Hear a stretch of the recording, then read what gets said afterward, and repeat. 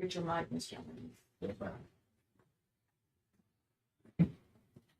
Good morning, Judge. Yes, too short though. I missed my 3-day weekend.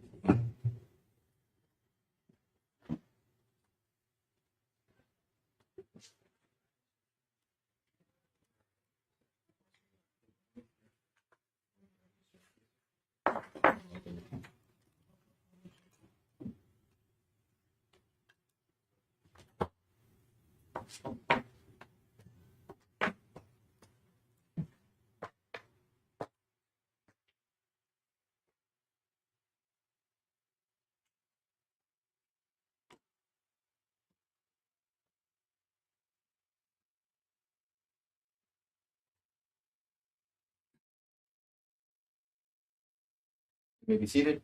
Good morning. Okay. Hope everyone had a good weekend. Stay ready? Stay ready, Your Honor. Ready. Your Honor, this morning's examination will be conducted by ABA Rogelio Soto, and the state will call Brandon Stern as our first witness. Brandon Stern? Brandon Stern.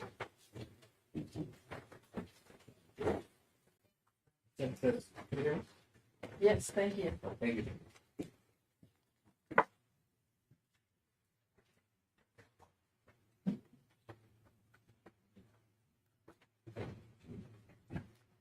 Good morning, sir. Good morning. You're under the same oath you took, sir. You may take the witness.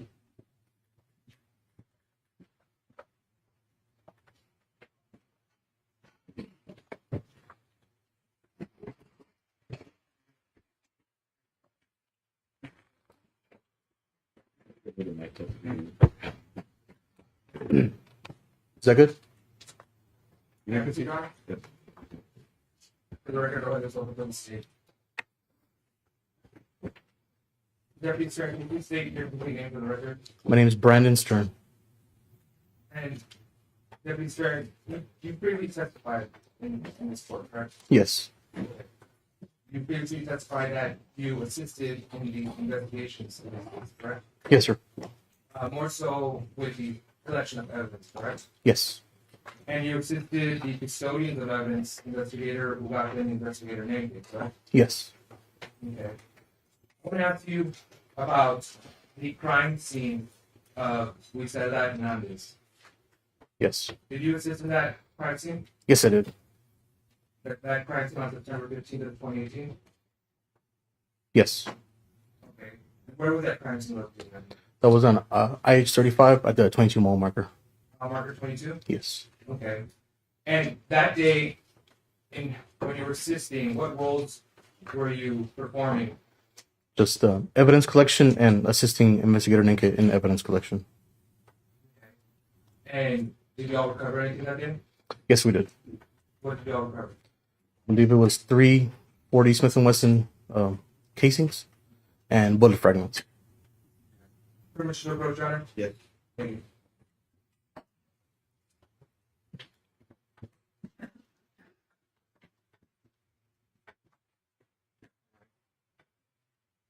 Deputy Stern, I'm going to show you this envelope. I'm going to remove the items inside. Okay. Now, I'm showing you what's been marked as State's Exhibit 55 and 56. Okay. And I'm also going to show you these envelopes. Okay. Yes. Now, States 55 and 56. When and where did you first see these items? When we arrived on scene at the 22 mile marker there on IH-35. Okay. And what did you do after you saw these items? We marked them with tags and we photographed them. Okay. And now, how do you know that these are the items that you recovered that day? Because my name is on the packaging that they were put in. Okay. Whose signature is that? That's mine. Okay. And that signature? Yeah, that's also mine. Okay. And do you recognize this packaging? Yes. And I know you said you recognize it because of your signature, but what else, if anything, allows you to recognize it that it's related to this case? The date that it was collected and the time it was collected. And the location at where it was collected also. And a brief, description of what was in the package. Okay. And have these items been altered in any shape or form? No. Are they in the same or similar condition as to when they were collected? Yes. Thank you.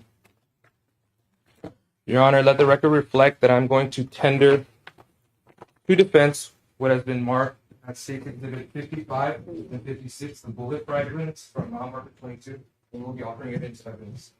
Are you offering the envelope separately, or Yes, Your Honor. are you going to label those separately, or only because I think 55 and 56 were previously identified, but without the evidence first? Correct, Your Honor. They just needed to be admitted, and we'll be marking the envelopes as 55A and 56A for identification purposes.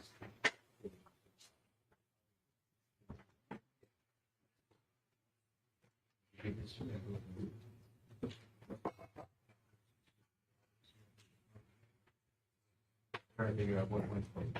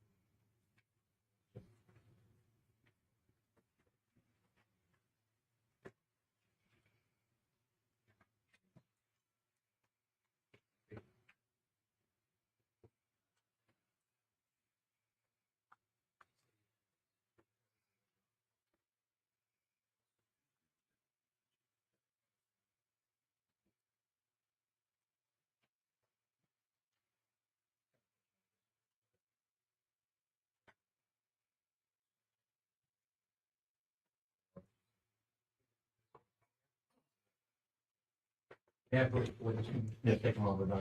You may. Deputy Stern, just briefly, because I wasn't up here, but it appears to me that State's Exhibit 55 was in envelope 55A, and State's Exhibit 56 was in envelope 56A. Is that accurate? Yes. Okay, and then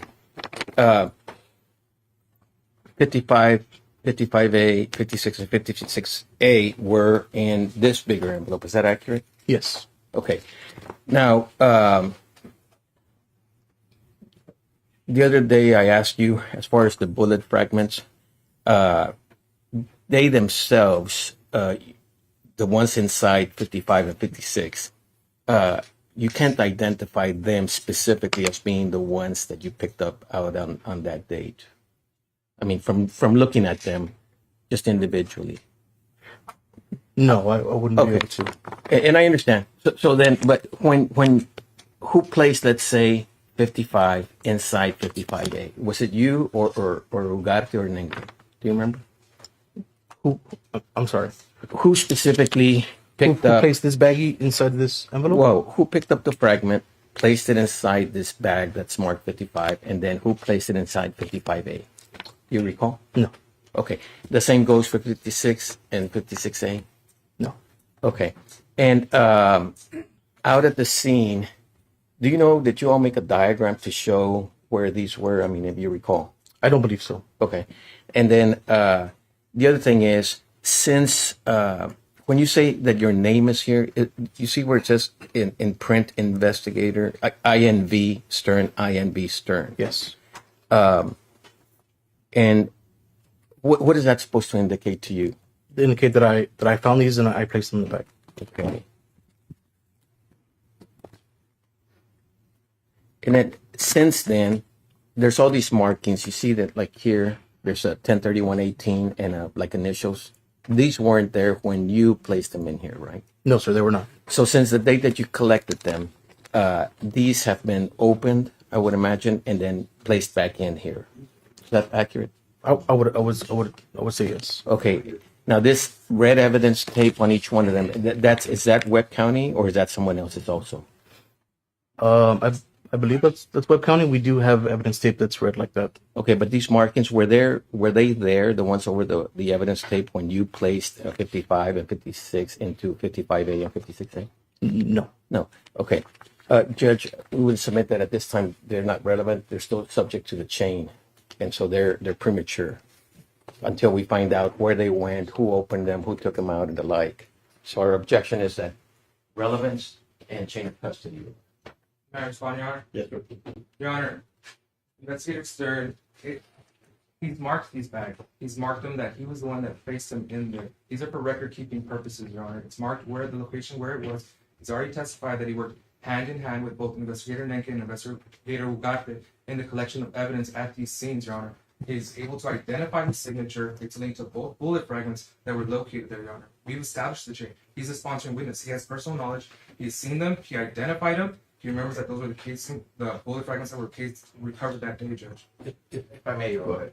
at least the way I understand it, we're going through the chain, and at some point, the last person that opened them and did whatever, that's when they become admissible. I understand that they have to show the chain and identify them, but they're not admissible at this time. Okay. Well, as far as admissibility and the chain, I think there are two different issues. I'm going to overrule the relevance objection. I'm not going to comment on the chain that goes to the weight for the jury. I will, as far as admissibility for the jury's consideration, say the 55, 56, 55, and 56 are admitted. Thank you, Your Honor.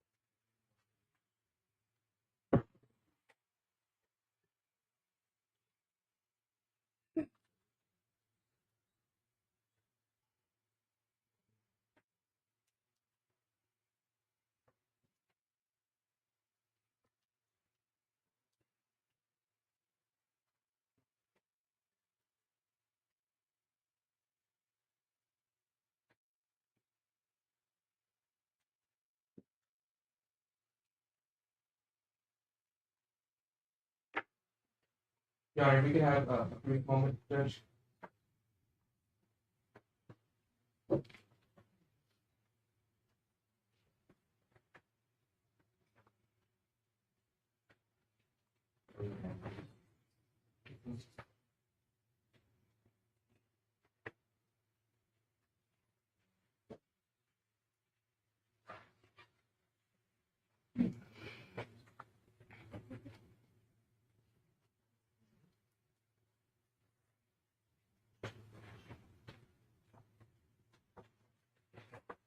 Permission to approach the witness, Your Honor? May. Thank you.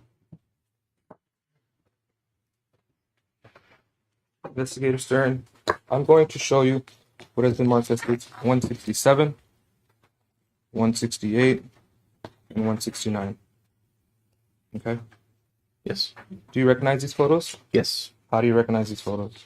I was there when they were taken. Okay, and is 167 a true and accurate depiction of what it portrays to be? Yes. Same question with 168. Is it a true and accurate depiction of what it portrays to be? Yes. Same with State's Exhibit 169. Is it a true and accurate depiction of what it portrays to be? Yes. Let the record reflect, Your Honor. I'm going to tender to defense what has been marked as State's Exhibit 167, 68, and 69 for inspection, and we offer linked evidence.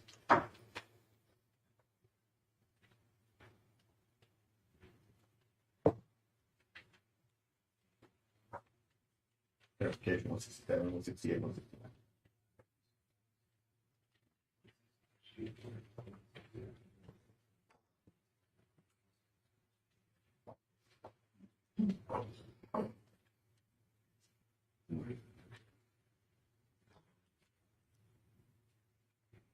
May we approach, Your Honor?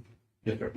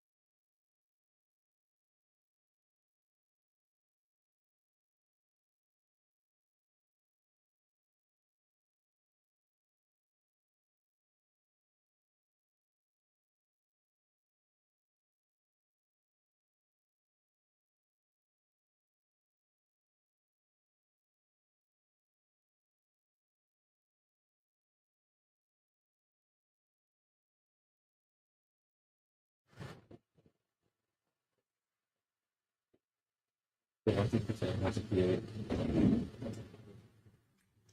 Exhibits 167 and 168 at this time are admitted. Thank you, Your Honor.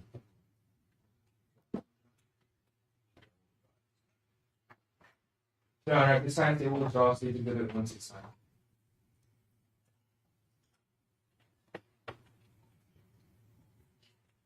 Permission to publish on the Omo, Your Honor? You may.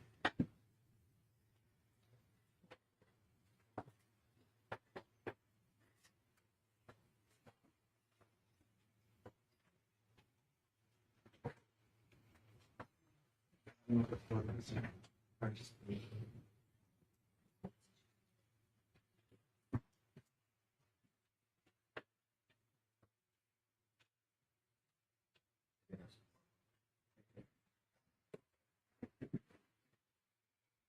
Stern. So I'm showing you what's already been admitted as States Exhibit 167 and 168. Can you please describe to the jury what these photos entail? These are three different, two different pictures with three different 40 Smith & Wesson caliber casings Okay. And where were these photos taken at? on the crime scene at IH-35 with a 22 mile marker. I'm just for permission to publish to the jury, Your Honor. It's been marked as States Exhibit 168. What is that item there that's identified? That's a 40 Smith & Wesson casing. I'll show you what's been marked as States Exhibit 167. What does this photo appear to show? Two casings of 40 Smith & Wesson. Okay, and how are they identified there? They're identified with orange paint. And why do y'all do that? So when we take pictures, they stand out a little bit easier. Thank you.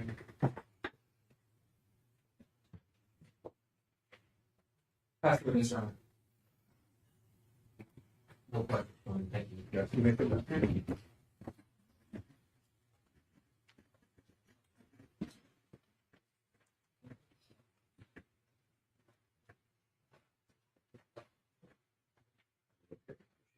Sure. They will call Jose Ugarte, Your Honor.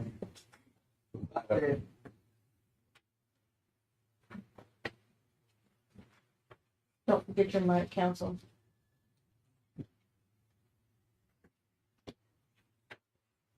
For the record, say it's calling investigator Jose Ugarte. Oh, okay.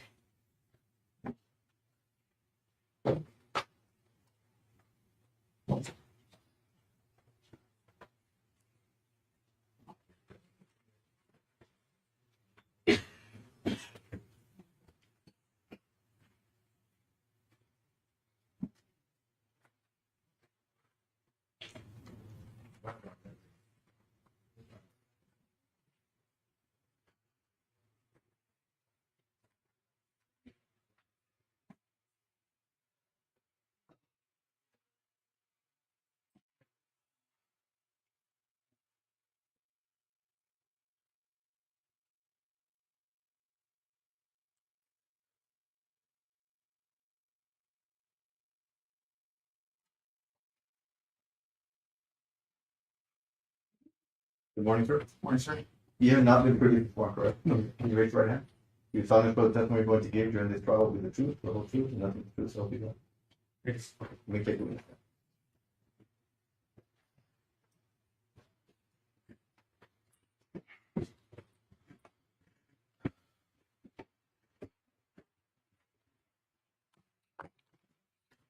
Your Honor. You may. Thank you. Investigator Ugarte, can you please say your name for the record? Jose Manuel Ugarte, And where are you currently employed? Texas A&M International University Police Department. And how long have you been a police officer? Since 1994, approximately 28 years. And have you always been employed by the Texas A&M International University Police Department? No, sir. Okay, where were you employed prior to that? At the White Pine Sheriff Department, Okay. And prior to that? Laredo Police Department. Were you involved in any service prior to that? Was a medical specialist in the U.S. Army. Okay. So, I want to take you back. I want to go back to the month of September 2018. At that time, who were you employed by? At the Webb County Sheriff Department. Okay. And during that time at the Webb County Sheriff's Office, what position did you have? Was a crime scene investigator, and as also assisted in the for the evidence The evidence? evidence room. Okay. And assisting in the evidence room, what did you do? And in the evidence room, Yes. I assisted investigator Nenke on properly storing evidence. Did you serve as a custodian of evidence? Yes, sir. Now, did you receive any training or certifications in regard to evidence collection? Yes, I did, sir. Okay, can you please start that? On the evidence collection, I took numerous classes with multiple instructors while I was in the police department. Now, in 2018, for purposes of clarification, who were the custodians of evidence at that time? That'll be myself and Investigator Nenke. Okay. Now, is it safe to say that you two worked hand in hand sometimes in processing scenes? Yes, sir. Okay. Can you describe to us how you would go about in the collection of evidence at these scenes? I would go to the scene and I would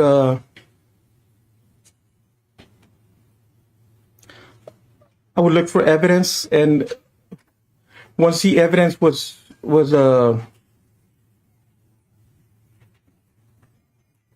Identified?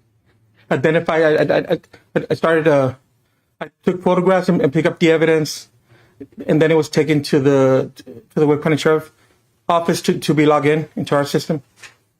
Okay. And now after you log in, how do you go about keeping the evidence organized? It's given they're given a tag number. And what does that tag number? What's the purpose of that tag number? To show where the item came from. Now, do you know why you're here today? Yes, sir. Why are you here today? For some incidents that occurred on September of 2018. Okay. Did you assist in the investigation of this case in 2018?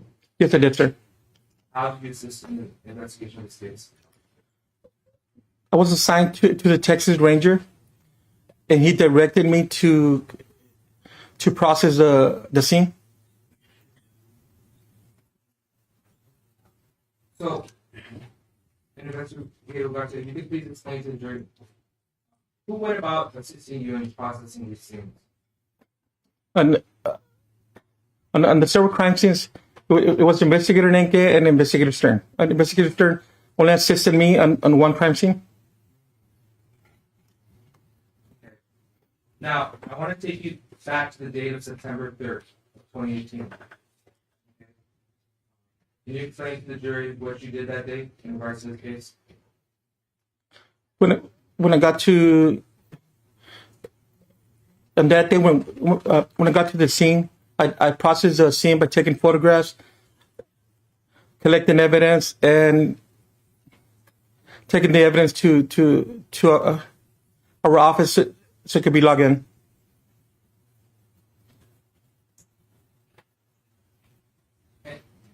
And this was the crime scene that took place on Jeffries Road? That is correct, sir. And this is the crime scene of the Salinas? Yes, sir. Okay. So, you said you discovered casings at this scene. That is correct. I discovered two. Privilege to approach, Your Honor? Yes. Right, Mr. Ugarte. I'm going to show you what's been previously marked as States Exhibit 41 and 42. Okay. Now, I'm showing you 41 and 42. Do you recognize these items? Oh, yes, I do, sir. Okay. When and where did you first see these items? September the 3rd, 2018. Okay. At Jeffers Road. Okay, and what did you do once you discovered these items? They were properly collected and taken to the Bexar County Sheriff's Office so it could be logged in into our system. All right, and now, how do you know that these are the items that you recovered that day? A case number, my initials, and my handwriting. Okay, and are those your initials right there on these two items? That is correct, sir. Have these items been altered in any shape or form? No, sir. Are they in the same or similar condition as to when they were recovered? Yes, sir. How did these items get to the courtroom here today? They were brought in by Sergeant Castillo, which happens to be the custodian of evidence at the Wake County Sheriff's Office. Your Honor, let the record reflect I'm tendering to defense what has been marked as State's Exhibit 41 and 42 for inspection, and we offer them into evidence.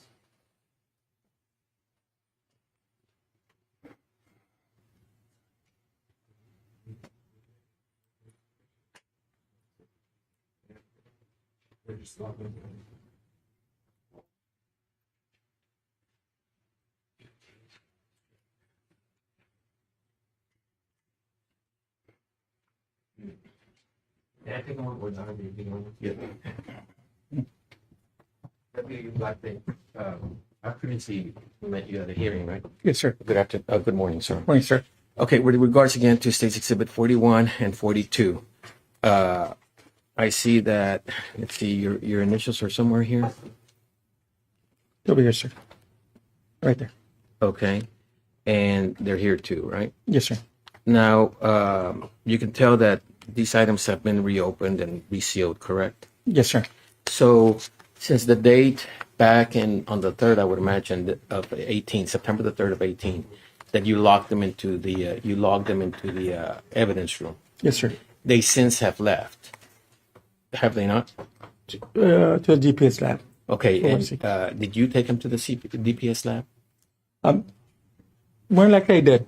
Yeah, but you don't know that for a fact. No, I need to check the lab submittals. Okay, and then someone at the lab took them out, did whatever they do with them, right? Yes, sir. Okay, and right now I know that these are not open. You don't know what this lab person put back in here from your personal knowledge right now. That is correct. Yes. Okay. Again, Your Honor, our objection is that right now they're not relevant, and the chain of custody, the complete chain of custody, has not been established. May I respond, Your Honor? Yes. Your Honor, this objection only serves to confuse the jury, Your Honor. Well, Your Honor, I'm going to object to sidebar remarks by the prosecutor Just and address according in the response to the objection. attacking the defendant over shoulder of counsel. Request mistrial.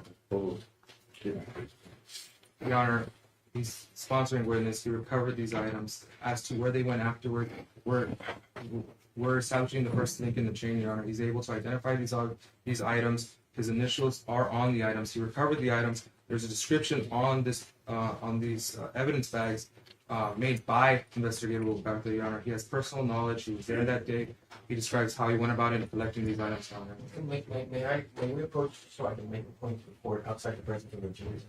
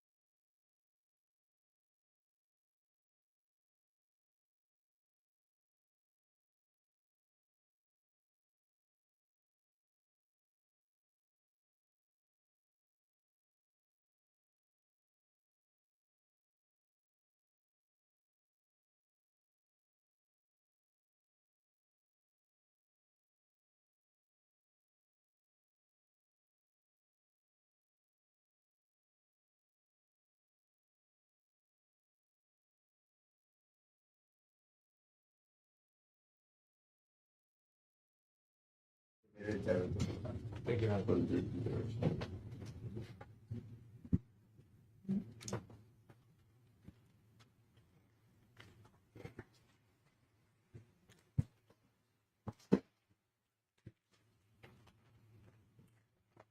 So, Investigator Ugarte, you said that you assisted at the scene on Jeffries Road. And what other functions did you serve at that scene?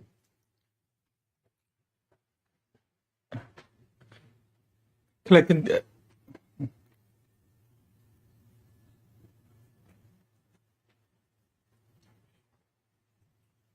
Permission to approach, Your Honor? Okay.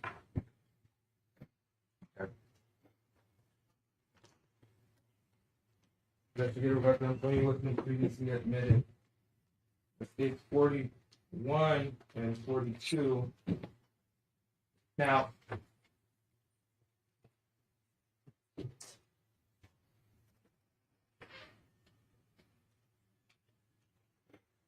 all right. Can you please explain to the jury what this is right here, please? Envelope containing a 40 caliber casing. Okay, and where was this this casing located? It was located at 500 Jeffries Road. At 500 Jeffries Road? Yes, sir. Okay. And this caliber, it's what caliber of casing is it? 40 caliber. Okay. Now I'm going to show you what's been previously marked and admitted into evidence as State's Exhibit 41. Okay, there's the State's Exhibit number 41. Now, same question. Please read to the jury what this says. 500 Jeffries Road, 1 Smith and Wesson 40 caliber casing. Okay. And the 500 Jeffries Road, that is in relation to the crime scene of Melissa, correct? Yes, sir.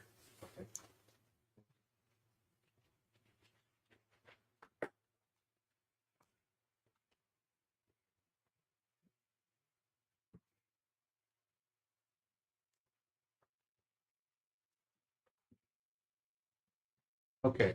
Now, let's move on, but I'd like to go in sequential order. Did you assist at the next crime scene involved in this case? On 255, yes, sir, I did. Okay, and that's the crime scene of Claudine Loera? Yes, sir.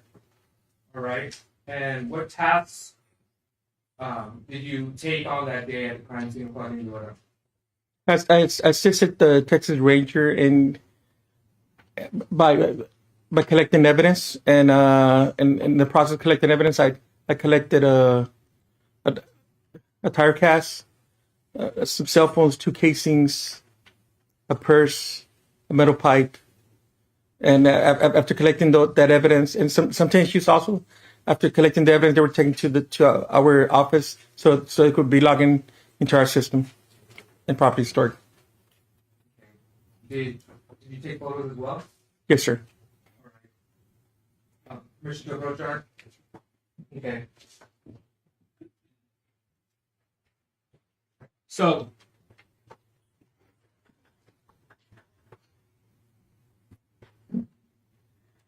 Investigator Ugarte, I'm going to show you this envelope here. So I'm going to remove the contents.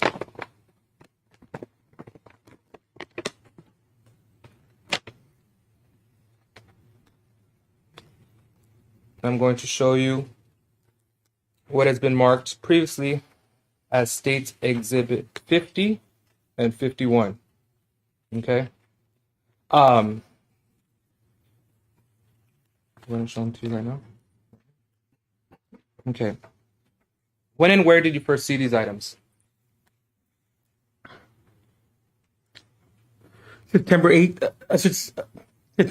2018. September 3rd, 2018? Yes, sir. Okay. What about State's Exhibit 50? Same date. September 13th, 2018. Yes, sir. Okay. What did you do once you recovered these items? Once I recovered them, I took them to our office so it could be logged into our system and given a tag number. Okay, and how do you know that these are the items that you recovered that day? My handwriting, my initials, Okay. and the case number. And that's your name over the tape, correct? That is correct, sir. Sorry, your initials. Yes. Okay. And these items haven't been altered in any shape or form? No, sir. Are they in the same or a similar condition as to when they were recovered? That is correct, sir. Okay. Your Honor, let the record reflect that I will be tendering to defense what has been marked as State's Exhibit 51 and 52. Sorry, 50 and 51. I apologize, Your Honor. 50 and 51 for inspection. Are you gonna mark, any of those envelopes also? Yes, Your Honor, I'll mark the envelope. Mark it as 58. 58.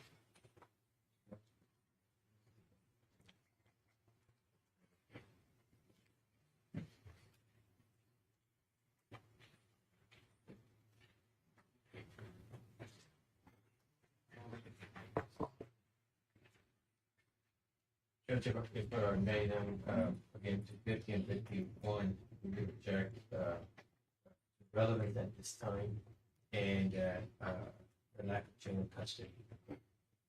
Okay, so the rule is the same, exhibits, 50, 51, and you're offering 58. Yeah, Your Honor. It's still be admitted there. 58 would be the envelope. Permission to publish, Your Honor. You may.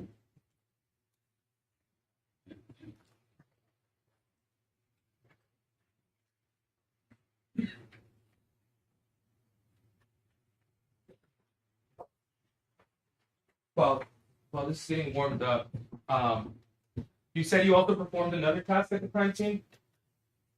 Yes, I did, sir. What task was that? Tire cast.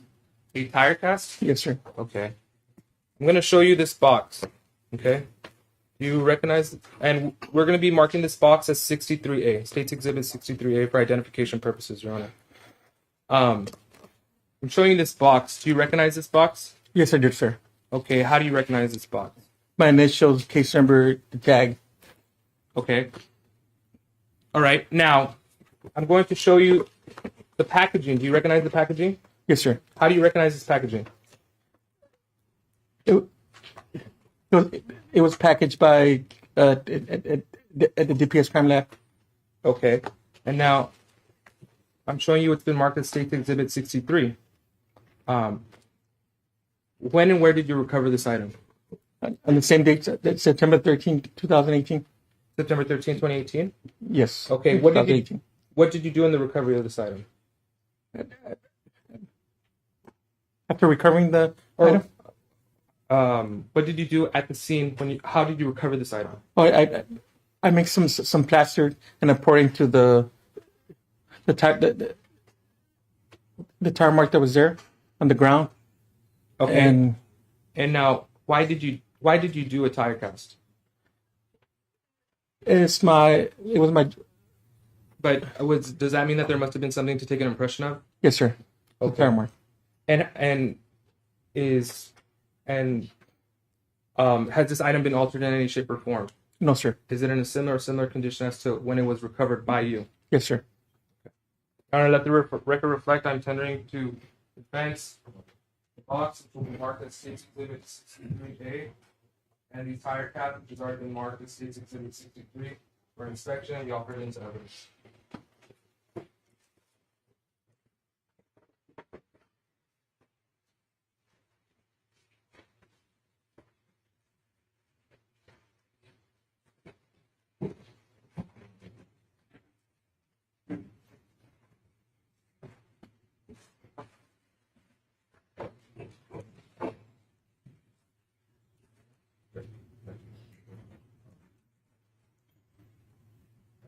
Form of objection, Your Honor, that 63 and 63A are not relevant at this time until they're tied in by some expert commission, whatever the case might be, and also that it violates the chain of custody of practice.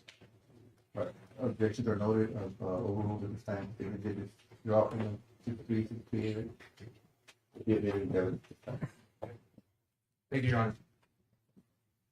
Okay, so I'm going to show you now permission to publish on the Elmo, Your Honor. State's Exhibit 50.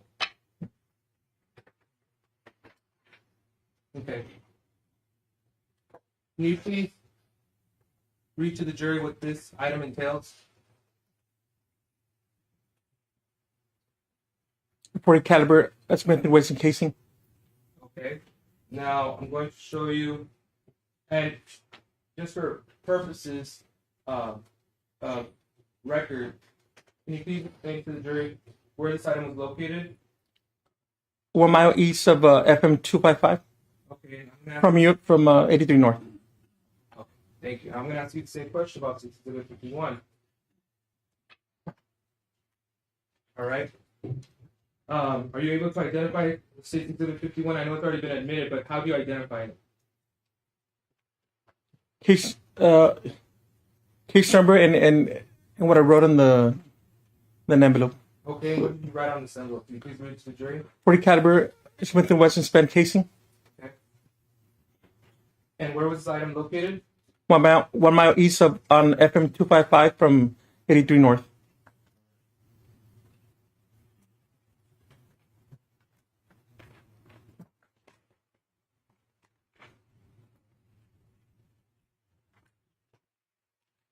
Okay, now I'm going to show you what's been already admitted to evidence 6 Exhibit 63.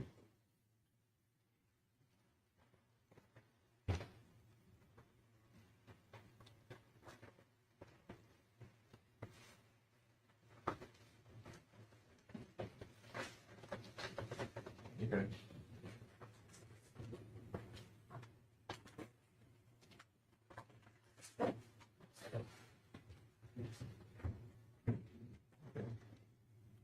You recognize this item? Yes, sir. Sorry, I said yes because you nodded, Yeah. but if you could just give a response for purposes of the record. Yes, sir. So this is the tire cast.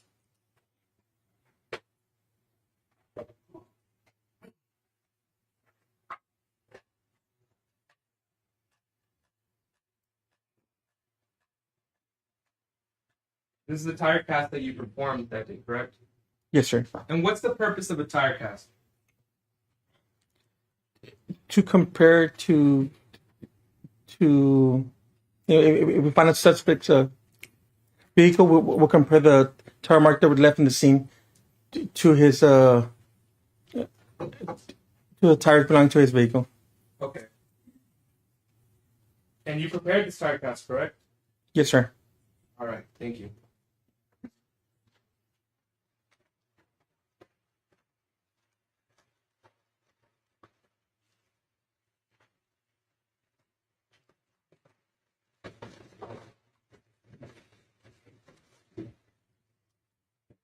This is one photo.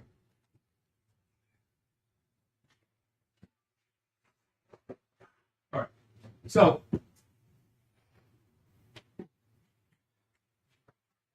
what did you do after you prepared the tire cast? I took it to my office so it could be logged in and be given a tag number. And after being placed in property, what happened to the tire cast after that?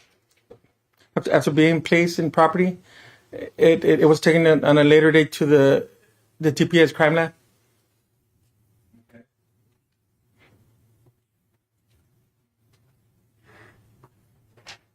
Now, what procedures do you do in sending off something to the DPS lab?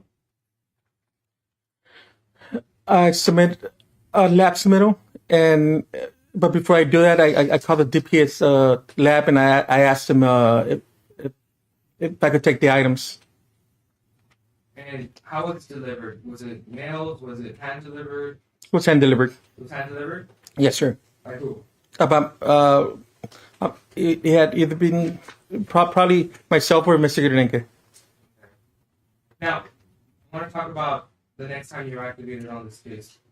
Was that on September 15th, 2018? Yes, sir. That is correct.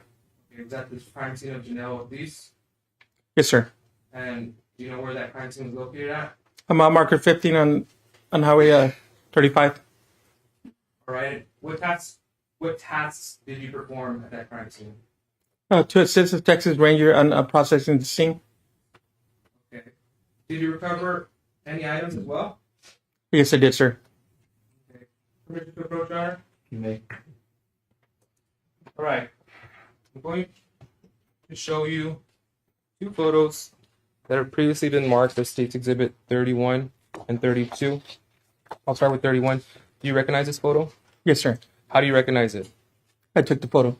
Okay, and is it a true and accurate depiction of what it portrays to be? That is correct, sir. All right. Same thing with State's Exhibit 32. Do you recognize this photo? Yes, sir. How do you recognize it? Because I also took the photo. Okay, and is it a true and accurate depiction of what it portrays to be? Yes, sir. Okay. Let the record reflect I am tendering to defense what has been previously marked in State's Exhibit 31 and 32 for inspection. We offered into evidence on. Can you approach on, 31 already in? Do you have 31 admitted? They were conditionally admitted, Your Honor. 31 and 32. No. So they're admitted. The issue was about publishing. Yes, Your Honor. Publishing.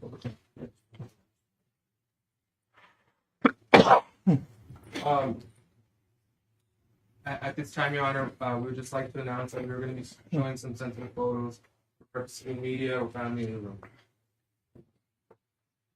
Permission to publish? Investigator Ugarte, I'm showing you what's been marked as State's Exhibit 31.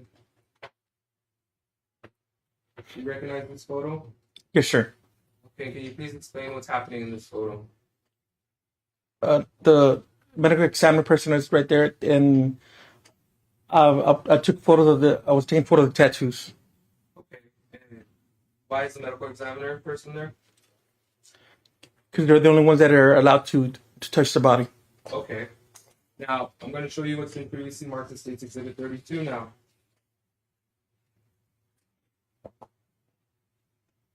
Can you please explain to the jury what we're seeing here? A picture of the tattoo.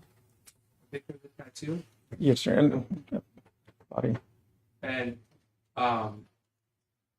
this is the body of Janelle Ortiz. Yes, sir. And why are you taking a picture of the tattoo area? It's part of the investigation to take photo of the tattoos for any deceased person that we encounter, so they could be identified later on. All right.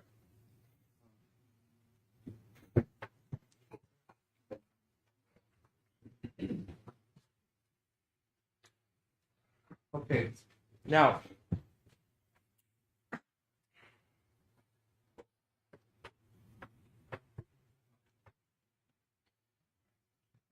Mr. Brooks, Your Honor. I'm showing you an envelope that has been marked previously. It's going to be State's Exhibit 39.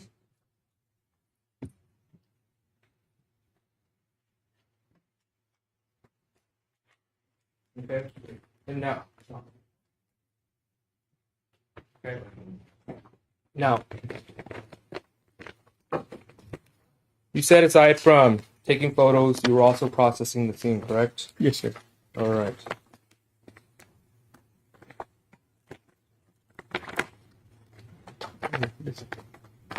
Thank you.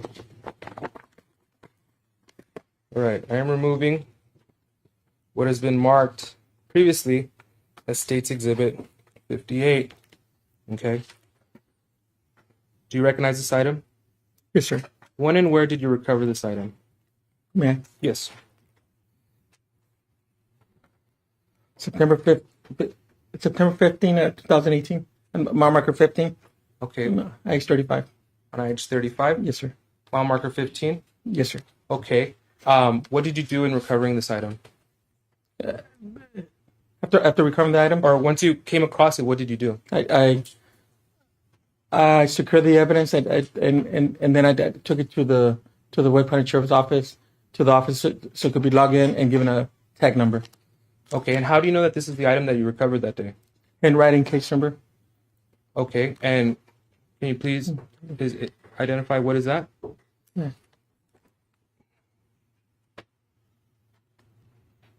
My name? That's your name? Yes, sir. So that's your signature. Yes, sir. Okay, and has this item been altered in any shape or form? No, sir. Is it in the same or similar condition as to when it was recovered? That is correct, sir. Okay.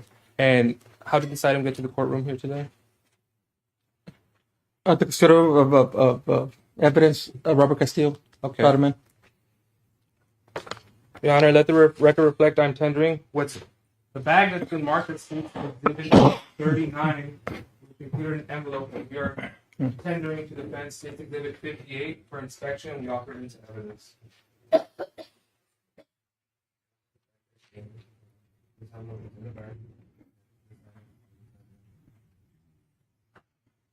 Yes, that is. It was marked on this is the old item.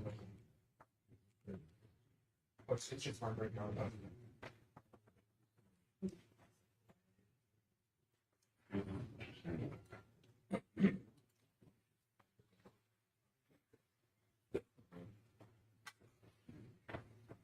May I take the witness on board? You may. The video about with regards to state's exhibit number 58, and just for purposes of the chain of custody and identification, I know that you're telling this jury and us and the judge that there's a casing in here. Is that what your testimony is? Yes, sir. Okay, but right now, right here, presently, right now, from your personal knowledge, do you know? Because I can't see the casing. Can you? No, I can't, sir. Okay, so there's probably a casing in there, but from your personal knowledge, do you know for a fact, right this very minute, that there's a casing in here, the one that you recovered from the crime scene, from your personal knowledge at this moment in time? Not a guess. Do you know for a fact? No, sir. Okay. Again, Your Honor, objecting is relevance, lack of personal knowledge, speculation, and chain of custody, Your Honor, to 58. Just to the court of law. And Your Honor, we would have the same response, Judge. He recovers his item and his response for witness, his signature is on it. He itemized it, collected it, and he would have the same process to judge. Objection noted, objection overruled, state exhibits 39 and 58 are admitted into evidence. Thank you, Your Honor. Permission to publish on the OMO? You may. Thank you. Okay. Investigator Ugarte, I'm showing you what's been marked as State's Exhibit 58.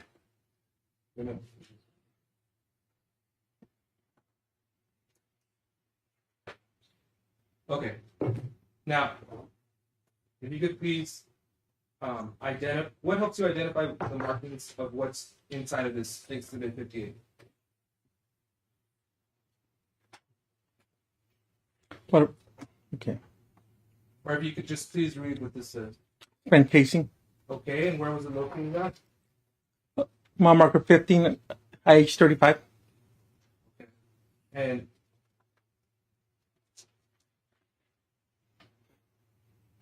that's your signature right there? Yes, sir. When you do that, when you process the scene, you put your signatures on items? Sometimes I do. Yes, sir.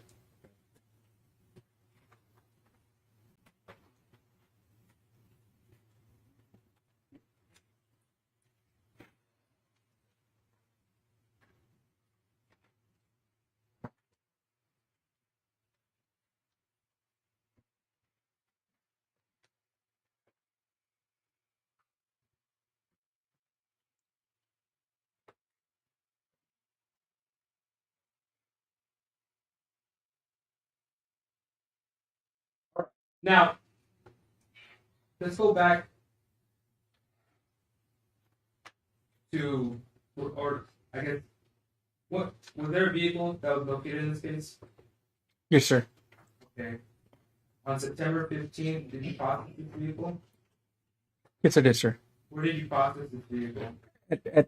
At the Webb County Sheriff's Substation, which is located at 7209 H. Saunders, also known as 7209 Highway 59. Okay. And how did the vehicle get to the substation that day? It was transported by a record company. Okay. And once the vehicle arrived, what did you do?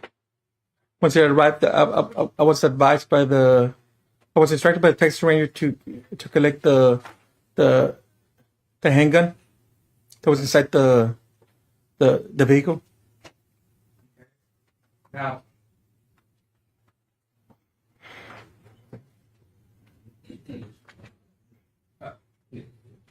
aside from collecting the evidence inside the truck, what else do you do with it? I took photos, yes, sir. Now, permission to approach, Your Honor? Thank you. I'm going to show you what's been marked as State's Exhibit 154, 155, 156, 157, 158, State's Exhibit 159, State's Exhibit 160. Okay. I'll also show you what's been marked as State's Exhibit 161, State's Exhibit 162, State's Exhibit 163, 164, State's Exhibit 165. Okay. Do you recognize these photos? Yes, sir, I do. How do you recognize these photos? I took the photos. You took the photos? Yes, sir. Okay, and are they a true and accurate depiction, each one of what it portrays to be? Yes, sir. All right. Thank you.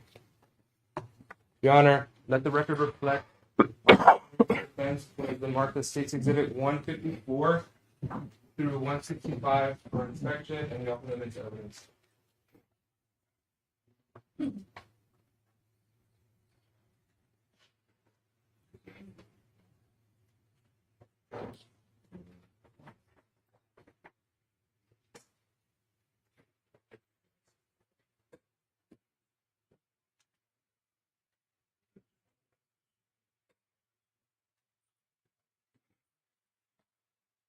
We have to make one.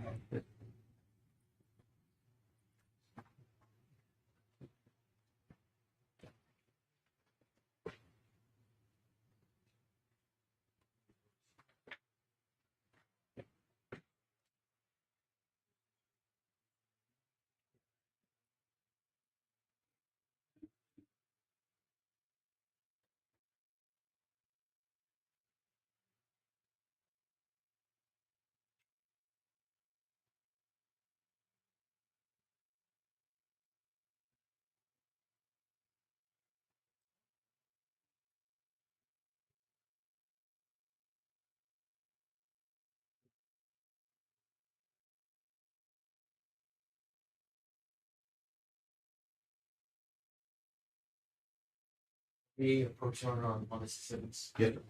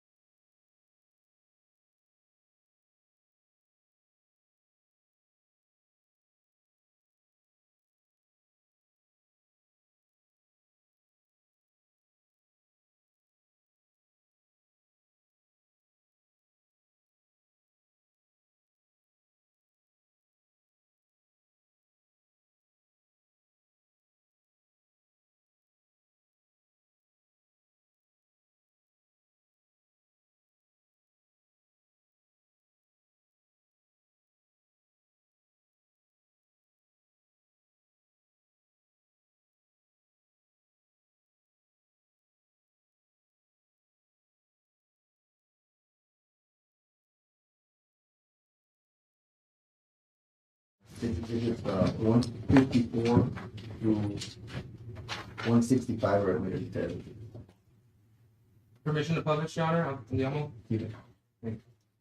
I'm showing you what's been marked as State's Exhibit 154. Can you please explain to the jury what this is? That's a pickup truck that was recovered. How the truck that was recovered? Yes, sir. Okay. And where is the truck at right now in this photo? Underneath the carport at the Weapon Sheriff's Office substation. Okay. And that's where you process this vehicle? Yes, sir. Okay. Now I'm going to show you State's Exhibit 155. Can you please explain to the jury what this is? Same vehicle. Then what do we see here? Just the vehicle being taped up. Okay, but this is the front of the vehicle, correct? Yes, sir. Okay. I'm going to show you what's been marked as State's Exhibit 156. Can you please explain to the jury what this photo entails? The driver's side door panel. I'm going to zoom in a little bit.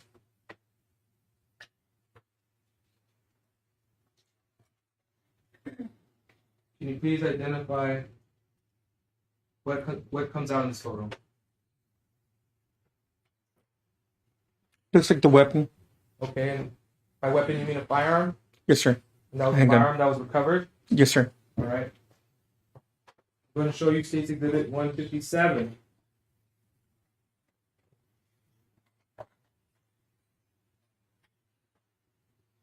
Can you please explain to the jury what this photo entails? Magazine. Magazine? What else do we see? No,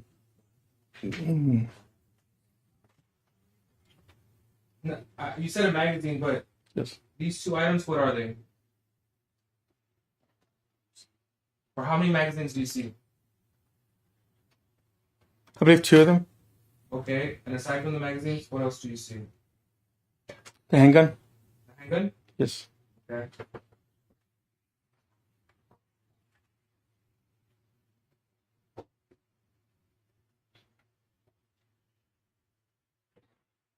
I'm showing you State's Exhibit 158. Can you explain to the jury what this marking is? It was placed there to mark the handgun. Okay. And what purpose does it serve? That's an evidence marker. I'm going to show you what's been marked as State Exhibit 159.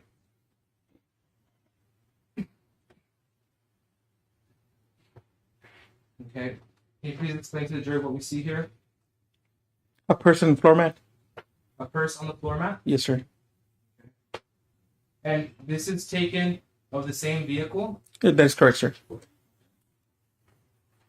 And this is on the passenger side, correct? That is correct, sir. All right. I'm going to show you what's been marked as State Exhibit 160. Okay. Can you explain to the jury what we see here? But the rear seat of the vehicle, same vehicle. Some beer cans and a makeup bag. All right. Now, how many beer cans do you see here? 3, sir. 3? Yes, sir. And these are not regular beer cans, correct? I believe they're like 16 ounces. Cans. Are they referred to as They're bottles? big. I believe so. Yes, sir. Okay. And this item down here, what was that you referred to there? I believe it was a makeup bag. Okay. And this item, and these were the other items that were covered, correct? Yes, sir. All right. I'm going to show you State Exhibit 161. Okay.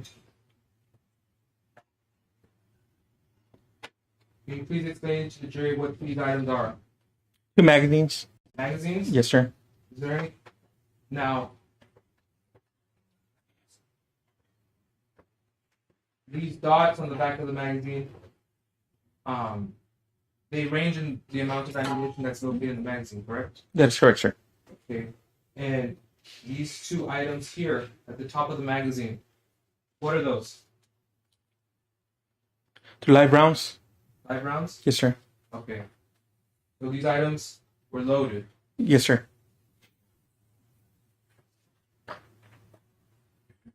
I'm showing you what's been marked as State Exhibit 162. Can you please explain to the jury what's in this photo? A magazine with some live rounds? Okay, and how many live rounds do we see here? 8. Okay. And these were the magazines that were recovered from Mr. Ortiz's vehicle. That's correct, sir. Okay. I'm going to show you what's been marked as State Exhibit 163.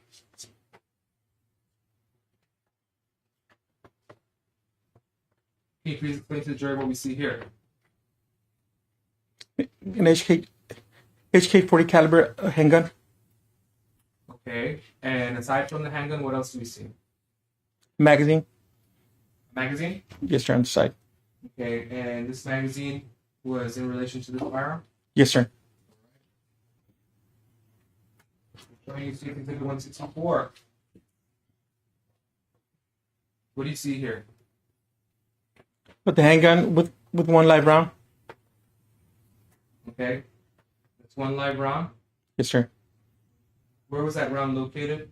In the chamber? In the chamber of the weapon? Yes, sir. So that must mean that the weapon was ready to fire if it needed to. That's correct, sir. All right. So it was topped off? Yes, sir.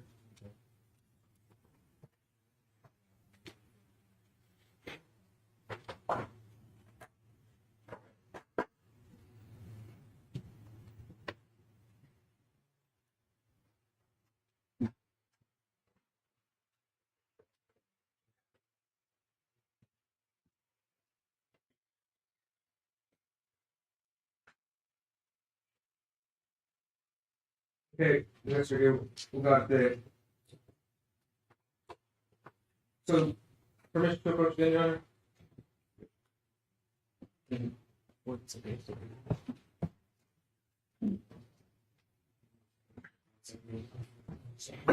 170 or 171?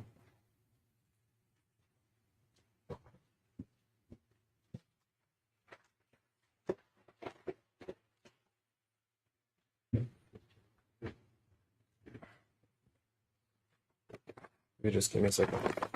I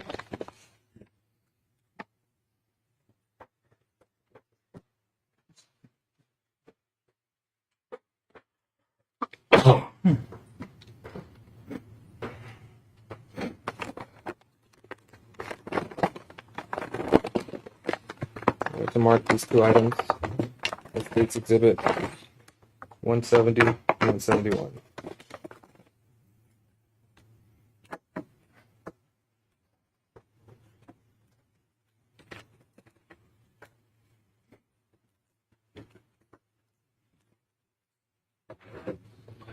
Okay, I'll put it down. All right.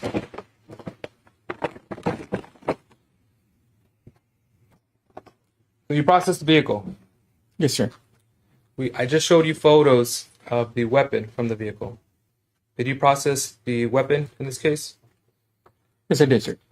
Okay. Now, I'm showing you what we will identify as State's Exhibit 35A. So we'll mark it as State's Exhibit 35A for identification purposes. Do you recognize this? Yes, I do, sir. How do you recognize this? My handwriting, tag number, case number. Okay. And when and where was this item recovered? September 15, 2018 at the Wake County Sheriff's Office substation. Okay. And what did you do once you recovered it? I took it to my office so it could be logged into our system and be given a tag number. Okay. And now I'm going to show you what's inside of the box. I'm showing you what has been marked as State's Exhibit 36. Okay? State's Exhibit 36. All right? Do you recognize this item? Yes, I do, sir. How do you recognize this item? Your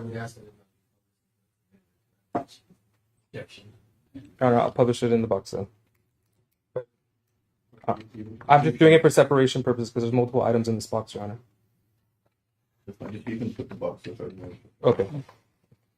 So, do you recognize State's Exhibit 36? Yes, sir. When and where did you recover this item? September 15, 2018, at the Wake County Sheriff's Office substation. Okay.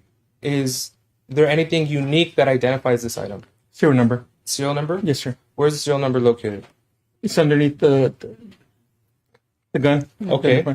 And if you want to review it, is that the same serial number that is located at the top of this box? Yes, sir. Okay. And this item, aside from being made safe for purposes of court, has not been altered in any shape or form, That is correct. and is in the same or similar condition as to when it was recovered. Yes, sir. All right, I'll show you what's been marked as State's Exhibit 37. Do you recognize this item? Yes, sir. When and where did you recover this item? Same date. Also, it was inside the This was inside of the handgun. firearm? Yes, yes, sir. Okay. What did you do once you recovered this item? I made it safe Okay. How do you know that this is the item that you recovered? because it was placed inside the box when I recovered. Okay. And has this item been altered in any shape or form? No, sir. Is there any similar or similar-like condition as to when you recovered it? That is correct. Okay. Now I'm going to ask you same question for State's Exhibit 38. Do you recognize State's Exhibit 38? Yes, sir. How do you recognize this item? My initials, handwriting, Okay. And when and where was that item recovered? on the 15th of September, or at the sheriff's office At the sheriff's office? substation. Okay. And what did you do once you recovered it? I took it to my office. It was given a tag number also and placed in the proper room afterwards. Okay. And did you alter, has this item been altered, or have these items been altered in any shape or form? No, sir. Okay. And are they in the same or similar condition as to when they were recovered? Yes, sir. All right. I'm also going to show you this bag that we'll be marking for identification purposes as 170A. So this item will be marked as 170A for identification purposes. Do you recognize this bag? Yes, sir. How do you recognize this bag? My handwriting. Okay. Is that your name right there? That is correct, sir. Yeah, Okay. that is my name. When and where did you recover these items? September the 15th, 2018, at White County Sheriff's Office substation. Okay. And have these items been altered in any shape or form? No, sir. Are they in the same or similar condition as when you recovered them? That is correct, sir. All right. I'm going to tender to you State's Exhibit 170 and 171A. Well, sorry, 170 and 171. Okay. These are the items that were entailed in this bag? Yes, sir. Okay. And these are the items that you recovered that day? That is correct, sir. You recovered these items from the vehicle? Yes, sir. Okay, and they haven't been altered in any shape or form? No, sir. And they're in the same or similar condition as to when you recovered them? Yes, sir. Okay, thank you. Your Honor, let the record reflect I am tendering to defense for inspection. These exhibits.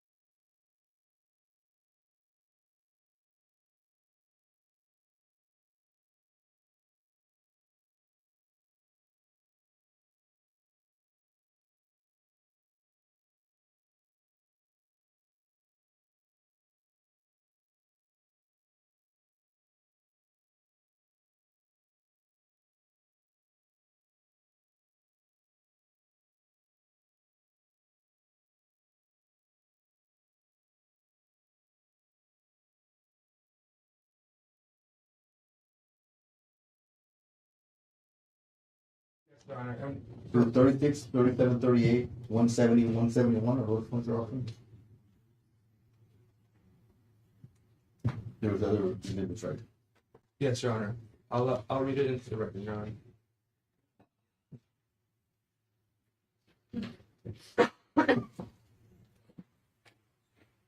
I had 154 to 160 and 161 to 155. Are you all for those at this time as well?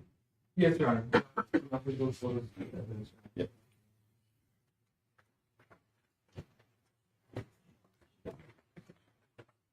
Yeah, those two periods. 36, 37, 38 are admitted. 170, 171 are admitted.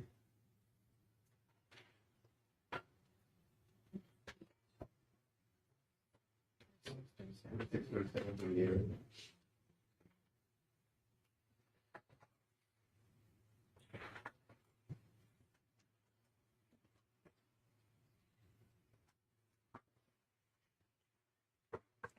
Permission to publish, Your Honor, what's been marked as State's Exhibit 36. 170 AO. Yes, sir. Thank you, Judge. Okay. Investigator Ugarte, I am showing you what has been marked as State's Exhibit 130. Sorry, State's Exhibit 36. Okay. It's already been admitted to evidence, but if you could please read the serial number of this item? 12308 061778. Okay. And what does that serial number serve as? It identifies the weapon Okay. identifier. And it helps identify who this weapon is related to? Yes, sir. Okay. And this is the weapon that was recovered from the vehicle? Yes, sir. The vehicle that you processed? That is correct, sir. The vehicle that belongs to the defendant, Juan David Ortiz? Yes, sir. All right. And along with this firearm, you recovered a magazine? Yes, sir. Okay. Aside from the magazine, you also recovered live rounds, correct? Yes, sir. So these live rounds were located in this magazine? Yes, sir. All right. Now, I'm going to show you, it's already been admitted into evidence, State's Exhibit 171 and 170. Okay.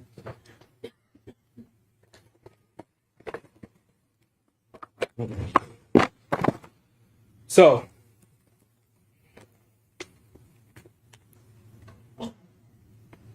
these live rounds were located in this magazine. That's correct, sir. This magazine, I'm going to show you right here. What number does that read? 12. 12. And you can see a live round there, right? Yes, sir. So what would that indicate, that 12 on this live round, in this magazine? This is 12 live rounds. And there's 12 live rounds in this In the magazine? Yes, sir. In this magazine that was recovered in the vehicle, Yes. on the side panel. Yes, sir. Okay, now I'm going to show you State's Exhibit 171. Okay, now I'm going to show you that same circle. What number is that? 12. 12. All right, and what do you see in the circle? Live round. You see a live round? Yes, sir. So that means that this magazine is filled to the capacity of at least 12 rounds. That is correct, sir. Okay. So we have live rounds in here. We have at least 12 rounds in this magazine, and at least another 12 rounds in this magazine. Yes, sir. And all these magazines, including the firearm,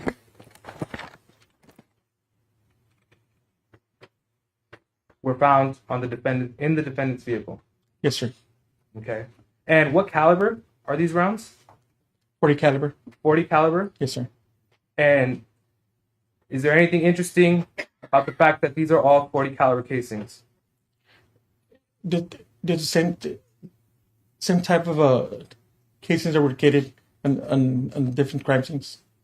Okay, so they're the same caliber as the bullet fragments and the other casings that were located at the other crime scenes you investigated, correct? Yes, sir. All right, thank you.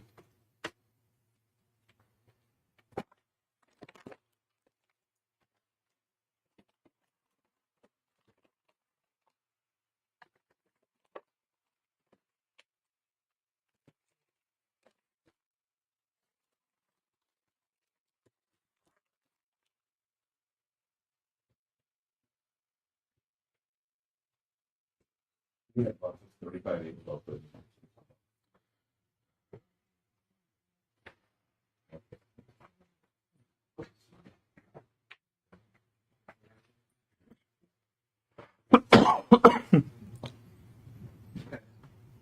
Permission to publish on the only, Honor? So I may publish to the jury. That's where you got there. I'm showing you again. Within market states exhibit 36 for purposes of the jury.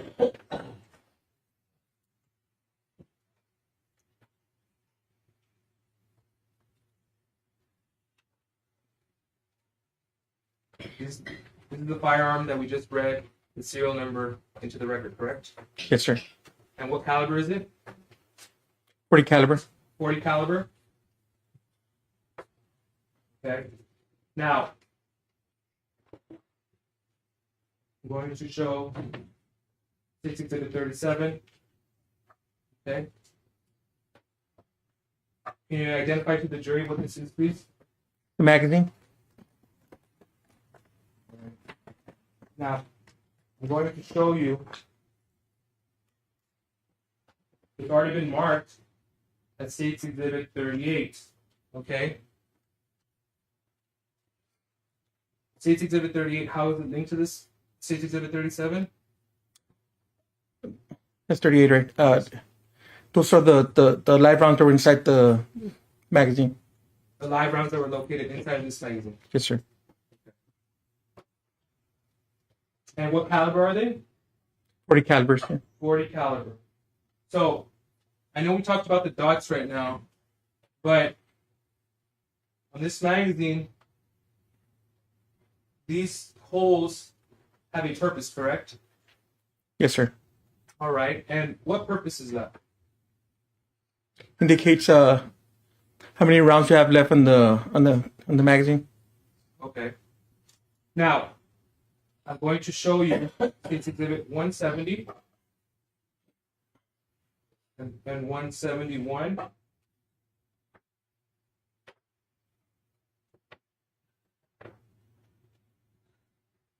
All right. So, what are states 170 and 171? The magazine with live rounds. The magazines with live rounds? Yes, sir. Okay, and I know I asked you about the dots, but what is significant about these other two magazines? They're compatible with the handgun. Okay, and when you see the number 12 here and this dot, the number 12 here and this dot, Yes, sir. and you see the gold trim, what does that represent? The live rounds are inside the magazine. And it's a full magazine. Yes, sir. So these other two magazines, where the live round is up to the top, are essentially at full capacity. Yes, sir. And these three magazines were located in the vehicle. That is correct, sir. Where were they located? On the front driver's side door panel.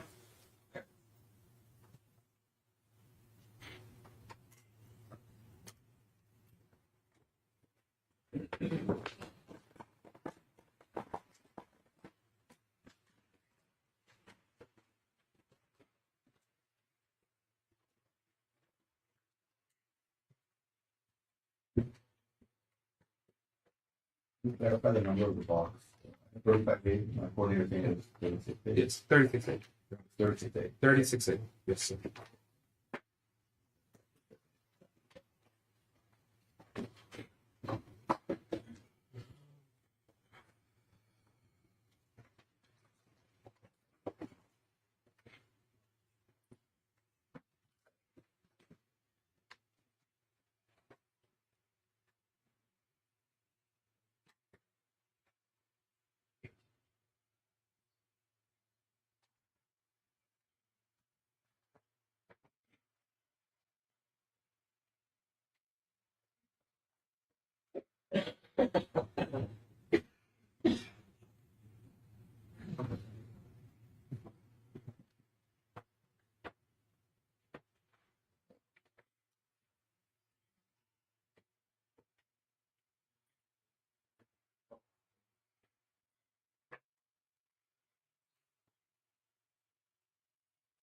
Your Honor, State's Exhibit. Well, Judge, I'm just going to place it on 178. Okay.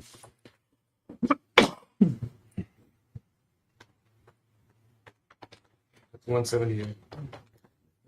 That's okay.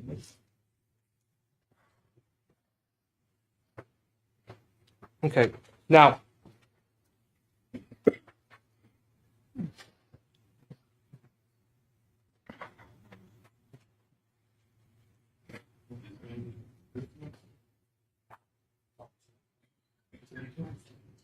okay. Investigator Ugarte. I'm going to show you what's been previously marked as State's Exhibit 156. Okay.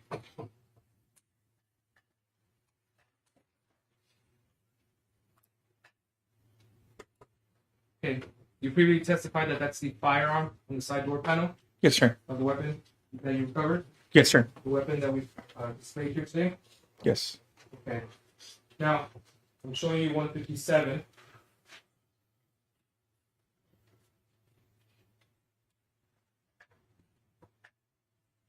Just give it a second.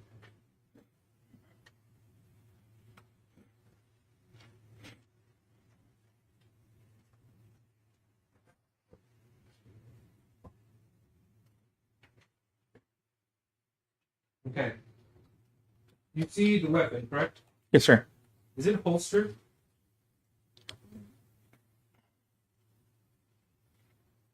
It's just placed freely. correct? It looks like it. Yes, sir. All right. Now, I'm going to permission to approach witness, Your Honor. You may. Okay, I'm going to approach with what's been marked as State's Exhibit 172. Okay. You recognize this photo? Yes, sir. And how do you recognize this photo? I took the photo. You took the photo? Yes. Okay. And is it a true and accurate depiction of what it portrays to be? Yes, sir. Thank you. Your Honor, let the record reflect that the has been marked as State's Exhibit 172 for inspection and offer of evidence.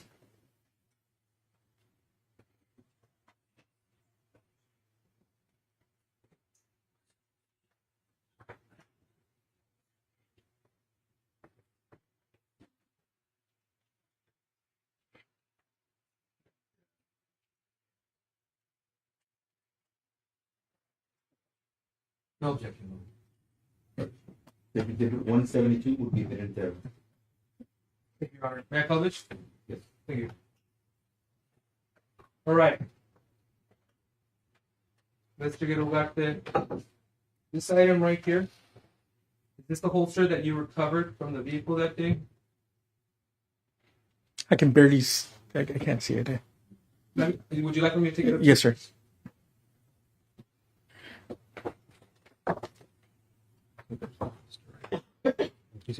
Yes, sir. Okay. So, Investigator Ugarte, right here, located next to the seat, next to the seatbelt, what do you see there? A holster. A holster? Yes, sir. And is there anything in it? No, sir. It's empty. Yes, sir. And where was the firearm located? And on the side door panel. So it's safe to say that the weapon wasn't holstered. That is correct, sir. Thank you. All right. So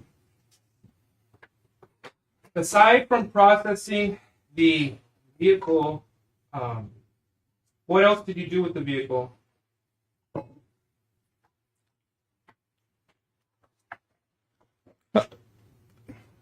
Tire marks. Tire marks? Okay. Yes, sir. Where did you perform these tire marks? At the Laredo Police Department, Sally Port. Okay. And what is the purpose of these tire impressions that you were performing? So it could be compared with the casting that was recovered from the tire and 255. Okay. Permission to approach the witness, sir? Right. I'm going to show you what's been previously marked as State's Exhibit 62. Okay. Do you recognize this item? Yes, sir. When and where did you see this item? October 3rd, 2018. October. Yes, sir. Okay. And what did you do with this item? After we did the processing, I took it to our substation so it could be logged into our system and placed in the property room. Okay. And how are you able to identify that these are the items that you worked with that day? My name? Your name? It's written right there, sir. Okay. And have these items been altered in any shape or form? No, sir. And are they the same or in a similar condition as to when you recovered them that day on October 3rd? That is correct, sir. Okay. Now, I'm also going to show you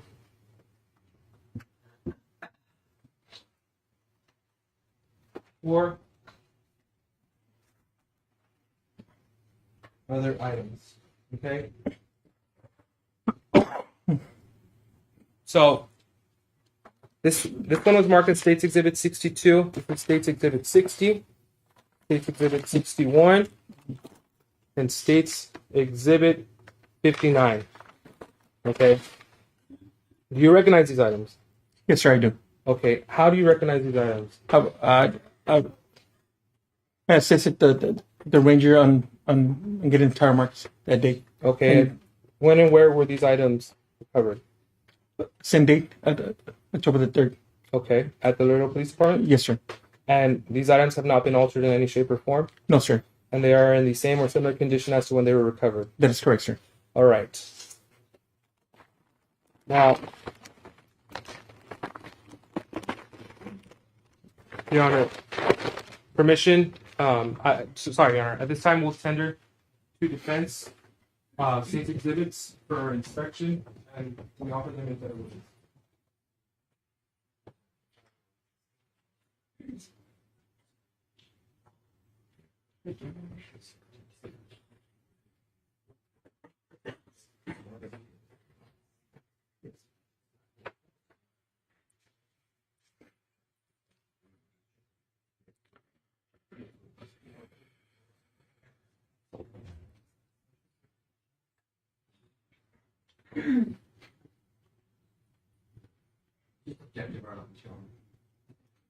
Objection. Overruled. It's 59 through 62, is it? Yes, Your Honor.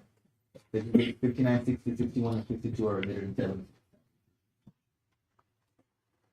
Your Honor. Okay. Permission to publish to the jury, Your Honor? Permission to valid legal counsel. Yeah.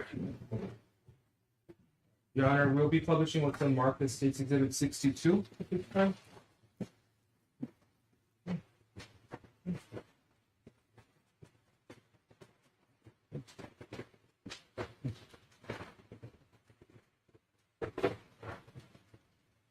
Monsieur Ugarte, can you please explain to the jury what we're seeing here? Tire marks. Okay. And how do you go about preparing these tire marks? Me and the ranger would what we did we used Vaseline and a sponge, and we covered the tires. Then we pushed the vehicle, so they could mark the tire mark. Okay. And you created these tire marks using the tires from the Dodge? That is correct, sir. Okay. And just for purposes of the record, we have a tire here. Is that the same? Is that one of the tires that you use? That's already been admitted to evidence? I believe so. Yes, sir. Okay. And, Your Honor, let the record reflect the recommend this to counsel. The tire markings that were made by Bexar Ugarte and Texas Ranger DJ Salinas.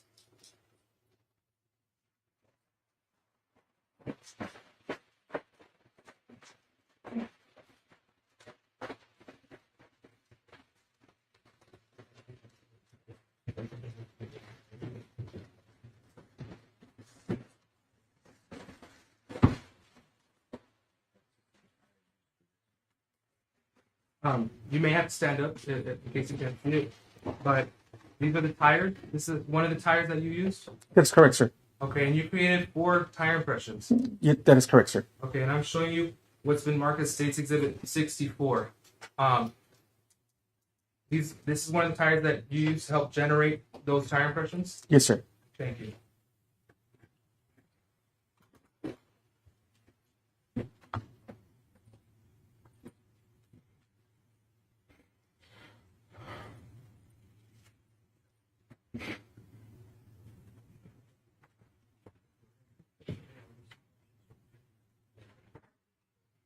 What did you do after you generated the tire impressions? I took him to my substation so he could be logged into our system, and they were given a tag number.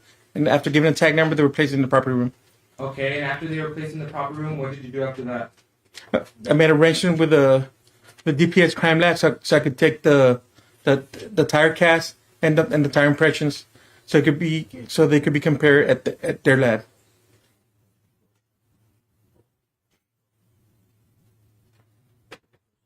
Did you personally take them over there?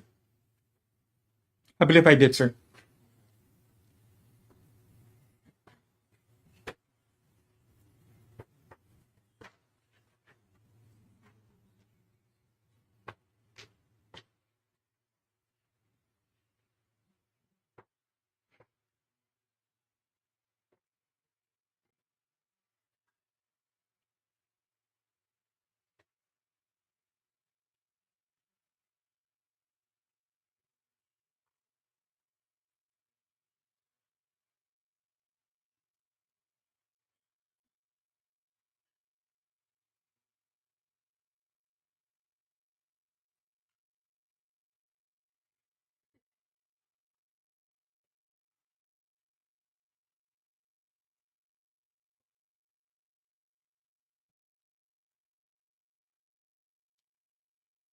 Just a moment, Your Honor.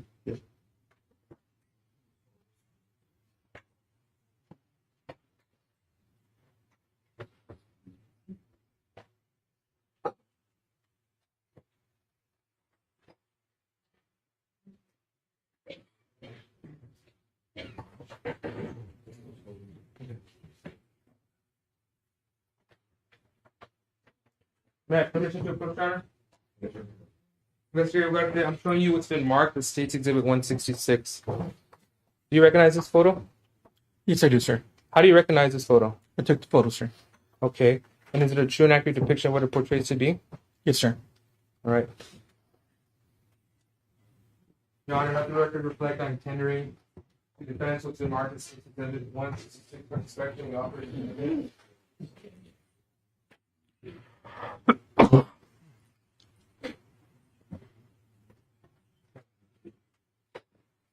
Okay. This exhibit 166 is available to the staff for your consideration. Permission to publish, Your Honor? Okay. I'm showing you what's been marked as State's Exhibit 166. Okay. What are we looking at in this photo? The picture of Mr. Ortiz that was taken on September 15, 2018 at the substation. Okay, so this photo reflects how he looked and appeared the night that he was apprehended. That is correct, sir. Okay. And where did you take this photo? At the substation in the interview room? In the interview room? Yes, sir. Thank you.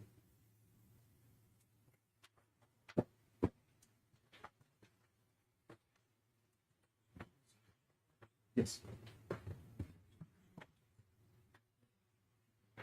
All right. Nice. Any more?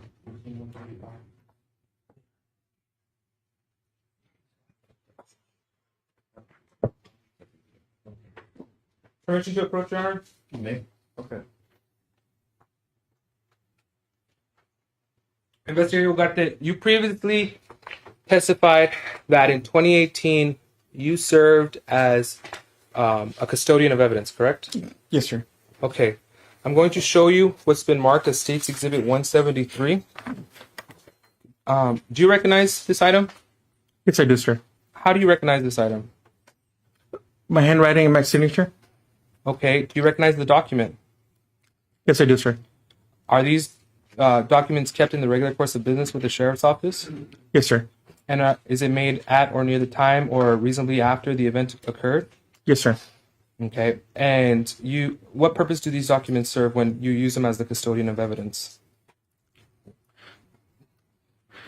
It's our record, like of the items they're taken to the DPS crime lab.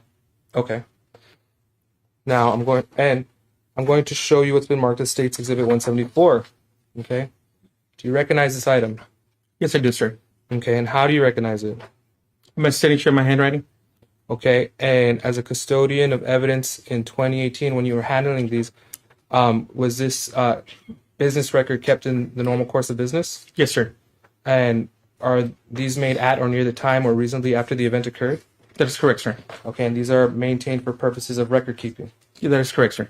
Okay. Your Honor, let the record reflect I'm tendering to defense what has been marked as State's Exhibit 173 and 174 for inspection. We'll be offering them in evidence.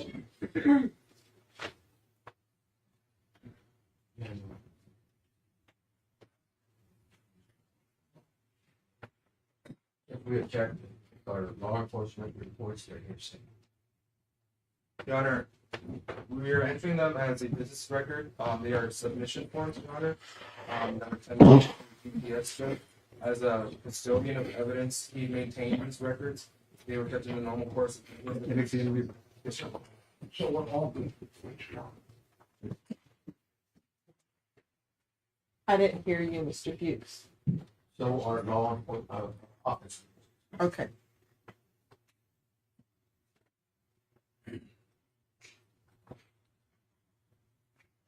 There's a Mr. Objection is overruled this time. Exhibit 173, 174 are admitted. Thank you. Permission to publish, Your Honor? You may. Thank you.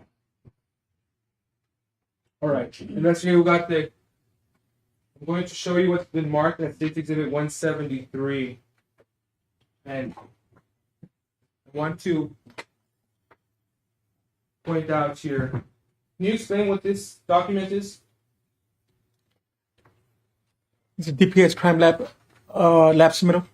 It's the lab submittal? Yes. Okay. And what does this document serve as? Just document what's being sent to the DPS crime lab. Okay. And is that your signature there? Yes, sir. And what does that say right there? It was done in person. That I took the items in person. Okay, so that means that you took the items in person. Yes, sir. Okay. And can you please explain to me what item number 1 is in this form? And let me zoom in. One HK 40 caliber handgun with 1 magazine and 9 live rounds. So you sent off the HK 40 caliber handgun Yes, sir. with the 1 magazine and the 9 live rounds that were located in that magazine? That's correct, sir. Now, I'm going to show you State's Exhibit 174. Okay? Same question. What is this document? The DPS lab submittal. Okay. And is that your signature right there? That is correct, sir. Okay. And what does this mean? That I took the items in person. They took the items in person? Yes, sir. And when you took them in person, you were submitting the items to who? The DPS crime lab. Okay. And I want to bring your attention to item number 32. What was submitted here? 4 tire prints. The 4 tire prints? Yes, sir. Those were the 4 tire impressions that you took with Texas Ranger Agent EJ Salinas? That is correct, sir. And you submitted those to DPS? Yes, sir.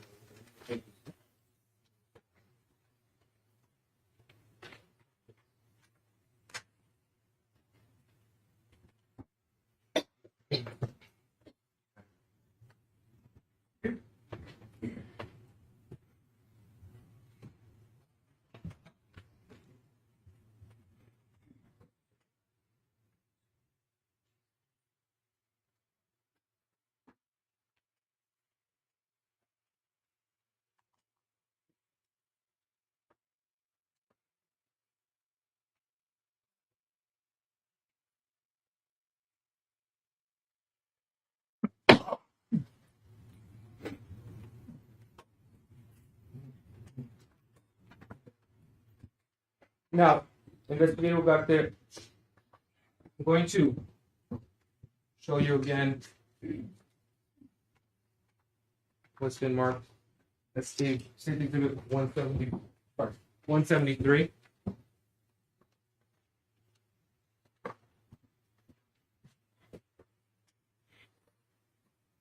Okay, so under item 1, if you could please read that, please, one more time. One H&K 40 caliber handgun with one magazine and 9 live rounds. Serial number 123061778. Okay, so this form was submitted with 9 live rounds, Yes, sir. and this is the magazine that was located inside the firearm. Yes, sir. Okay, when you recovered that firearm, there was one casing in the chamber, correct? Yes, sir.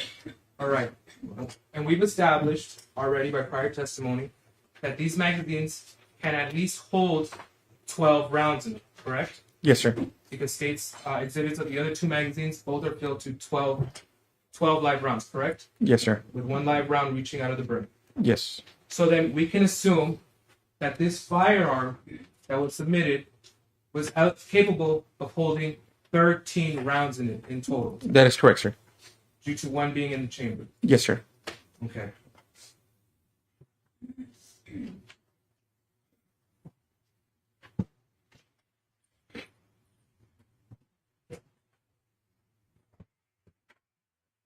Permission to approach, Your Honor? Yes, sir. The witness? Yes, Your Honor. The witness.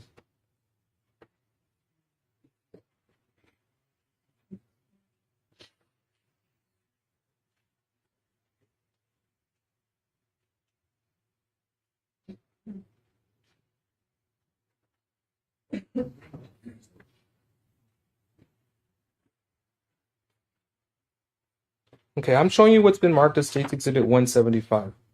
Okay. Now, you previously testified you were custodian of evidence in 2018. Okay. Do you recognize this form? Yes, I do, sir. How do you recognize this form? It's the property release form that's used by the West Point Sheriff's Office. Okay. And is this form kept in the regular course of business? Yes, sir. All right. And these forms are maintained by the sheriff's office? Yes, sir. And what purpose do they serve? To keep track of the items that are being released. Okay. And was this document prepared at or near the time or reasonably after the event? Yes, sir. Okay. Thank you. Your Honor, let the record reflect I'm tendering to defense what will be marked as State's Exhibit 175 for inspection and the offer of evidence.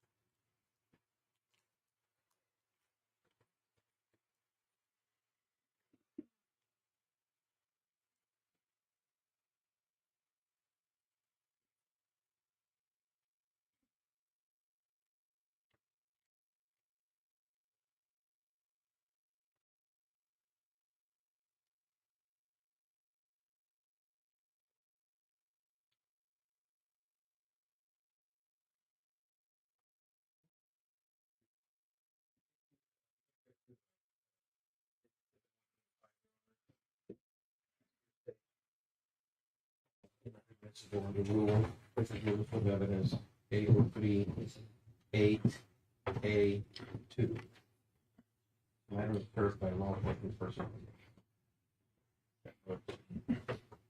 And Your Honor, if I may respond, this is a document that's kept in the regular course of business. This investigator Ugarte has testified that in 2018 he was custodian of evidence. These are records that are maintained for purposes of how they're handling the evidence and who they use it.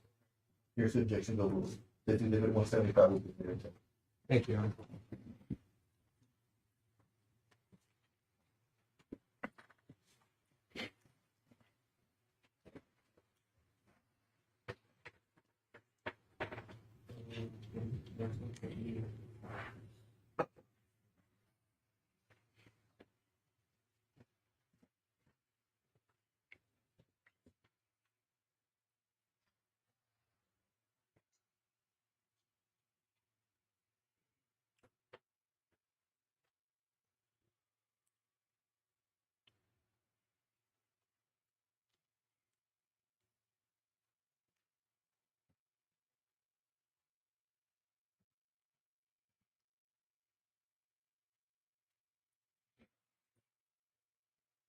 Can we just have a moment, Your Honor? Yes, sir.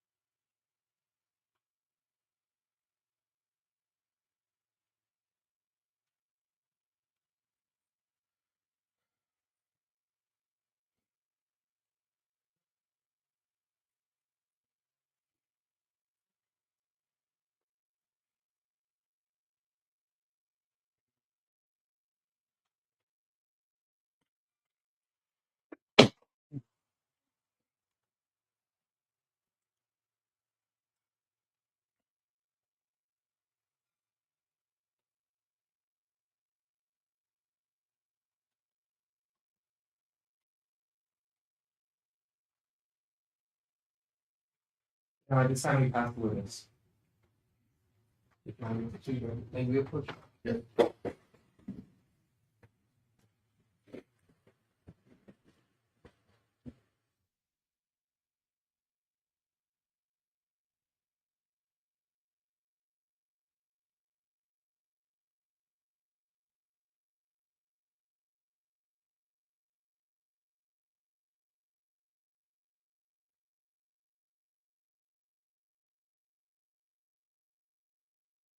Rise to the jury.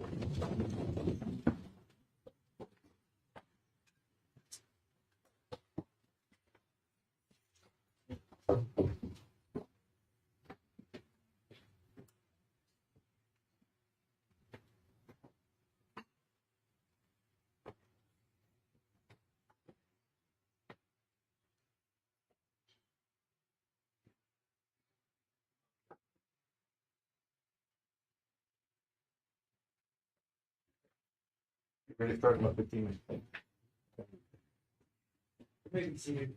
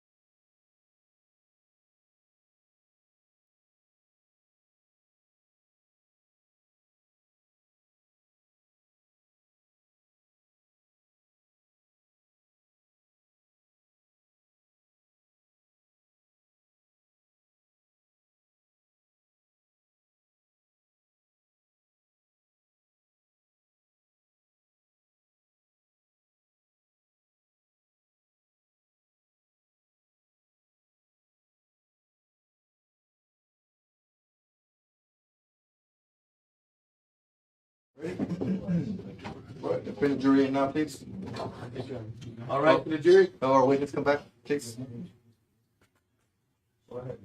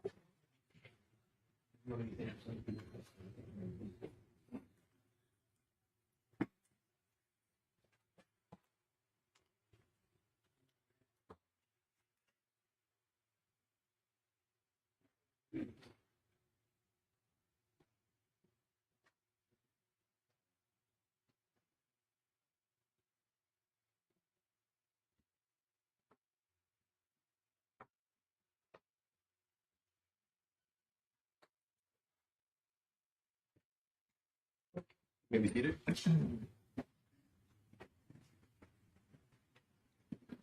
So the state passed the witness, Mr. Pettit, you may proceed. Investigator Ugarte. Good night. Back on September the 15th of 2018, you went out to that stripes there on San Bernardo, right? And yes, I did, sir. The one next to the garage. You know what I'm talking about? It's the one closest to the motel, correct? Yes, yes. Yes. And at the time, you took some photos of the white Dodge. Is that accurate? Oh, yes, I did, sir. And we've had a prior hearing before, and I asked you if you had opened the doors and then taken photographs of the interior of the truck. And to the best of my recollection, you said you did not. That is correct. Now, do you know, were you there when the truck was opened up and photos were taken from the inside? No, sir. May I have proof of this, Your Honor? Are you familiar with what an inventory search is? Yes, sir. Can you tell, ladies and gentlemen of the jury, what an inventory search is?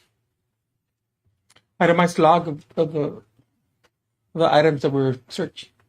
And the idea, we've talked about it previously with Nenke, I think, but the idea is to document what's in the vehicle so that in transport, once it's been seized by law enforcement, in transport, nothing can be taken or the like, right? That is correct, sir. Okay. Now, I'm going to show you what's been admitted into evidence as defendant's exhibit number 1. I'm sorry. Can you tell me the title of that form, please? Texas Department of Public Safety Property Inventory. Okay. And who had custody of the white Dodge Ram out there? The Texas Rangers? I believe it was a DPS. Okay, Well, DPS, Department of yes. Public Safety, and the Texas Rangers are part of the Texas Department of Public Safety. That's correct, sir. Correct. And can you tell me what defendant's exhibit number 1 says right here? Vehicle seized pending criminal investigation. No inventory conducted. Released to Webb County SO Lieutenant Ricardo Garcia. Okay. And then can you read down here again a second time on defendant's exhibit number 1 what it says? Notes vehicle seized pending criminal investigation is stored at the Webb County Sheriff's Office substation on 7209 East Saunders, Laredo, Webb County. No inventory conducted. And so at least this document, which is DPS's own document, is basically saying that no inventory was conducted. That is correct, Is sir. that accurate?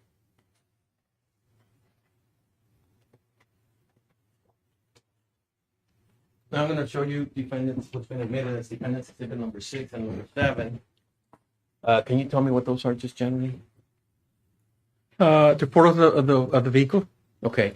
And This is out at that Stripes at that convenience store next to the motel. Accurate? Is that correct? Yes, sir. And you can tell where the doors are open.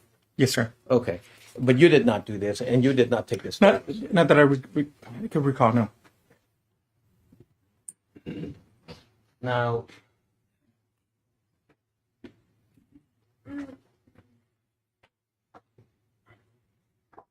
subsequent to that, we have just by way of example, State's Exhibit number 1, State's Exhibit number 154, 155, and 156, which the prosecution has already talked about. But these are photos of the same white Dodge, but already over at 7209. Is it East Saunders? Yes, sir. It's the Webb County substation. Correct? That is correct, sir. Okay. And this is where you conducted a search or collected evidence from the truck. Is that correct? That is correct, sir. And I'm going to show you what's been marked as Defendant's Exhibit number 8 for identification purposes only. Can you tell me what that is? Number 8. Yeah, this is Defendant's Oh, Exhibit okay. number 8. But just generally, what is that form?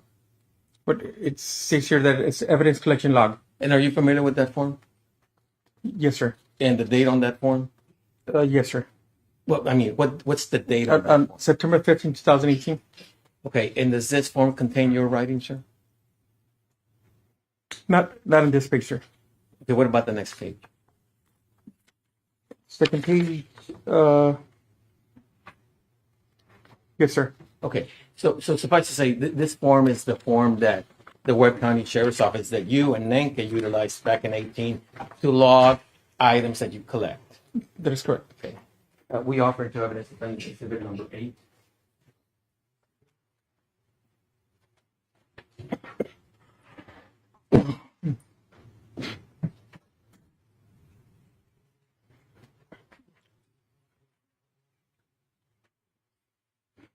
No objection, Your Honor. Defense exhibit number 8 is admitted as evidence. Now that it's in evidence, this form says evidence collection log. It's dated 9/15/18 of 18, and then the location is 7209 East Saunders, which is your substation, right? That is correct, sir. And it reflects here that this is the search of the white Dodge Ram 2500 with the license plate number. Correct. Is that accurate? Okay. Now, you're the one that conducted a search of this vehicle on that date. On the vehicle, yes, sir. Okay. At the substation. And in here, an item number 1, at 3:54 a.m. is when you collected the HK-40 caliber handgun, right? That is correct, sir. And there are other entries, along the line. But as you go along, you're logging in the times 3:54, 3:55, 3:58, 4:14, the like, right? Correct, sir. And first of all, is this your handwriting? No, sir. So as you're collecting the items, are you contemporaneously logging in on some form what you're collecting? On either the box or the paper bag where I place them, I always put the time and the date of the item that's collected. Okay, so if you grab, let's say, a woman's purse, you're going to put it into some sort of container, a plastic bag, a box, or a manila envelope, and there's where you're going to log the time. That is correct, sir. Okay, and then this form, I'm assuming, is later formulated. Yes, to put everything that's been collected, we put it based on the time that we collected them. Okay, and as you're collecting the items, is the evidence room there at 7209 East Saunders? Yes, sir. Okay, so then you grab, let's say, the box with the handgun, and you go and put it into a secure area. Is that accurate? Yes, sir. And is that proper police procedure chain of custody? Yes, sir. Now, we know that on the 15th, there in 2018, at some point, some items were presented to Mr. Ortiz that were taken from the truck. Are you aware of that even? No, sir. Okay, so let's say that Ortiz was shown a purse with some syringes and the like. You collected the purses. You collected all the items in the truck, right? That's correct, sir. Okay, who Do you recall giving it to anybody? I'm gonna object, Your Honor. He already testified that he didn't do that, and he doesn't know about that, about the items in the person. Do you recall giving, as you're collecting and putting in a bag, items to Agent Salinas or Captain Calderon? No. The only one that assists me in reference to the items is Investigator Nenke, which is also the custodian of evidence. Okay. Now, but you also testified that Nenke was, correct me if I'm wrong, but Nenke was not the one at this hour, at 3:54 or early in the morning. He was not there. No, he was not out there with the vehicle, but he was inside the building. Okay. And so if you're collecting the items, Yes. and I'm assuming you put them in a box or a card or something, and you at some point walk to the evidence room, correct? Which is where Nenke. I walked into my office with a system to log in the evidence. That's where Investigator Nenke's desk is, and he was he was the one that day doing the tags of the evidence.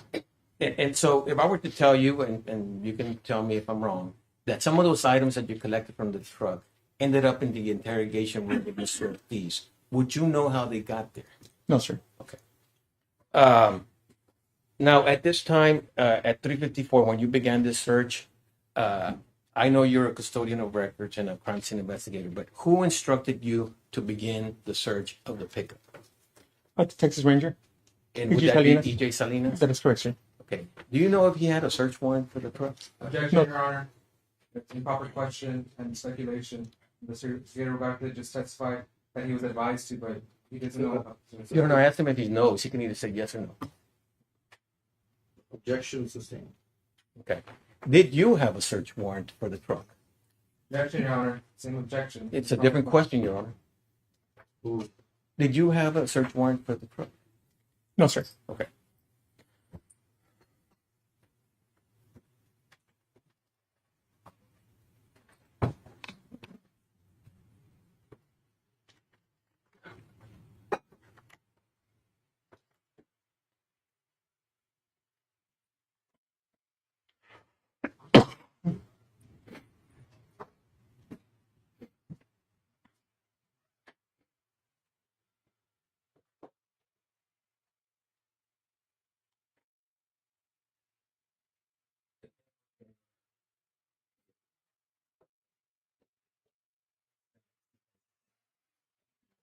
That should be mine.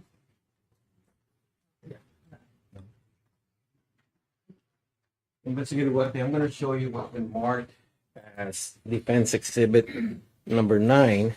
Can you just generally tell me what that form is? It's a firearm collection worksheet. And is that your report there? With It- regards to this case? It has my name, but I believe this is, if I'm not mistaken, this is done at the Laredo Police Department. Okay, why would it have collected by Web SO Investigator Ugarte? Because more like that, I took the casing so they could check them out at the police department. Okay. I'm not sure if that's the same form, but I believe that's what it is. Okay, tell me what the Laredo Police Department has to do with this Webb County Texas Ranger investigation. Well, you just testified. So I make it clear. You testified that this is a form that the Laredo Police Department uses. But I believe that that's the one they use. They have an IBAN system, I believe, Okay. where they check the casings, like if it's fingerprints, but they check if it comes from a certain weapon. So you're telling me that the firearm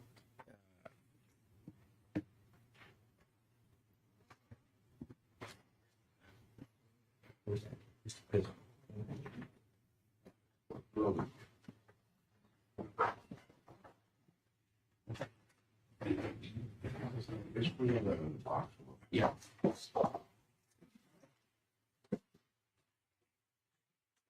Okay. So you're telling me that what's been marked and admitted as State's Exhibit number 36A, and then 36, State's 36, State's 38, and 37. These went to the Laredo Police Department? I don't believe so. No, that if anything that's then over there, just what casing. What do you know is what I'm asking you, or are you guessing? Well, I don't know, sir. Okay. But at some point, you're saying that some of these items that have been introduced in this trial went to the Laredo Police No, Department? sir. Okay. And Not this, those items. in this form that is talking about this firearm, and let's verify the serial number.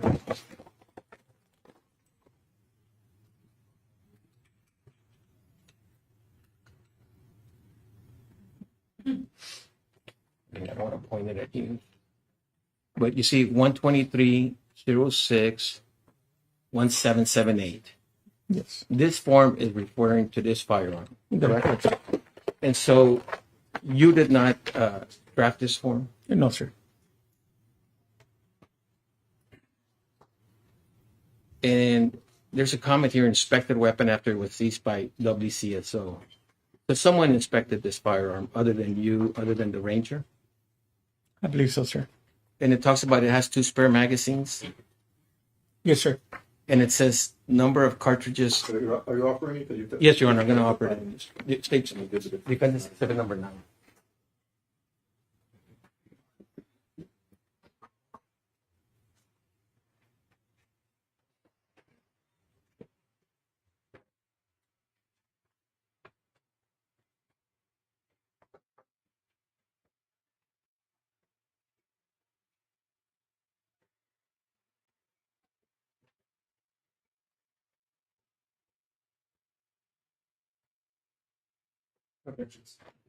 Defense Exhibit number 9 is in there.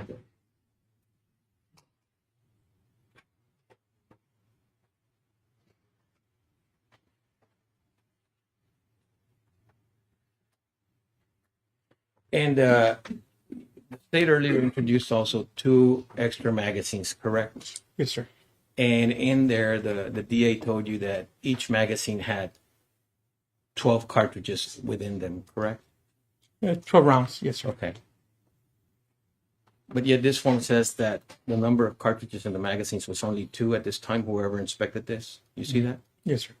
Okay. Not 12. Right? Well, it just says the magazines. So. Well, no, it has says 2. number of magazines, 2. Number of cartridges in magazines, 2. You see that, right? Okay. It's referring to the number of shots in there, right? Yes, sir. Okay. And then here where it says photographed at scene, it says unknown. You see that? Yes, sir. Condition at the scene, unknown. You see that? Yes, sir. Okay.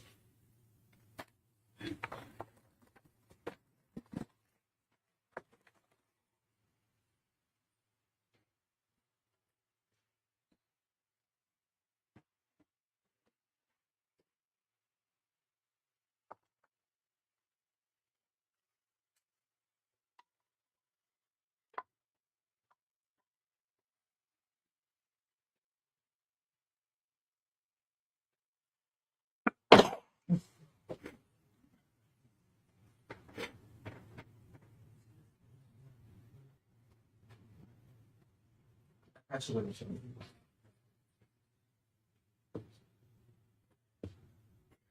May I proceed, Your Honor? Thank you. Investigator Ugarte, could you please explain to the jury what is a NIDA?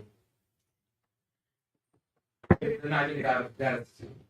Well, to my best of my knowledge, it's there's like the APIS system, which is like basically what the APIS system does to fingerprints, the NIBIN does to casings. It checks the markings on the casings that are recovered to turn in guns, and they can actually identify the gun that was used to use that casing that was recovered. So essentially, it's a law enforcement database system to link to firearms. Yes, sir. And for purposes of seeing the firearms been used before, it's linked to other incidents. Yes, sir. Okay, and why would you go to the Laredo Police Department for the not-event system? Because the Laredo Department I believe they're the only ones in Laredo that has a system, and they have it to serve all the surrounding agencies.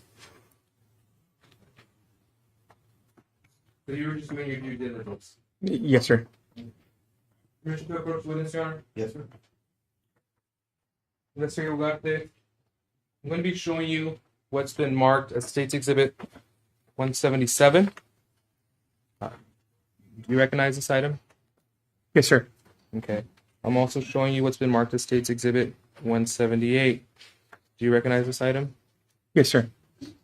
State's Exhibit 179. Do you recognize this item? Yes, sir. And State's Exhibit 180. Do you recognize this item? Yes, sir. Okay. Now, how do you recognize these items? They're the forms that were submitted to the DPS crime lab, the lab submittals. Okay. And as a custodian, you and Investigator Nenke both served as custodians of evidence, correct? Correct, sir. Okay, as custodians of evidence, would you keep these records in the normal course of business? Yes, sir. Were these documents generated at or near the time of the event or reasonably after? Yes, sir. Okay, and they were maintained for purposes of the Webb County Sheriff's Office? That is correct, sir. Okay, and when you generated these reports, they were generated off of a computer that was operating properly? Yes, sir. Okay. Your Honor, at this time, let the record reflect, I will be tendering to defense what has been marked as State's Exhibit 177, 178, 179, and 180 for purposes of inspection and the operated.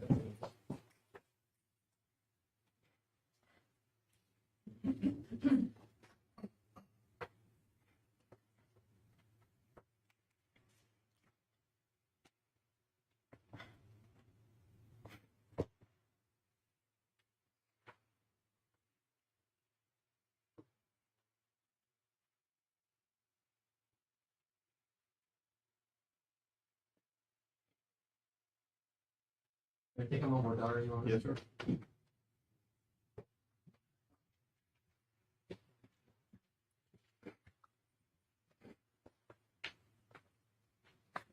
Investigator Ugarte, Yes, with sir. regards to State's Exhibit number 177, and we know it's a laboratory submission form, right? Yes, sir. But it contains two parts. Like, let's say just page 1, it says Jose Ugarte. Page 2, Jose Ugarte. But page 3 and page 4 say Nenke. Is that accurate, sir? Yes, sir. So you did not submit this. It was, and you're not the author of this form. It was Victor Nenke. Is that accurate? The author of the form, yes, but I did submit the evidence. I actually took it.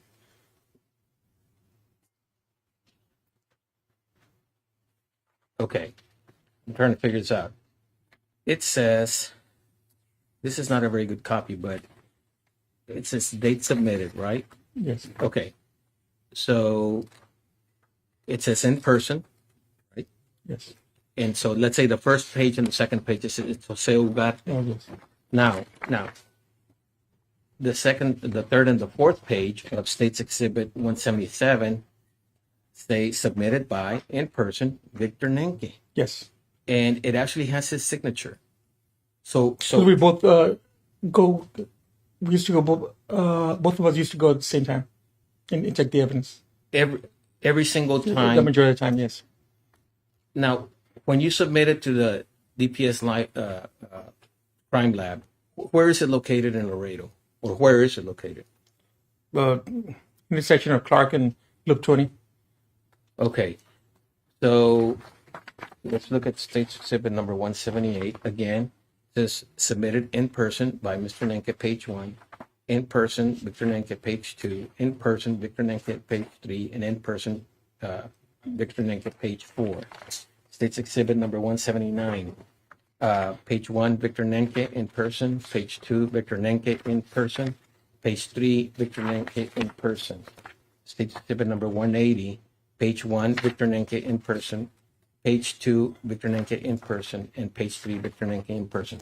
So is it your testimony, literally, that every single time that you went... Majority of the on time. these firms- I'm sorry? The majority of the time, me and Mr. Nenke went. No, that's not my question. let's look at this one. On 9/5 of 18, we know it's you because there's your signature, right? Yes, sir. So on 9/11 of 18, there's Victor Nenke and Victor Nenke. So my question to you, to page 3 and page 4, do you have an independent recollection? Not that you think you went, most of the time you went, almost all the time you went. Do you have an independent recollection, a memory of having gone on 9/11, 2018 and 9/05 No, to sir. submit this? You do not? No. Okay. And if I ask you the same question, which states, because all these have your name, I'm sorry, Victor Okay. Nenke's name. If I ask you the same question regarding 178, 179, and 180, Will be the same answer. we object, Your Honor, to lack of personal knowledge and hearsay under Rule 803, the exception to the hearsay rule. Law enforcement records are specifically accepted from that rule.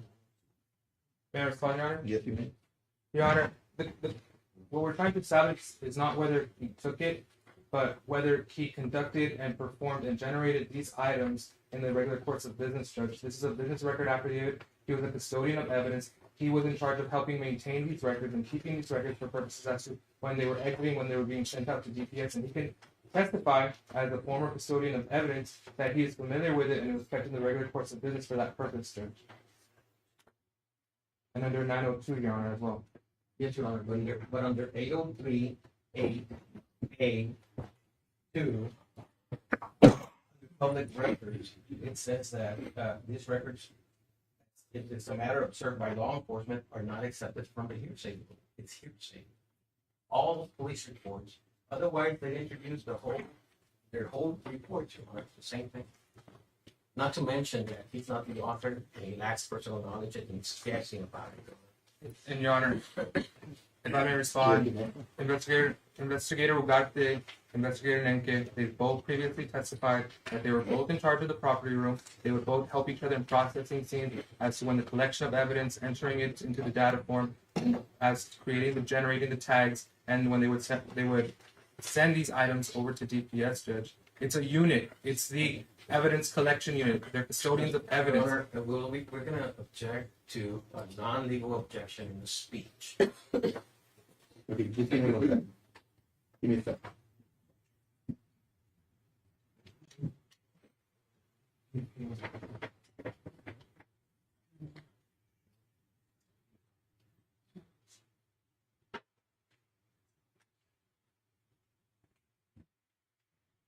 And Your Honor, if I may just. 1 second. Okay.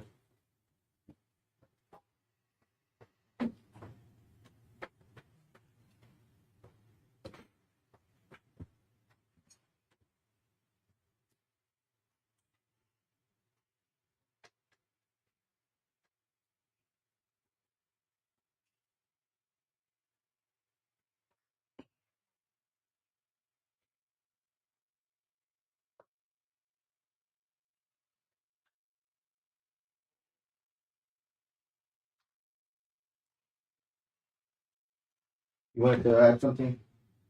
Yes, Your Honor. Go ahead. Just that we're also introducing this as a business record, but we're not introducing this for the truth of the matter asserted. We're more of introducing it as a business record with the custodian of evidence, Judge. So we just want to add that to our If you're not for offering it purposes of chain of custody, Your Honor.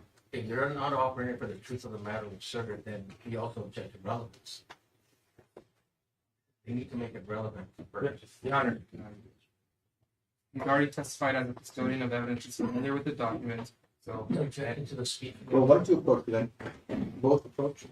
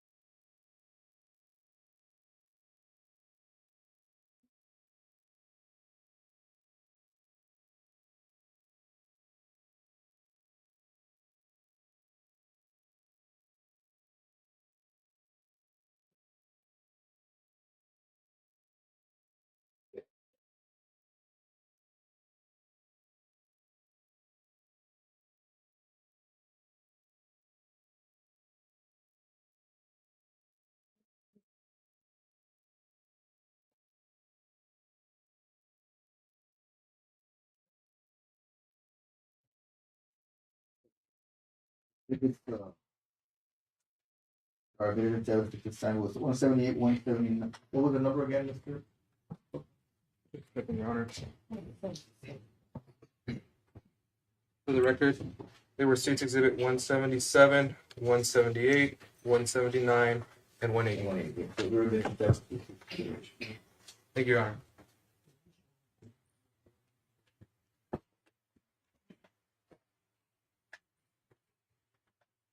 Permission to publish, Your Honor? You may.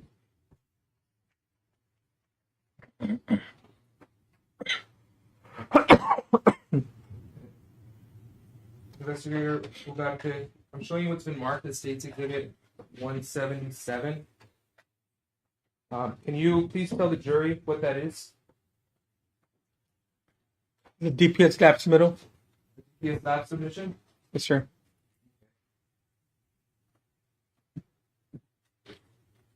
Okay, and right here, what is this information related to?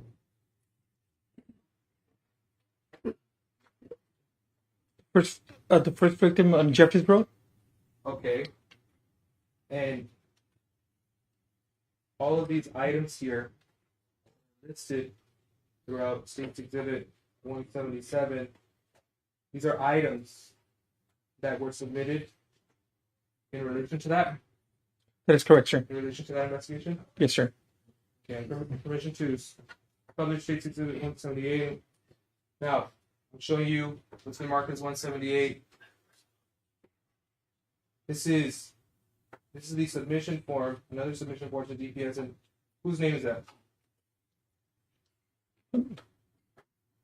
The suspects, Juan David Ortiz, and the victim, Claudine Luera. Okay. And typically in these records, all the items that are listed, why are they listed on in a form like this? What's its purpose? Those are the items that they're taken to the DPS crime lab so they can be processed. Okay. Now I'm going to show you State's Exhibit 179. Okay. Another submission form. Can you please read the names here? Juan David Ortiz and Giselda Hernandez. Okay. And again, these are items that were sent to DPS. That is correct, sir. And finally, I'm showing what's been marked as State's Exhibit 180. Can you please read the names?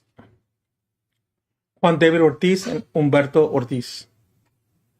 So these are items that were submitted from the 4 separate crime scenes, correct? That is correct, sir. These were all, and the items listed were submitted to DPS. Yes, sir.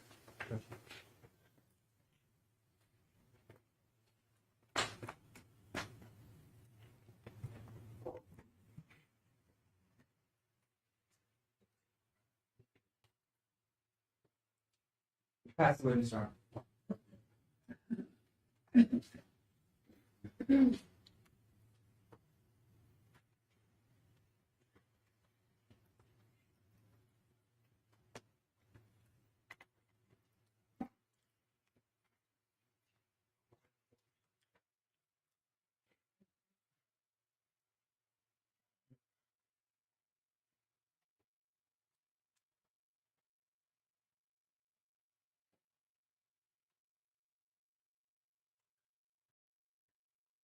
Investigator Nenke.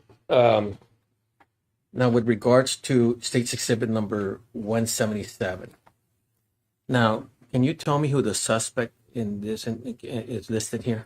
On this form is Rene Davis Arce. Okay. And so the others say Juan David Ortiz, correct? That's correct, sir. Now, did you go to the residence of Mr. Arce? Yes, I did, sir. Yes, okay. And so here, when it talks about one black and tan 6-hour 9mm, that has nothing to do with Mr. Ortiz, correct? These were items collected from Mr. Arce. That is correct, sir. The Colt AR-15, nothing to do with Mr. Ortiz, correct? Correct, sir. Okay. So at least with regards to 177, where someone else is listed, these do not relate to Mr. Ortiz. That be accurate? Some items they don't. Okay.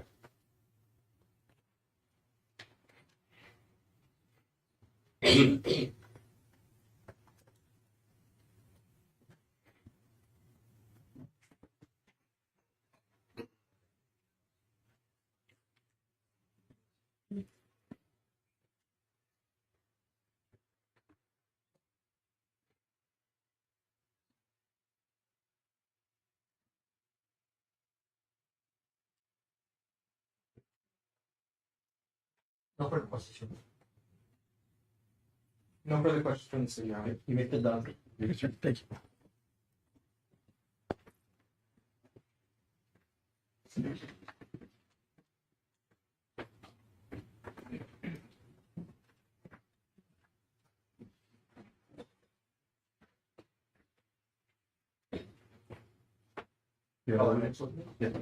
The state called Dr. Kareem Stern, be examined by Chief ADA Mancilla Jack.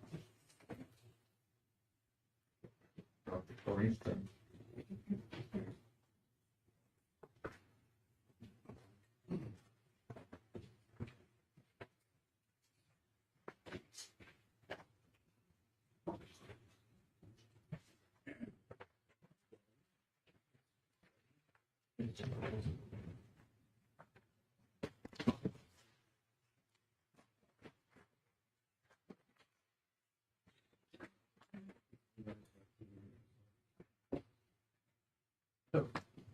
Here's your, if I'm going to get you in the trouble with the truth, the whole truth, and nothing but the truth, so help you God. Yes, I do.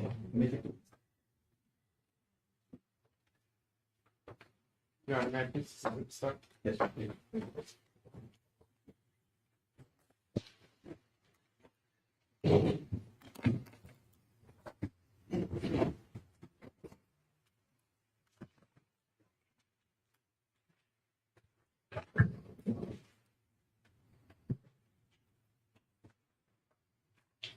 Good morning. Good morning. For the record, Marisela Jackerman, with the state. Could you please state your full name, Dr. Stern? Yes, Dr. Corrine Elizabeth Stern. And what is your occupation? I am the Chief Medical Examiner for Webb County, Texas. Would you tell us your educational background and professional training that qualifies you as a medical examiner? Sure. I received my undergraduate degree in medical technology from the University of Mary Hardin-Baylor in Belton, Texas. I then went to medical school at the University of North Texas Health Science Center in Fort Worth. I did a residency in anatomic and clinical pathology at the University of Hawaii at Manoa in Honolulu, Hawaii. And then I came back to Texas and I did a surgical pathology fellowship here in San Antonio with the University of Texas Health Science Center. And I did my forensic medicine fellowship with the Office of the Armed Forces Medical Examiner in Washington, D.C. I also hold a master's degree in public health with an emphasis in mass disaster management. I passed my forensic boards in 2001. I am licensed to practice medicine in the state of Texas. I am a fellow of the National Association of Medical Examiners and a member of the American Academy of Forensic Sciences. And for the jury, you mentioned pathology. Could you explain what forensic pathology is? Sure. So forensic means law. So I practice pathology or practice medicine as it deals with the law. And in your capacity as a medical examiner, do you conduct autopsies? Yes, ma'am. Can you explain what an autopsy is and how it's conducted? Sure. So an autopsy is both the external, the outside exam, or the exam of the outside of the body, and the exam of the inside of the body, an internal examination. So the steps of an autopsy, what I usually do first is I examine my patient as they come in. Okay, so I look at them before anything is removed from the patient. By the time the patient gets to my table, he or she has been weighed. Once on the table, we take a length. Okay, we can't take a height because I can't stand my patients up. So we take a length, which may differ a little bit than what that person's height was in life. I then document everything that that patient has on. So all the clothing, document any kind of medical intervention. So maybe they have an endotracheal tube, that's the tube to help them breathe, or EKG pads or IV lines.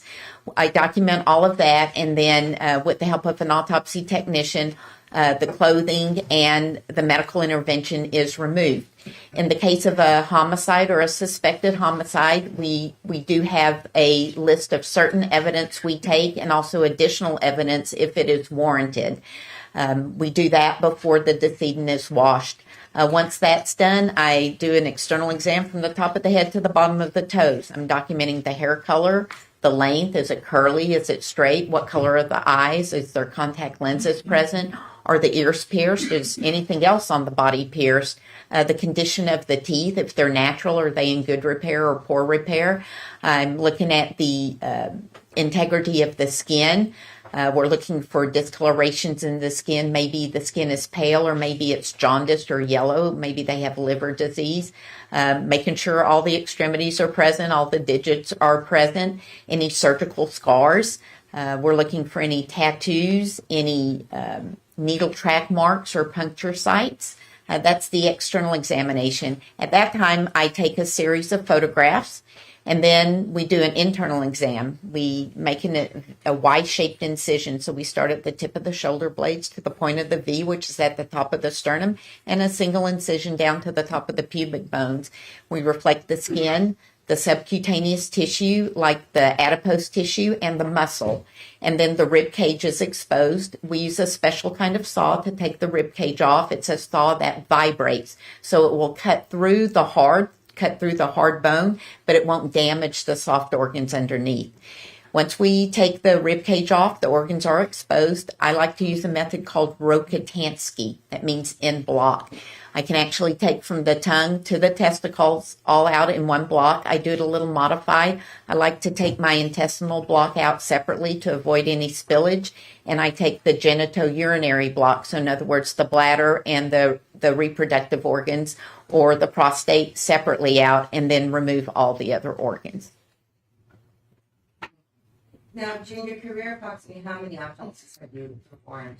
I'm in excess of 7,000. Dr. Stern, on September 14, 2018, did you conduct an autopsy on Melissa Ramirez?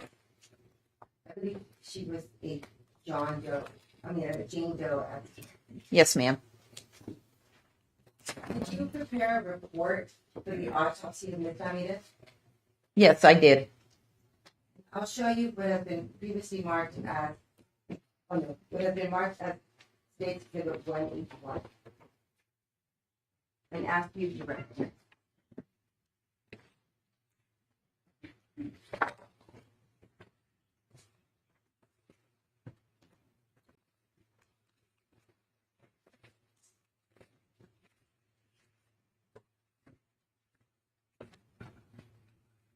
Yes.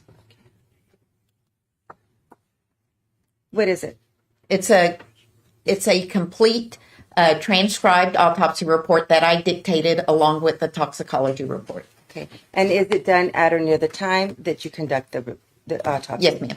And it is prepared by you? Yes, ma'am. Well, I have a transcriptionist and I dictate it, and then transcriptionist gets it back to me. I make the corrections online and print it out, and then my secretary puts it in that form. And is this report maintained in your office as a normal business activity? Yes, ma'am. Okay. Would it assist the jury to follow along with your testimony, if they could observe your report? Sure. At this time, Your Honor, I tender State Exhibit 181 for inspection and ask that it be adjourned.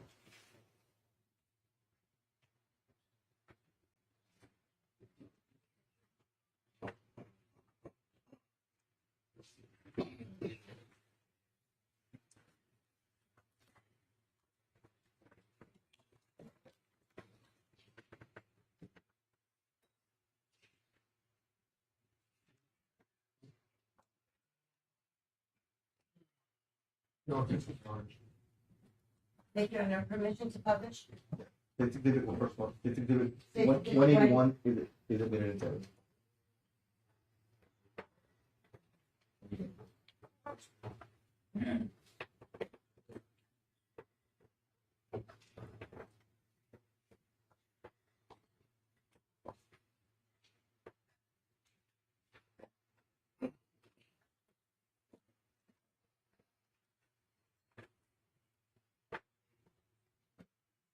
Can you see that? Yes, ma'am. That's good. Okay.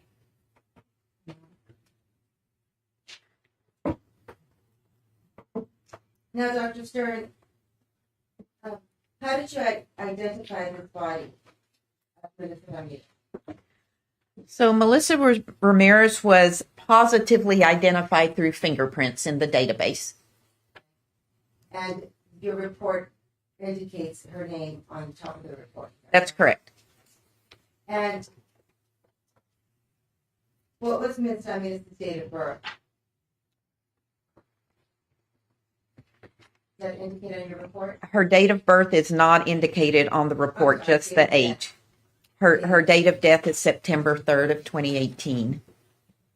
And will you describe the general condition of the body when you began the autopsy? So Ms. Ramirez arrived to my office with several wounds that appeared to be caused by gunshots. They were about her face and her head, and she had one on her extremity, and she had some additional injuries on her face as well.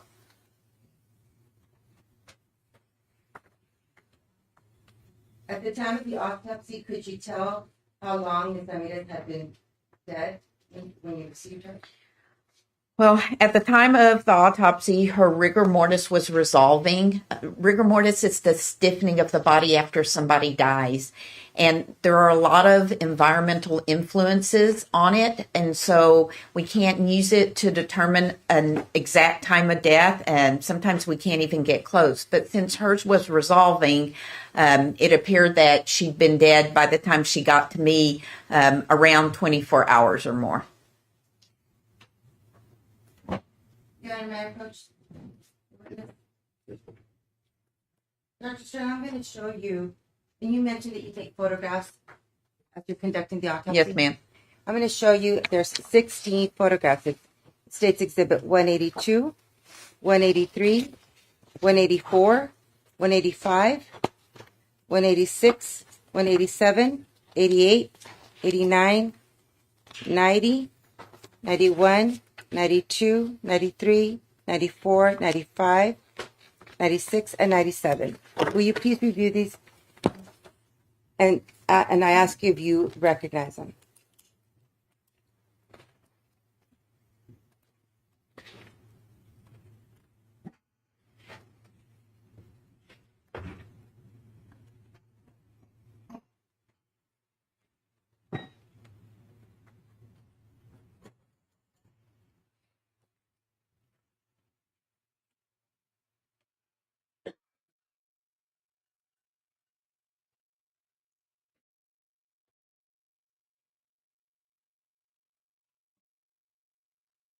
Yes, these are photographs that I took during her autopsy.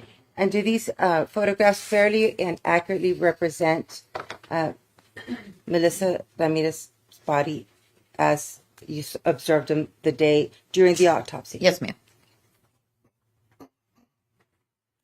150, 182 to 197 for inspection and for operative action.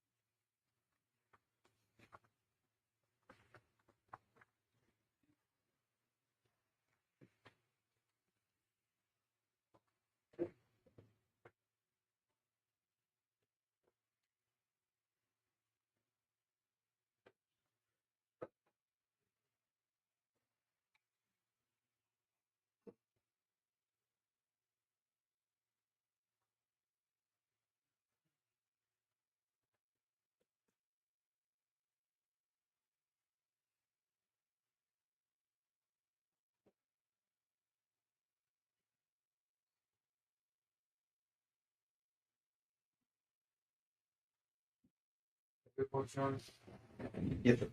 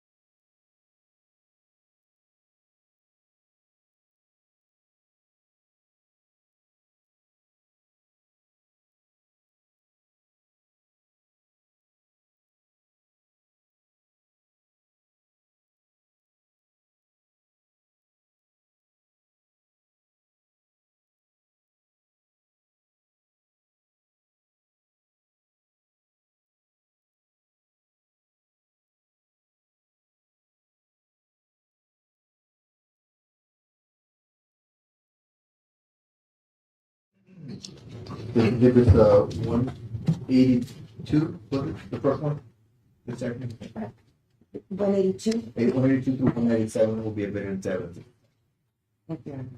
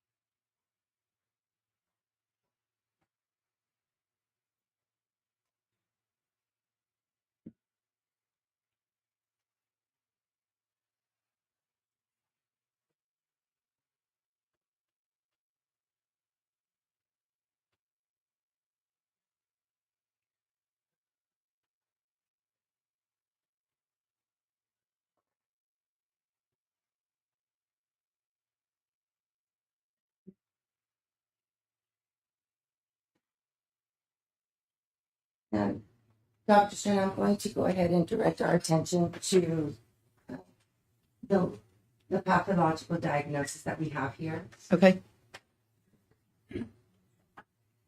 And we'll go ahead. I'd like to start. I'm going to be moving this just for a second. This is State Exhibit 182.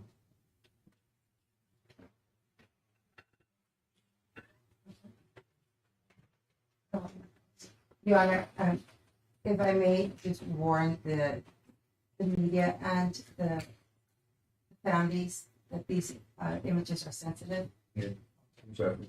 They're autopsy photos.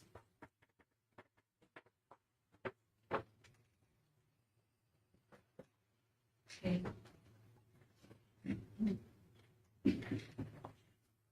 What is this picture? Okay, so this is what we call the as-is photograph of Melissa Ramirez as we put her on the autopsy table before we began the exam. And the purpose of that? It's to demonstrate or to show how she was when she came to me. This is how she presented to me. Now I'm going to show you State Exhibit 183.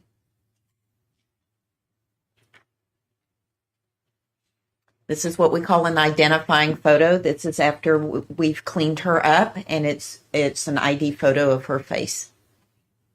Now, I'm going to go back to your pathological diagnosis and start with gunshot wound of the jaw. Okay. Will you explain what you observed in with that injury? Okay, so she had a gunshot entrance wound. It was on the right side of the jaw in the mandible. That's the lower part of the jaw. So the upper part's your maxilla. This is the mandible, the lower jaw. So it was on the right side in the lower jaw. It was a round defect, and surrounding the entrance wound where the bullet actually pierced through was gunpowder stippling. That just means there are unburnt grains of gunpowder. And that surrounded the entrance wound. Now, I'm going to stop you right there. I'm going to show you State's Exhibit 184. Is this the stippling that you were referring to? Yes. Okay. And we're still on this injury. Did you have any more information in your diagnosis or in your Yes. findings? Yes. So the bullet perforated the skin, the subcutaneous tissue just behind the skin, the muscle. It went through the bone of the mandible, and it terminated its path in the right side of the C6 vertebrate, the 6th cervical vertebrate, and that's where I recovered it. The wound path was from right to left and down. Okay. And you recovered this bullet. What was it, a deformed bullet? It was a large caliber, copper jacketed, deformed bullet. Now I'm going to show you what's been marked as State's Exhibit 188. Is this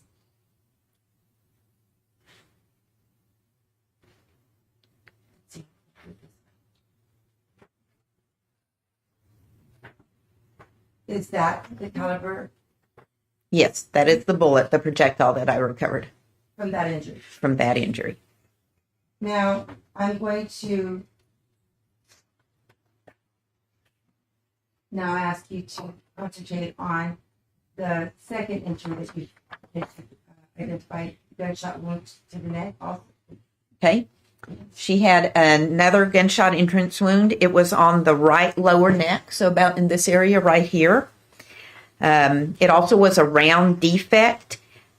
She did have a circumferential area of soot that surrounded that particular entrance wound. That bullet also perforated the skin, the subcutaneous tissue, and the muscle, and it crossed the midline. So it went across the midline of the body, underneath the mandible. Okay, so underneath the lower jaw, and I recovered it in the soft tissue underneath the left ear. I also recovered a large caliber, copper jacketed, deformed bullet. The wound path was from right to left, slightly back to front, and up. Okay, now I'm going to show you what has been marked as State's Exhibit 189.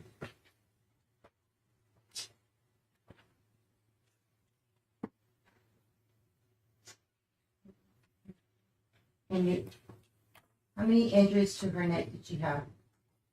So she has 2 gunshot entrance wounds to her neck. The one that we just referred to, Is going to be the lower wound. this one. No, the lower one. Yes, So this is the one that, so you have it as injury number 2. that's correct. This is injury number 2. Yes, ma'am. And when you were referring to right now with the, you said that there was some. There's an area of soot. It's very difficult to see in this picture. And some of it, once we cleaned her, may have washed off. But she did have a circumferential area of soot surrounding that entrance wound. Now, you mentioned also that you removed the deformed bullet. I'm now showing you what has been marked as State Exhibit 191.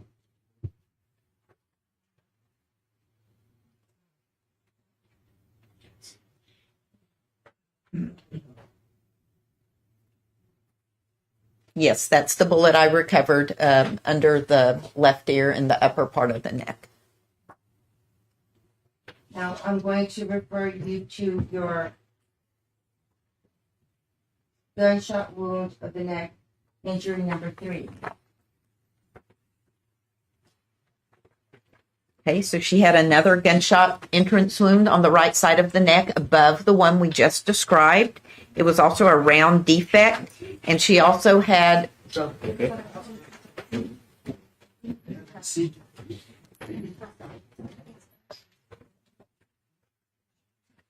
okay?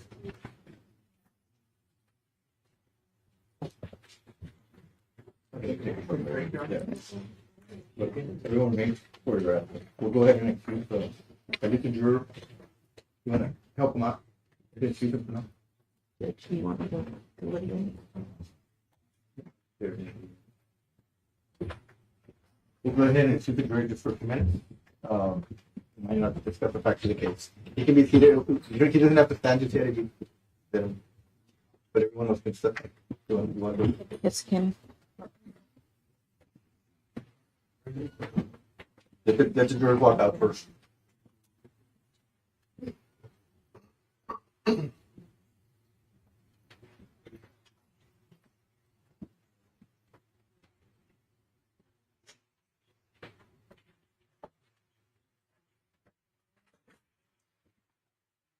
Just haven't seen for right now.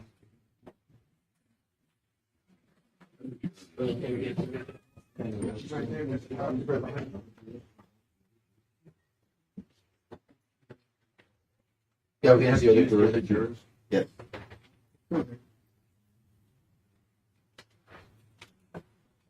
You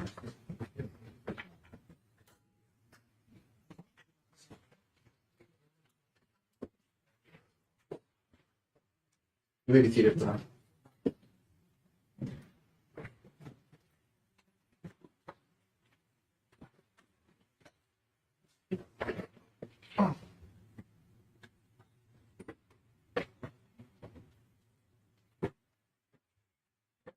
Hey,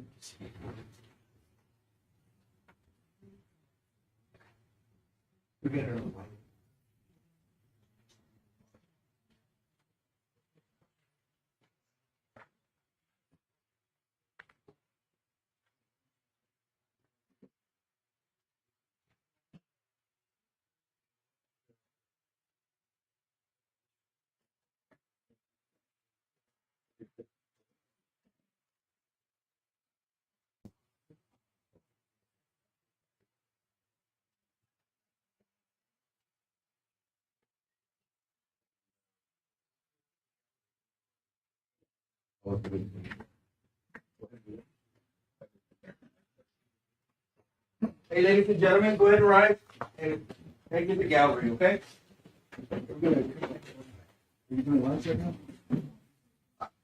Probably a good time, but I need to switch the jurors.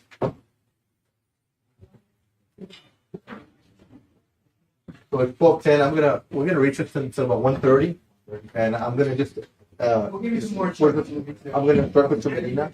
Today, he's the only one communicating. Go ahead, man. Okay. Mr. Medina? Mr. Ruiz will take over for now.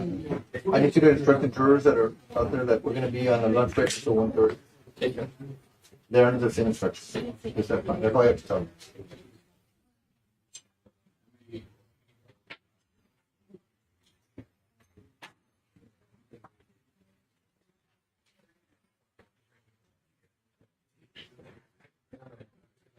And we will lock it up.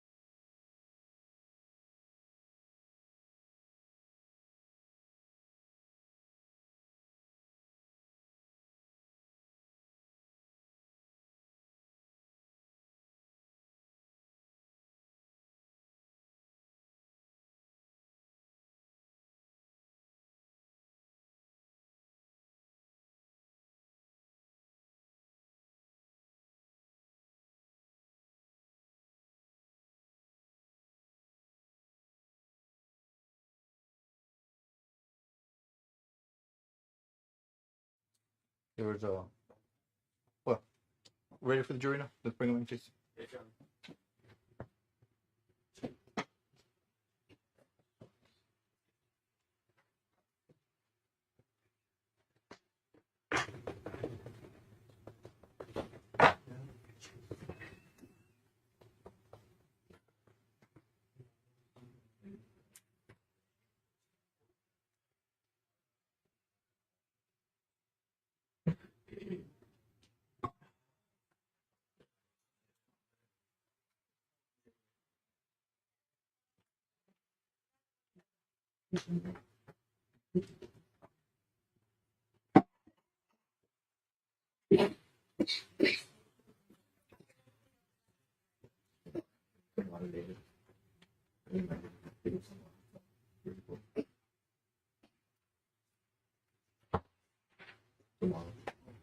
Tomorrow.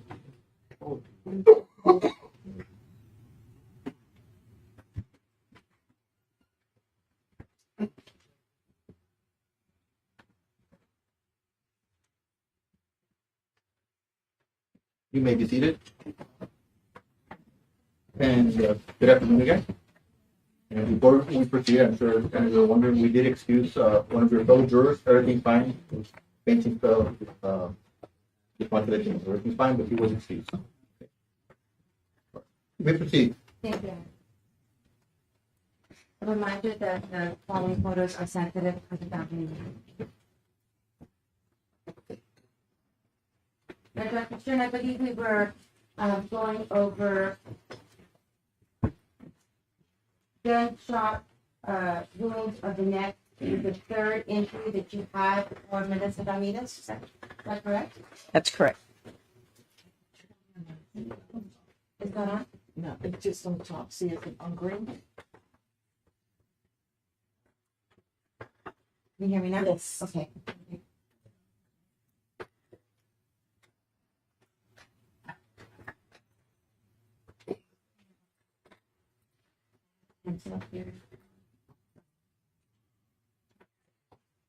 Okay, now I'm going to show you State's Exhibit 189. And is this the photograph that corresponds with gunshot wound number 3, the neck? Yes. Okay. And what were your findings? So this was the second gunshot wound in the neck, and second, just not in any order. She had 2 gunshot wounds. This is the higher of those 2 wounds on the side of the neck. It was also a round defect. It's the one above. No. Well, how do you have the picture oriented? No, it's this one. It's the way the picture is oriented. It makes it look like the one closest to the number. It's lower, but it's not. It is actually up higher on her head. Would you like me to? There you go. Right? Yes. Okay. Okay. Now it orients it better to you in anatomical position. So that's the right upper neck. It was also a round defect, and it also had an area of soot around there. Again, these are clean photos. Probably have photos with the soot around them, but it cleans off easily. It also perforated the skin, the subcutaneous tissue, the muscle, and then it went actually through the skull, okay, where the cerebellum sits, the cerebellar fossa. It went through the midbrain. So that's the part of the brain on the bottom that goes into the brainstem. And there it terminated its path in the left side of the circle of Willis. And what the circle of Willis is when you turn the brain over at the very bottom of the brain, we have vessels there. It's like a map of vessels, and we call it the circle of Willis. And that's where I recovered that bullet. And what is it? Is there any indication of what does it mean when there's soot? What usually does that mean? So when a bullet's fired from a gun, there's a lot of gas that goes behind it, and if the end of the barrel is close enough to the skin, that soot will deposit on the skin. And is that similar to the stiffening? No, it's actually would be a closer gunshot wound than what we would see with gunpowder stippling. So this would show a closer. That's correct. Now, you mentioned that you retrieved a bullet, a deformed bullet from Ms. Ramirez, and I'm going to now show you what has been marked as State Exhibit 192.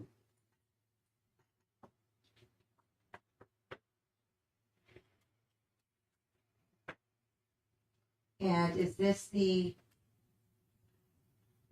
bullet that was retrieved from that area? Yes, you're looking at the end of the bullet. You're seeing the copper jacket. And again, this is from injury that you indicated as number 3. That's correct.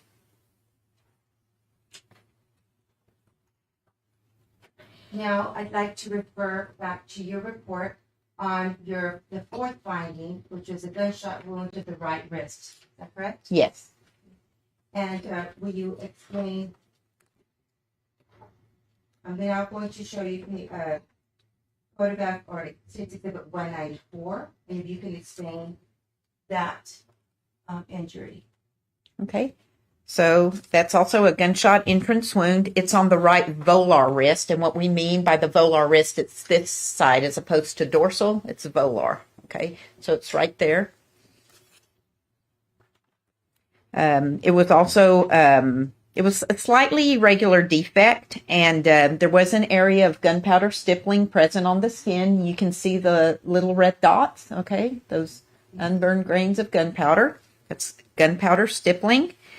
The bullet perforated skin, subcutaneous tissue, muscle, and actually the bone, one of the bones of the wrist, the radius, and that's the bone on the lateral. So that's going to be the bone that lines up with on the thumb side. And which is the entry wound? So the entry wound is on this surface, on the volar. That's correct. And this would be the exit? That's correct. And what type, when do you typically see this type of injury on this part of the wrist, on the inside of the wrist? So this is consistent with a defense type wound, with her trying to hold her arm up like this or maybe across her face. We consider that a defensive type wound.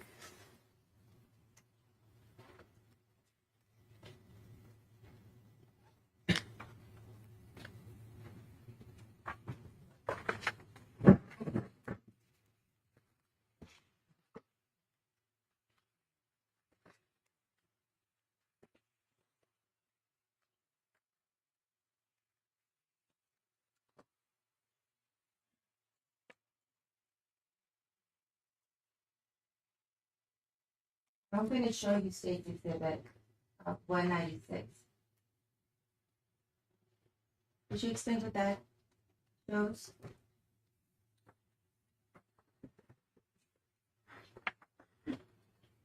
So this is associated with the gunshot wound of the wrist.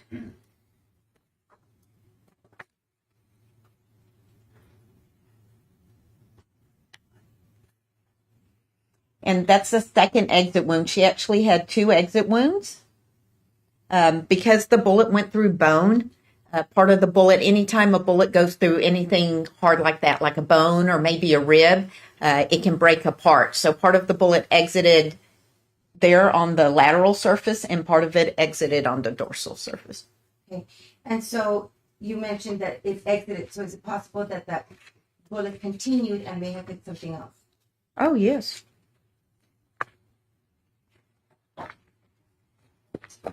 And last photo, page exhibit 197. This a photograph. So that is some writing on her skin, and it was located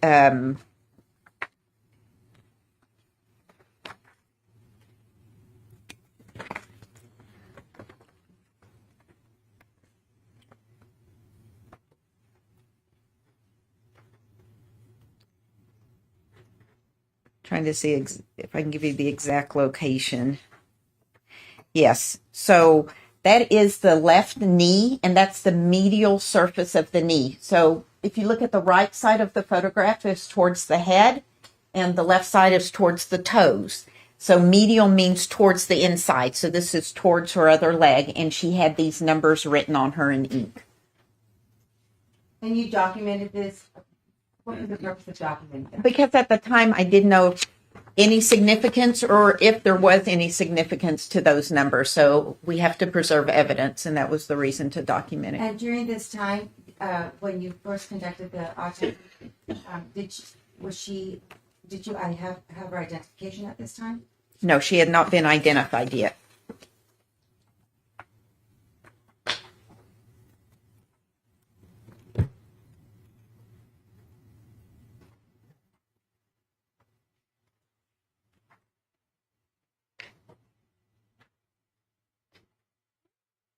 Now, in your report,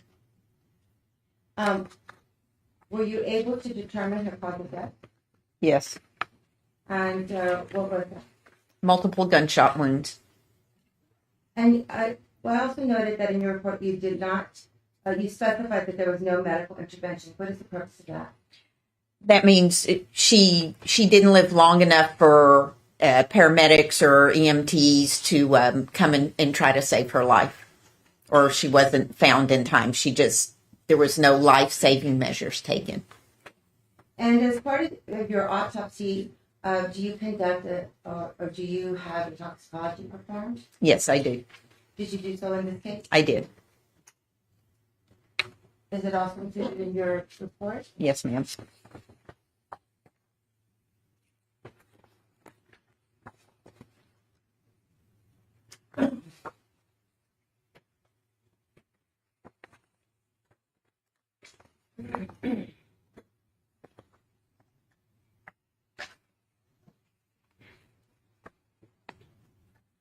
Did you receive the results?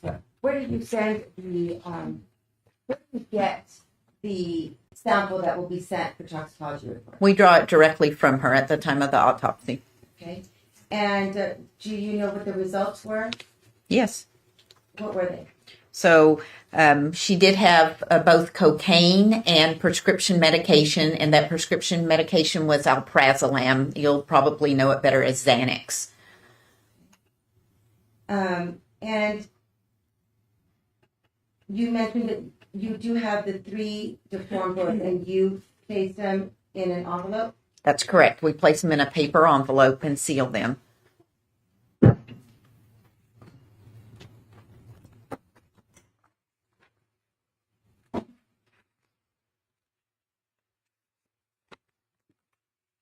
Then I'm going to show you what has been marked as State's Exhibit 148. It was previously marked, but not introduced. And will you please identify it? Yes, so this is a receipt of evidence from my office with the list of the evidence that I took at autopsy.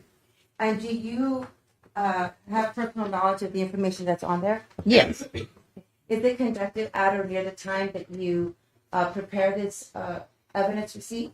That's correct. And is it the normal course of the medical examiner's business to maintain these records? That's correct.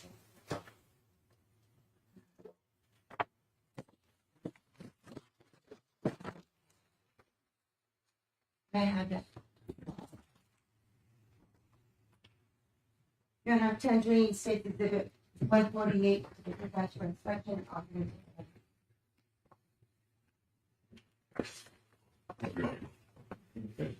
So you said 148, right? Yes. Did you give the 148 is the better than that?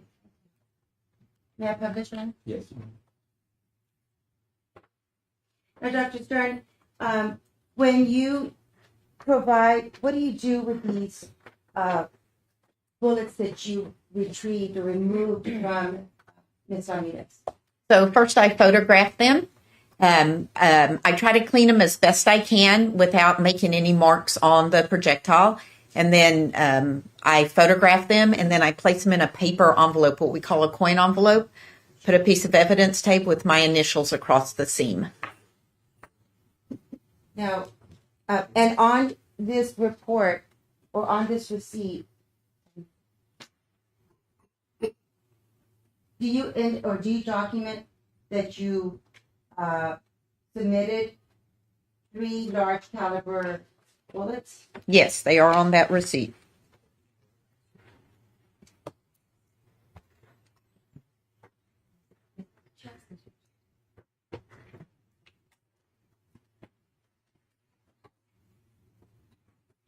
Now, Dr. Stern, a little bit ago, I'm going to show you what has been marked as State's Exhibit, and they've been introduced.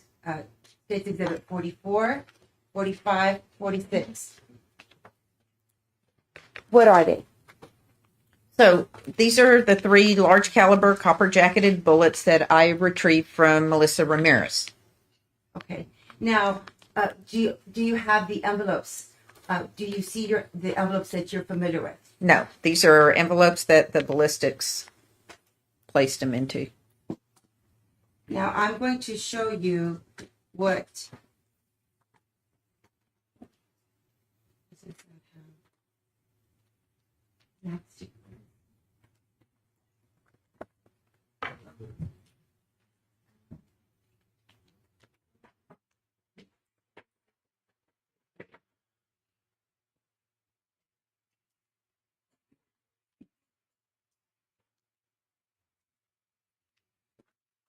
What I have marked is state 44A.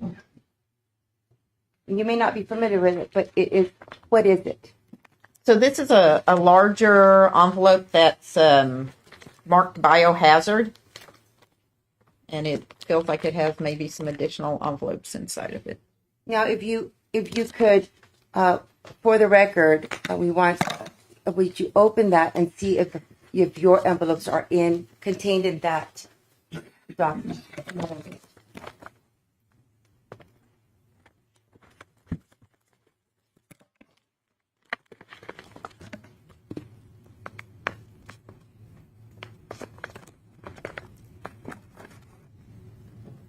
Yes, these are my envelopes.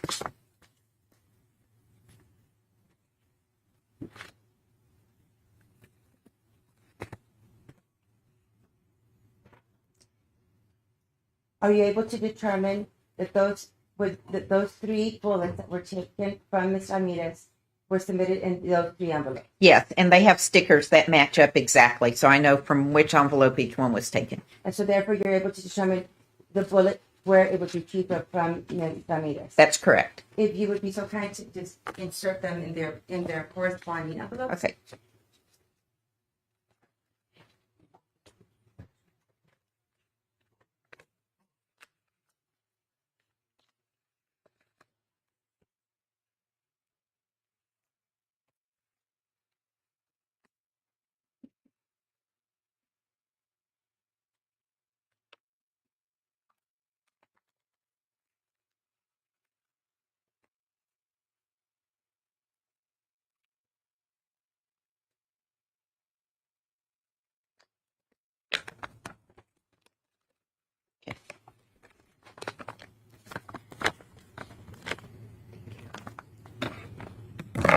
Your Honor, for the record, the state's tendering the plastic bag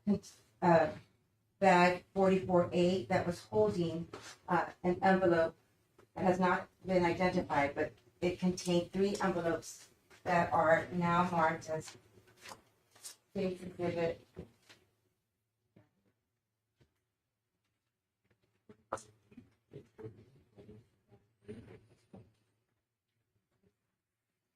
(44B).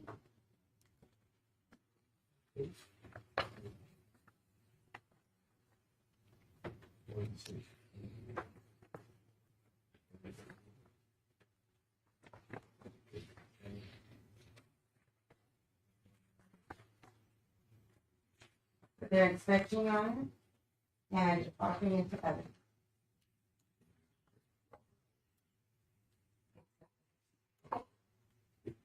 Judge, if I could just briefly ask a question about the witness. You may. Doctor, if you testify that you recognize these projectiles that you recovered during the autopsy? Yes. Okay, I have no objection. Yes. And for clarification, it was 44A, 44B, and you also referenced 44, 45, 46? 45? Yes, Your Honor. So the plastic container, the plastic bag that was in was 44A, and then 44B, 45A, and 46A.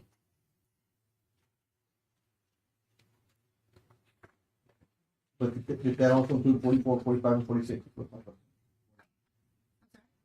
Were you also including 44, 45, and 46 or not? Yes. 44A, 44B, 45A, 46A, 44, 45, and 46. Thank you. Thank you.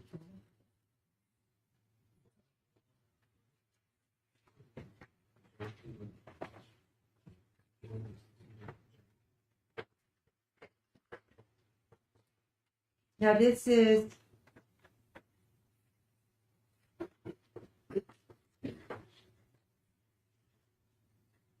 Exhibit 45, and it says caliber copper jacketed deformed bullet, right neck. It corresponds with the projectile or the. That's correct. And so this one was the one that you retrieved from. This next to the C6 vertebra. Okay.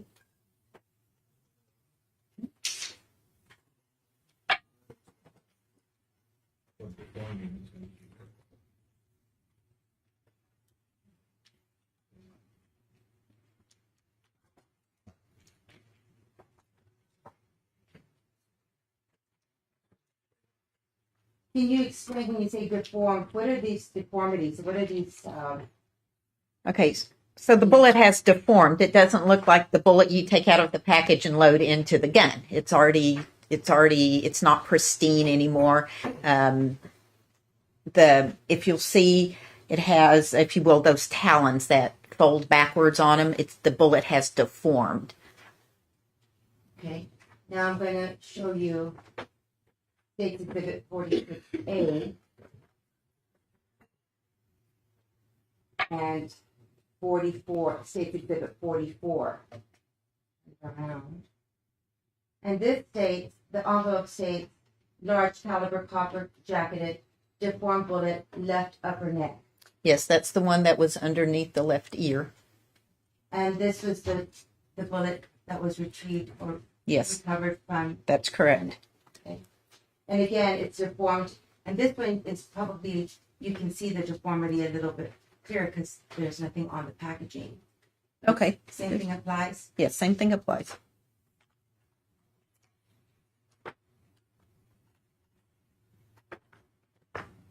The last one is State's Exhibit 44B, and inside it has 46, State's Exhibit 46.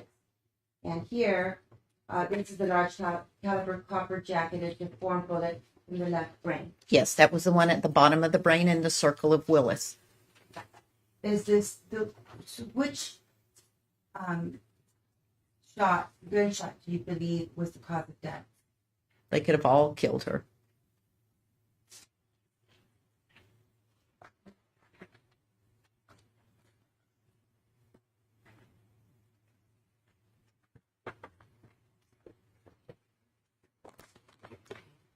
Now I'm going to.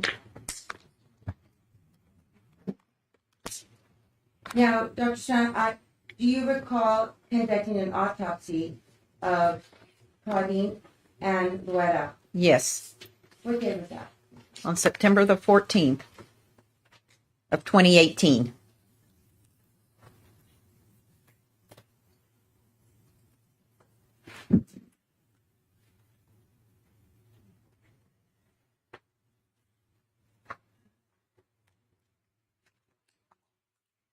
Did you prepare a report for this autopsy? Yes. I'm going to show you what has been marked as State's Exhibit 198 and ask you if you recognize it.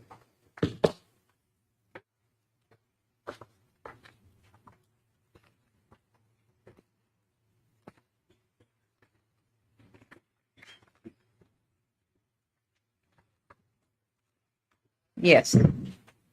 Was it conducted by you? Yes, that is a transcribed copy of my dictated autopsy report along with the toxicology report on Claudine and Laura. Is this report done in the normal course of business Yes, ma'am. and done at or near the time of the autopsy? Yes, And they're maintained in your office? that's correct. Would it assist the jury to follow your testimony if they are able to observe your report? Yes. Okay. State's tenders State Exhibit 198 for inspection and offering to evidence.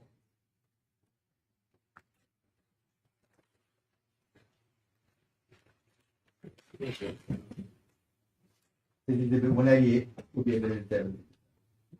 Published, right?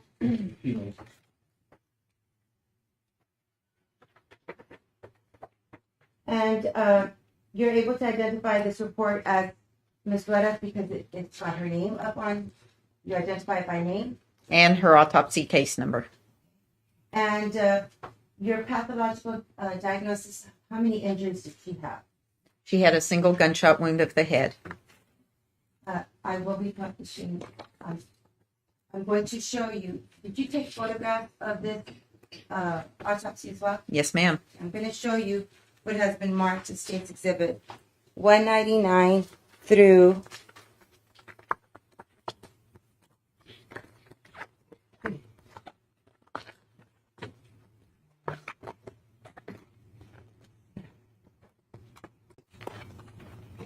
through 209 and ask you to recognize them.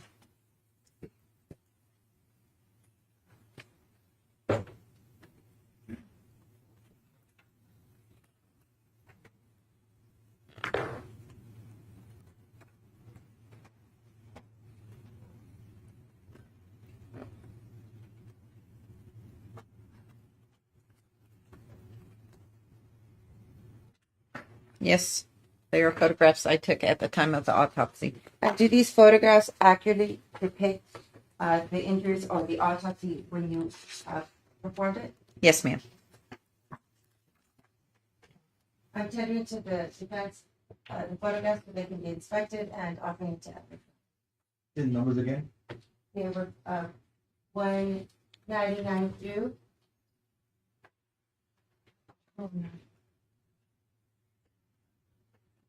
209.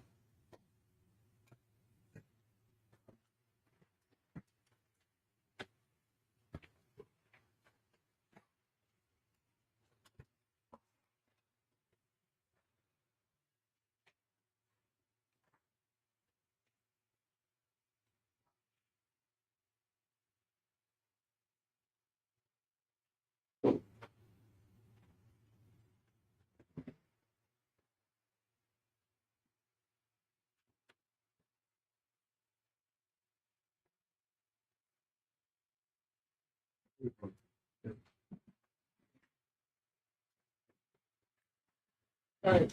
You're trailing your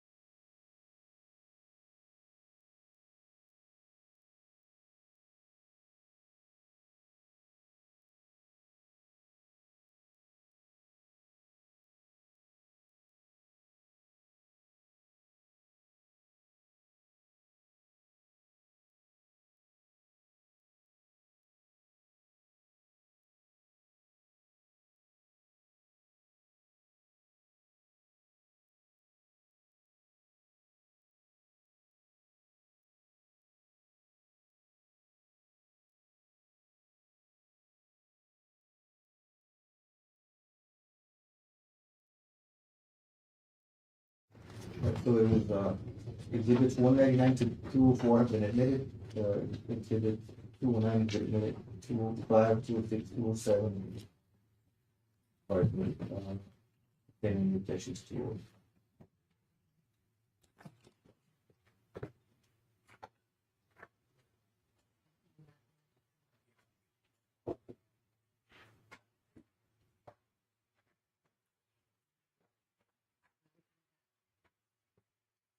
Could you describe the general condition of Ms. Guetta when it would be in this section of your report? Okay, so she was well developed. She appeared well nourished. She was 5'3.5" in length, and she appeared consistent with her reported age to us of 42 years. Other than the wound to the head, which was quite visible, she had full rigor mortis. She had red curly hair. Her earlobes were pierced 2 times each. She had natural teeth, but they were in poor repair. She had multiple stria on her abdomen. I didn't notice any surgical scars externally. Sometimes it's difficult when there is a lot of stria or like stretch marks, like when you get when you're pregnant. She had some scars on her knees and shins, which is very common, with falling even, from childhood on. Her fingernails were intact. She did have several tattoos. And she did have evidence of therapy. There had been some life-saving measures taken. Now, have there been any medical intervention on this letter? Yes, so she had an oral endotracheal tube in the trachea. That's the tube they put down the throat to help somebody breathe. She had an oral gastric tube. That's a tube they put through the mouth down into the stomach so they can evacuate the stomach contents. She had defibrillator pads on her anterior and lateral chest walls. That's what when we shock somebody, we put those pads on. She had a blood pressure cuff around her right arm. She had 4 EKG pads on her chest. She had interosseous catheters in both tibias. And what those are, they're thick needles, and they're actually screwed into the bone of the shin, and we can put fluids. You can rapidly rehydrate somebody when you use interosseous catheters. And she had a Foley catheter in her urethra. That was a tube to collect her urine. Now, I'm going to now refer you to your pathological diagnosis. And what was that? She had a gunshot wound of her head. Now, I'm going to show you what has been marked as State's Exhibit 200. And again, Your Honor, I'm about to show sensitive photographs. This page 200, Exhibit 200. What is this? So that's an identifying photograph after we've cleaned her up. That's Claudine Ann Luera's ID photo, close-up of her face. And you said that there was 1 gunshot wound. That's correct. I'm now going to show you State's Exhibit 207.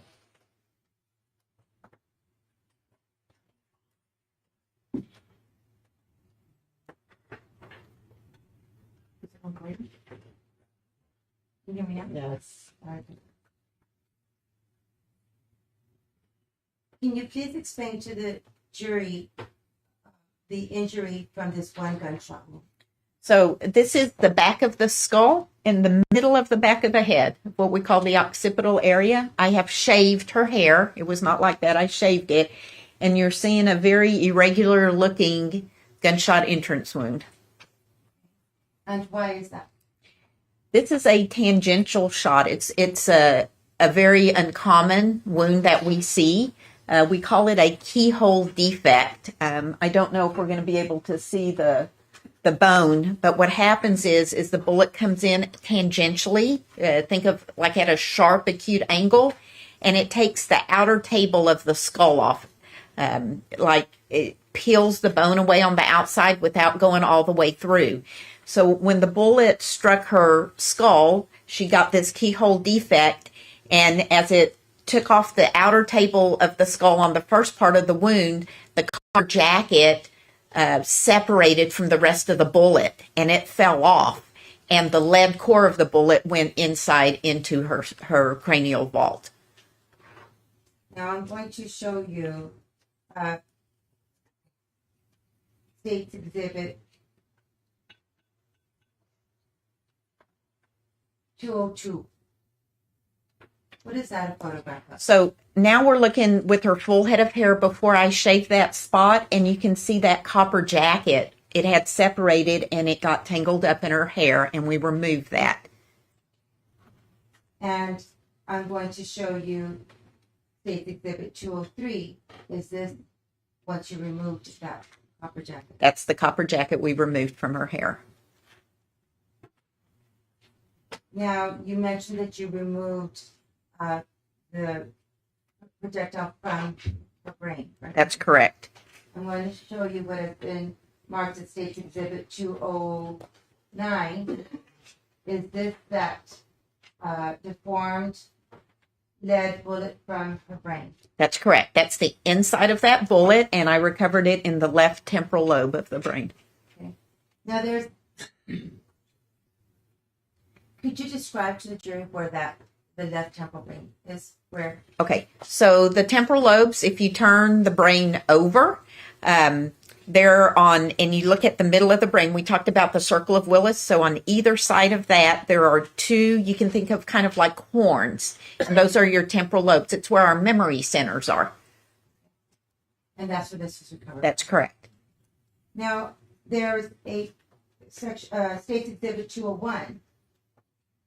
It says copper jacket fragment under the decedent. What was this taken from? So when when she was initially on the table and we were removing her clothing for evidence, that fragment of the copper jacket was underneath her, and it's part of the copper jacket that broke off. Now I'm going to show you what has been previously marked as State's Exhibit 149 and ask you if you recognize this.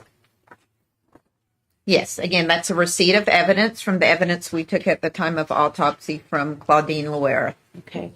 And you use this to document, what is it that you use this for?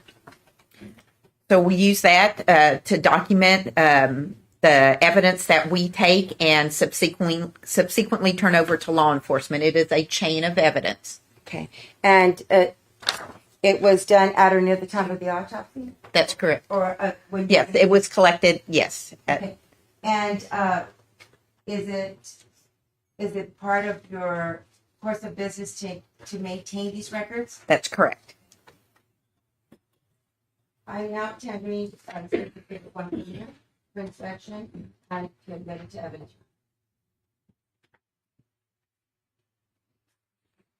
Hi,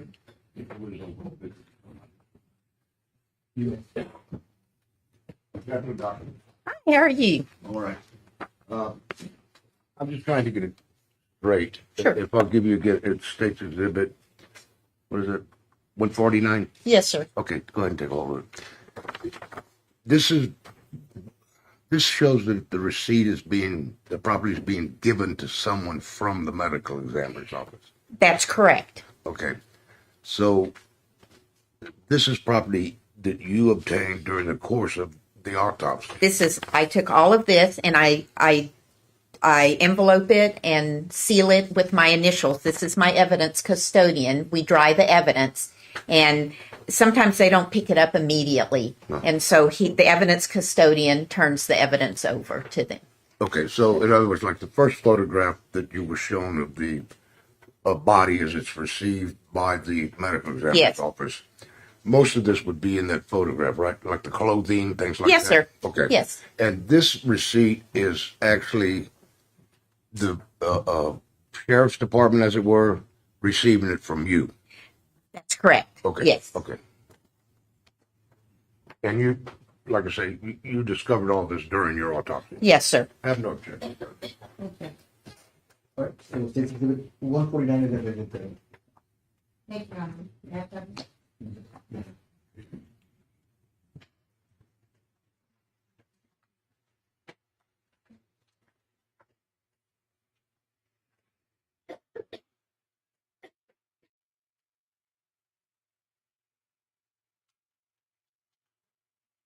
May I approach the witness, Your Honor?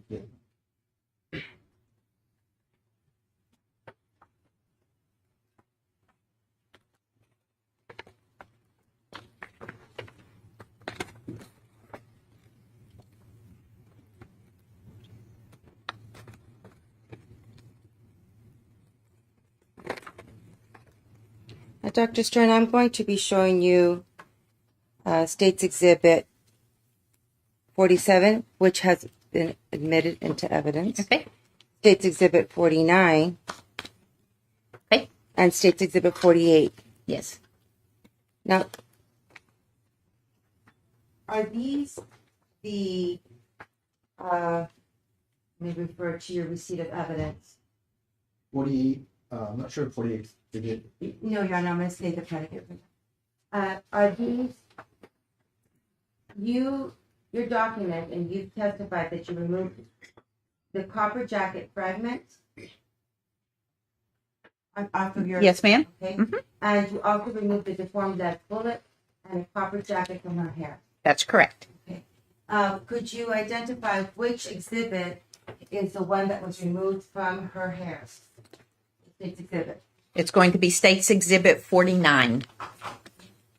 And what about the deformed lead bullet? That will be State's Exhibit 48.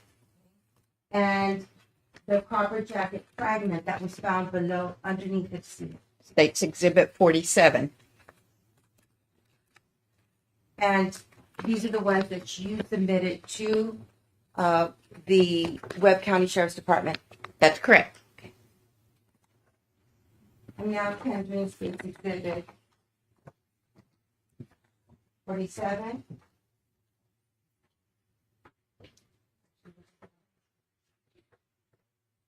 State's Exhibit 48 should be inspected and offering that into evidence.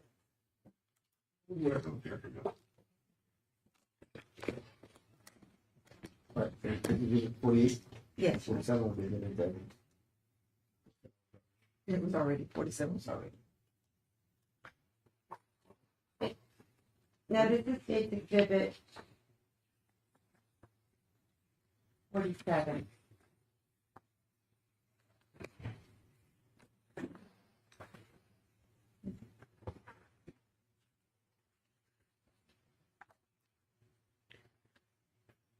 Where was this fragment found again? The fragment was found underneath her.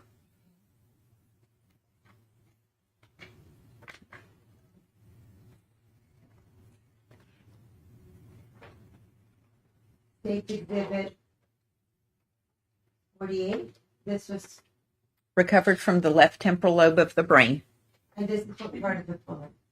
This is the lead core inside.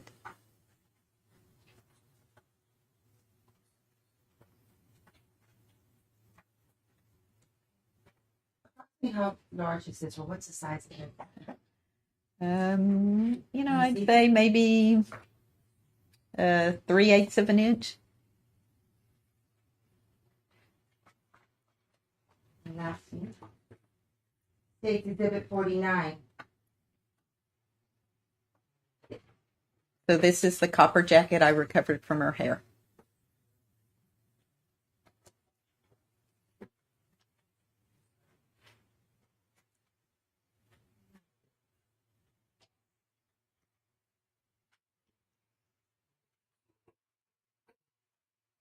And what is this? This is what part of the That's the outside.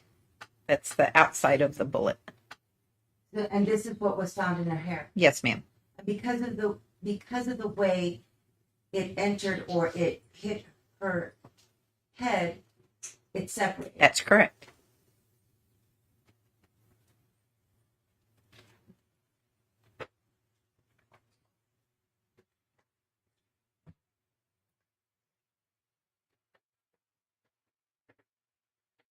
Now, Did she have any other injuries other than this one that you identified? No.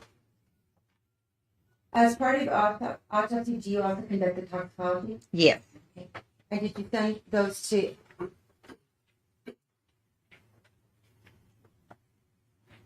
Did you get the results from the lab Yes. and made it part of your report? Yes, ma'am. What were the results of the toxicology report for Ms. Rebel? So she had both cocaine and heroin in her system at the time of her death.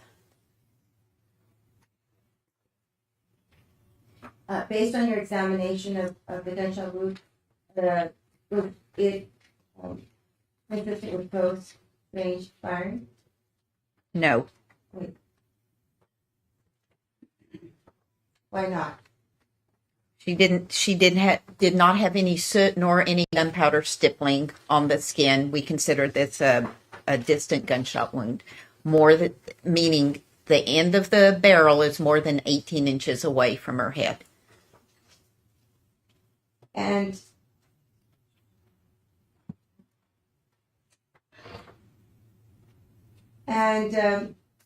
were you able to determine the cause of death for Ms. Rebel? Yes. What was it? She died from a gunshot wound of her head. Now I'm going to. Do you recall on September the 15th conducting an autopsy on Griselda Hernandez, also known as Griselda Cantu? Yes.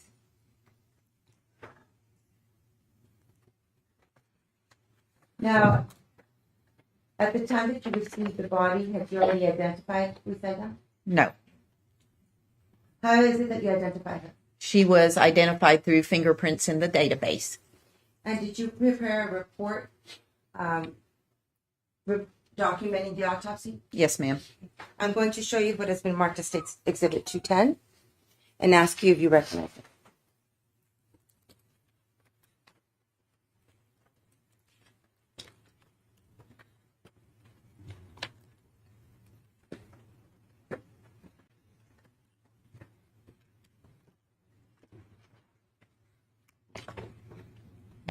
Yes, this is a transcribed copy of my dictated autopsy report along with a copy of the toxicology report. And this was done at or near the time of the autopsy? That's correct. Prepared by you?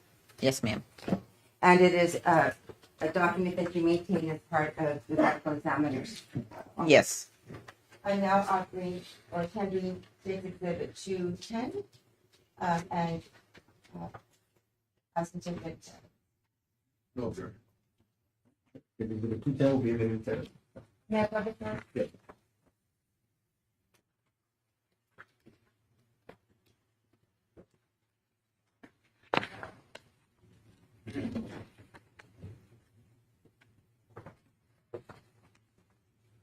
Now, can you describe the general condition of the body when you began the autopsy? Yes. So also she was a well-developed, appeared well-nourished Hispanic female, and she appeared older than her reported age of 34 years. And she had brown eyes. She had black straight hair. Only her left earlobe was pierced one time because on her right earlobe it was torn multiple times, like, you know, when you tear an earring through a pierce, maybe it got pulled at one time. She had natural teeth. They were in good repair. She had multiple skin popping sites on her abdomen. Those are sites where you take a needle right underneath the skin to inject a substance. She did have a couple of surgical scars. She had one in the midline below her umbilicus, it's the belly button, and she also had a 12-inch very irregular scar. It was horizontal but irregular in her pelvic area. Her lower legs, she had numerous stage 4 ulcerations like decubitus ulcers, like what we see in bedbound people. Typically, we'll see them on the buttocks and overlying the coccyx. She had them all on her lower anterior legs, on her shins. They were stage 4 down to the bone. In addition, she did have 2 gunshot wounds, both of her neck, and she had many injuries of her head consistent with blunt force. So I'm going to ask you if handing you State's Exhibit, this is photographs, State's Exhibit 211, 212, 213, 14, 15, 216, 217, 218, 219, 220, and 221. Do you recognize these?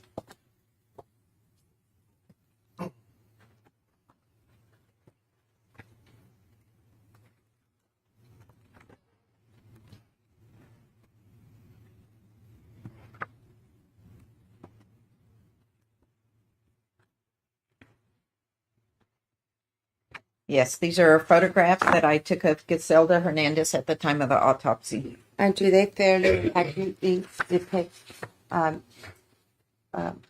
injuries and Miss Griselda as it existed that day? Yes. I'm now attending Exhibit 211, 221.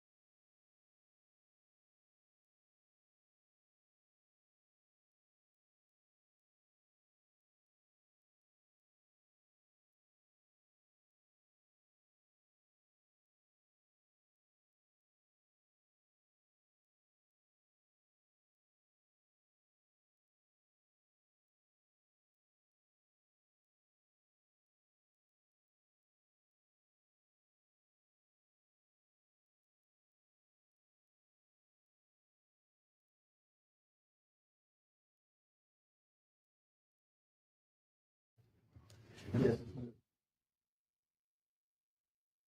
221 was the amended that.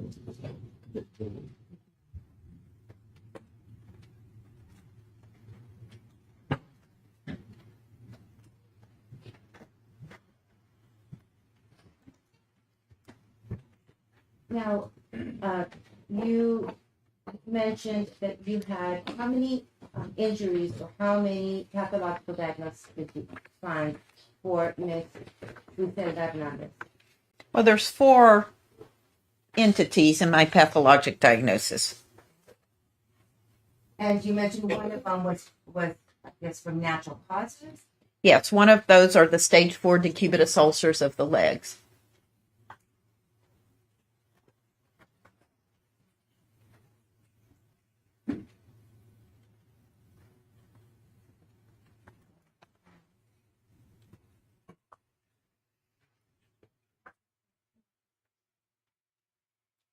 I'm going to show you what has been marked as Exhibit 213. Are these the ulcers that you were referring to? Well, you can't see them in the photo because she has them wrapped in blue plastic, but they are underlying this wrapping. And what did you find or what did you believe caused these ulcers? From her injecting intravenous drugs. Now I'm going to go now to injury, as you identified as injury 1, blunt force injuries of the head. Okay.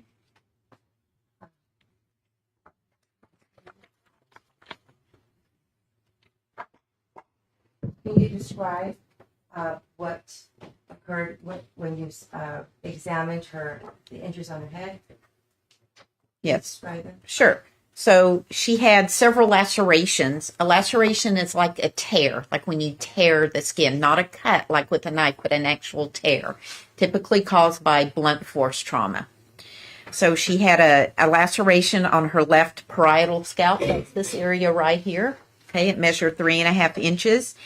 And she had another laceration of the mid-upper forehead. It measured 2.25 inches.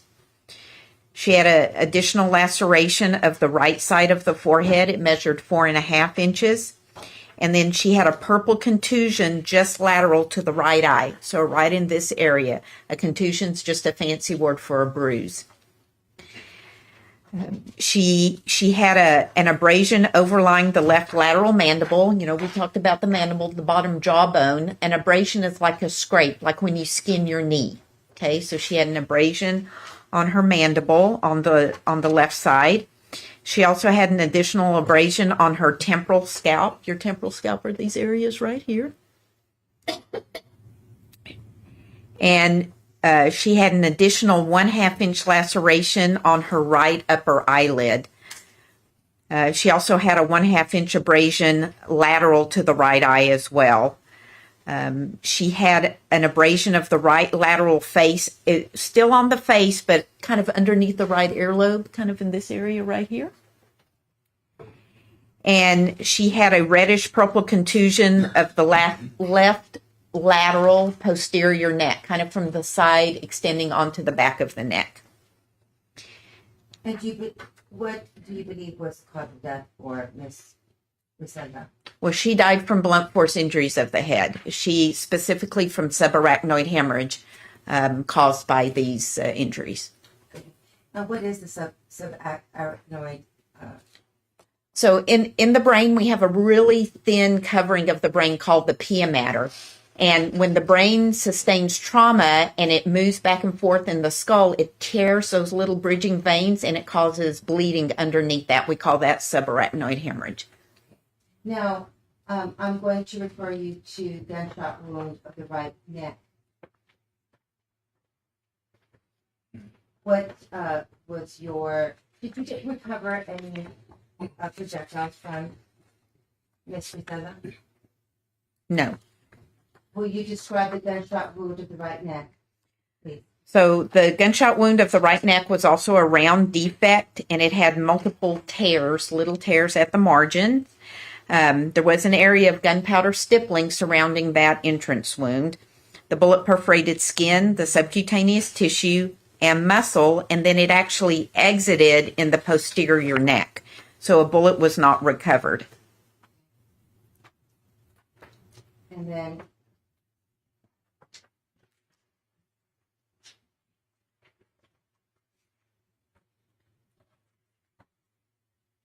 gunshot wound of the left neck. So she had an additional gunshot entrance wound of the left lower neck. It was an irregular defect. It measured a 1/2 inch, but it was irregular. There was no soot or gunpowder stippling surrounding the skin on this entrance wound.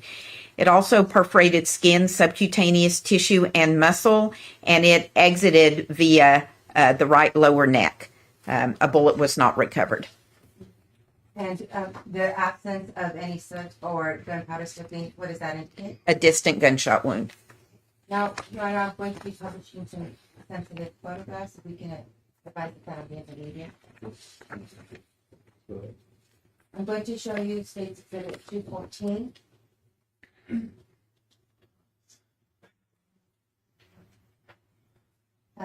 Is this the blunt force trauma that you were referring to as injury 1? That's correct. And this is to what side of Miss Lucenda? That's her right side of her face. And when you said it was a laceration, is this what you mean by it's not a cut? It's a tear. You see the irregular margins up there on her forehead, and then of her right lateral eyelid, you can see the lacerations there. And what would cause something like this? What kind of? So it's blunt force trauma. She could be struck with something or struck against something. Now I'm going to show you State Exhibit 217.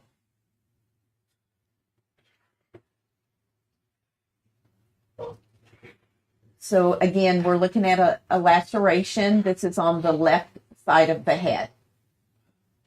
Again, It's like a tear in the skin. also caused by Blunt force trauma. an object or hitting against it. That's correct. Now I'm going to show you State Exhibit 219. Is this, which gunshot wound is this? So this is a gunshot wound of the right side of the neck. So it's gunshot wound, you have this as injury number 2 in your report, That's correct. okay? And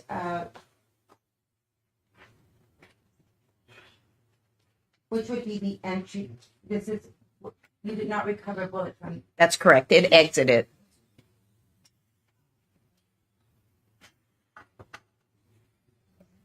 and so this is an entry wound? That's it. That's the entry wound. You can see the little areas of gunpowder stippling and those little stellate tears that I described earlier.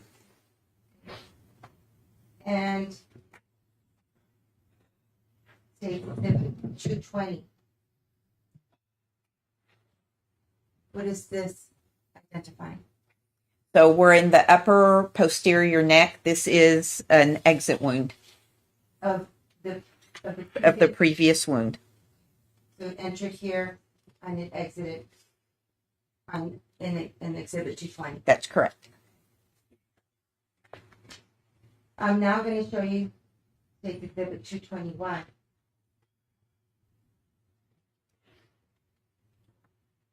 That's the irregular entrance wound of the left lateral neck. And you have this as injury number 3. That's correct.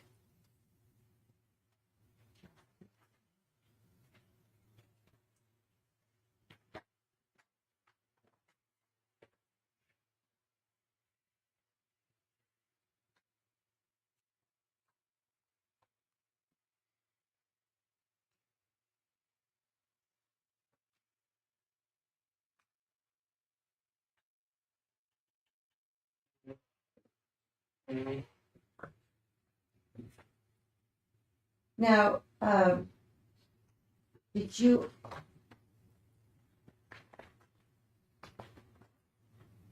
may I approach you, Dr. Stern? Yes. I'm showing you what has been marked as State Exhibit 146 and ask if you recognize that. Yes, it's a receipt of evidence form of the evidence that was taken at the time of her autopsy. Okay. And there was no recovery of any bullets, so there were no bullets that were identified. That's in correct. Here. But what is identified in here that you provided to the?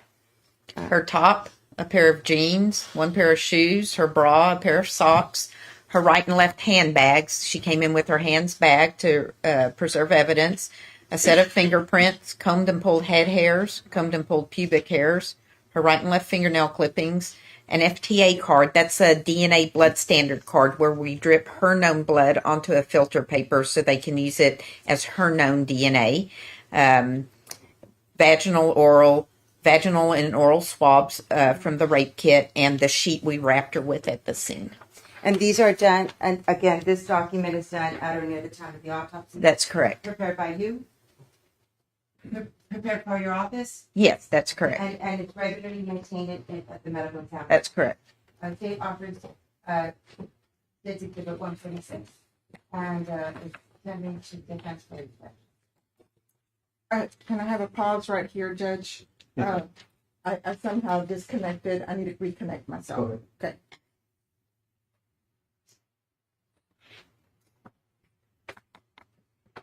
Okay. I need 1 minute, okay?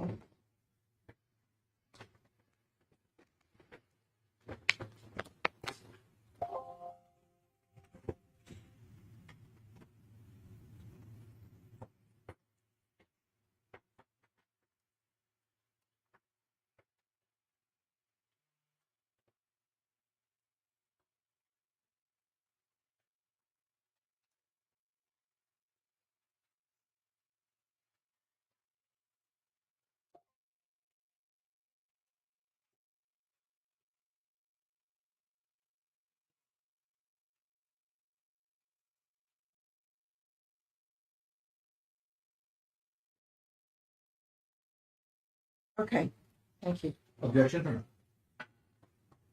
No objection. Right, that was 146, right? It's 146 is admitted that. Thank you.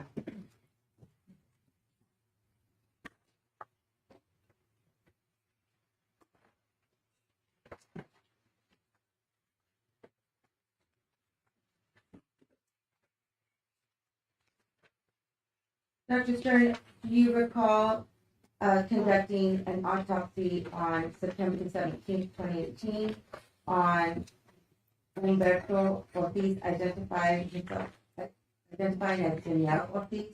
That's correct. Yes.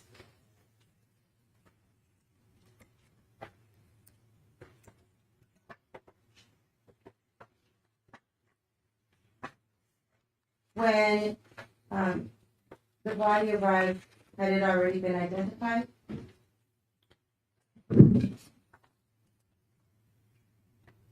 Yes, he had already been identified when he came to me. Now, did you, may I approach your Honor? Yes.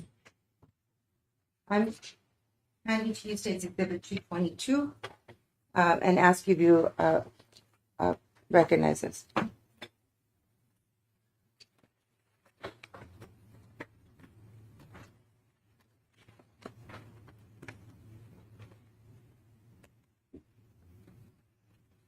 Yes, this is a transcribed copy of my dictated autopsy report on Humberto German Ortiz. And it was conducted at or near the time of the autopsy? That's correct. Prepared by you? Yes. And it is maintained as a regular course of the medical examiners? Yes, ma'am. Your Honor, I now tender State's Exhibit 222 for inspection and ask it be admitted.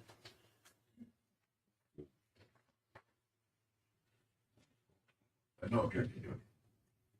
Did you do 222 that admitted to? Yes, may I publish? Yeah.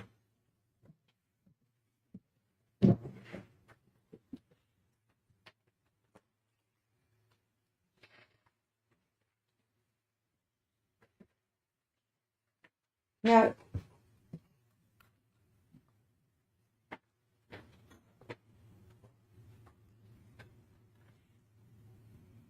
Dr. Stern, what was the general condition of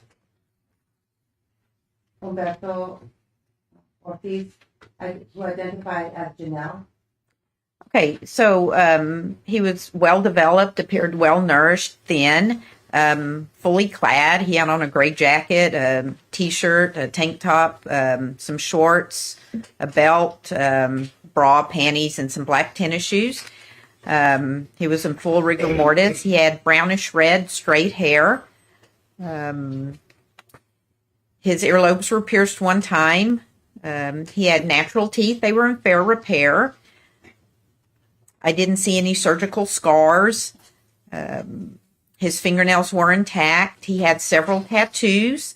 He did have multiple needle puncture sites in his arms. I didn't see any evidence of medical intervention. He did have a gunshot wound of his head.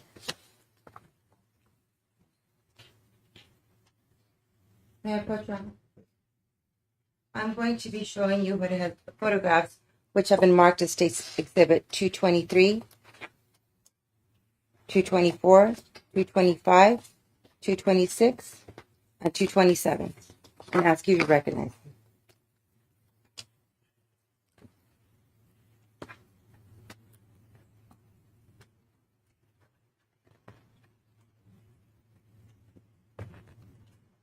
Yes, these are photographs I took at the time of his autopsy. And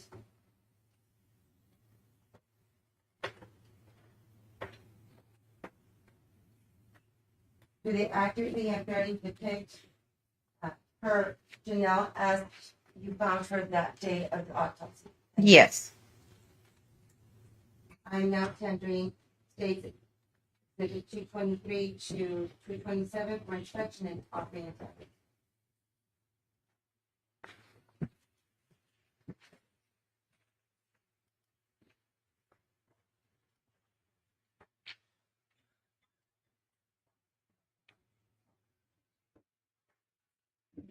No objection, Your Honor. Right. Exhibit 223 through 227 are identified evidence.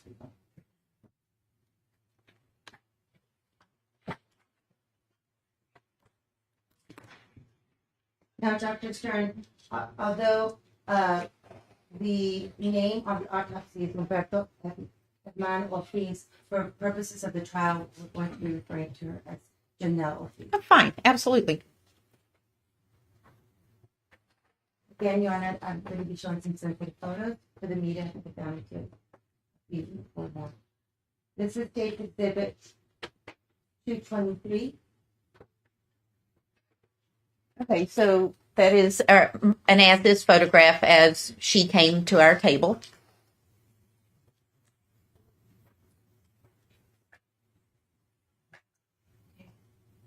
And now I'm going to show you State Exhibit 224. What was the purpose of this photo? This is the identifying photograph after we've cleaned her up of the face.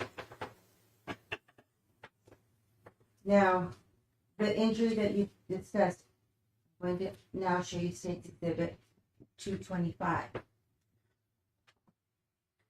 What is this? This is a gunshot entrance wound on the back of the head. Does it have the presence of any soot or stippling? No, there is no soot or gunpowder stippling surrounding this wound. Okay, what does that indicate? That it was a distant gunshot wound. Showing you State Exhibit 226. That's just a close-up. And did you recover a projectile? Yes, I did. And where was the projectile? So the projectile was recovered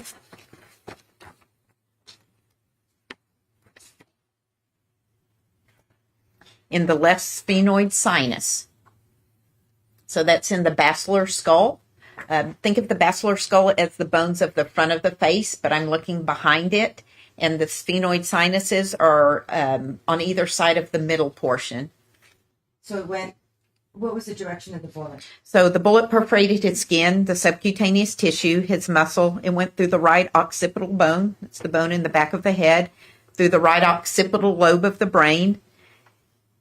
And then it went into the basilar skull just left of the superior foramen magnum. The foramen magnum is the big hole we have in our skull, and our spinal cord goes up through that.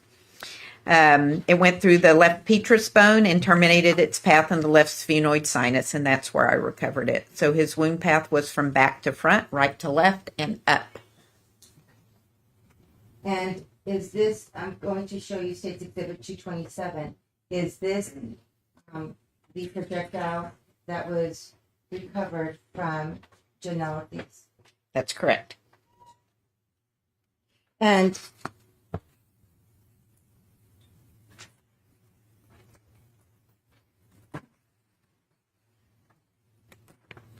may I approach, Your Honor? Yeah. I'm going to be showing you State's Exhibit 147. It was previously identified as 147, and it's a receipt of evidence from the medical examiners. Do you recognize that? Yes. Is it done at a time the autopsy is conducted? Yes. Prepared by you? Yes. And it's the normal course of business to maintain these records? Yes, ma'am. I'm now tendering to the defense, State's Exhibit 147.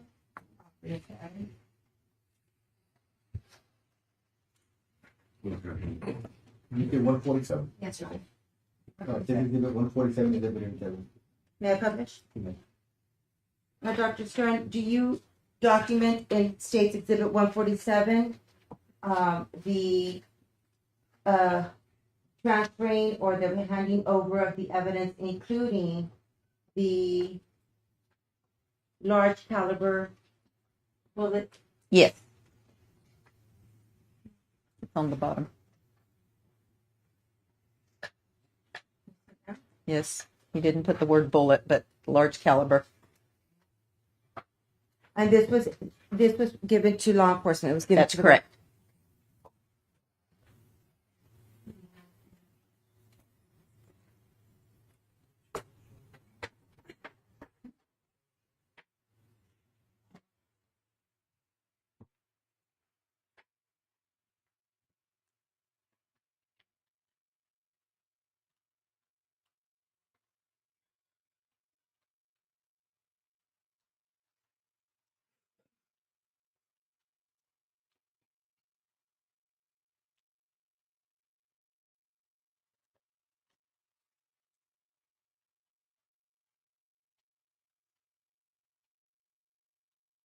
Dr. Stern, I'm going to show you what has 57 been done. 57. No. No, I haven't. I'm going to show you State's Exhibit.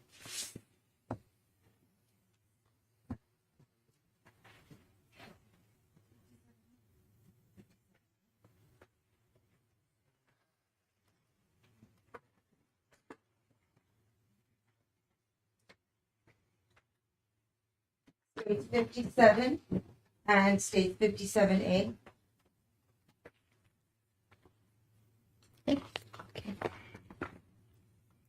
you recognize those? Yes. So 57A is my coin envelope that I placed the large caliber copper jacketed deformed bullet that I recovered from the basilar skull. And in States 57 is the actual bullet. And how is it that you know that this was the bullet that was in that envelope? Because there's an evidence receipt and the numbers match. Was that evidence receipt by you or by another agency? This is by another agency. But they do match. Yes, ma'am.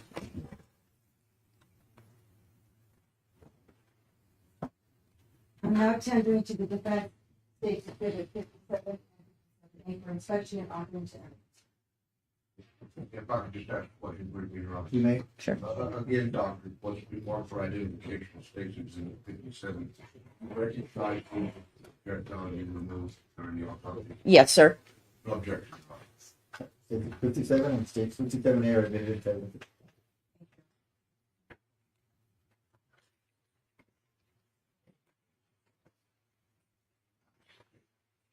Now I'm going to show you State's Exhibit 57A, which is the envelope that identifies large caliber copper jacketed deformed bullet vascular skull? Yes, ma'am. Okay. And State Exhibit 57. Yes. Now, this is what was recovered from Janelle. Yes. Where again? In the sphenoid sinus of the basilar skull. There was no exit wound. That's correct.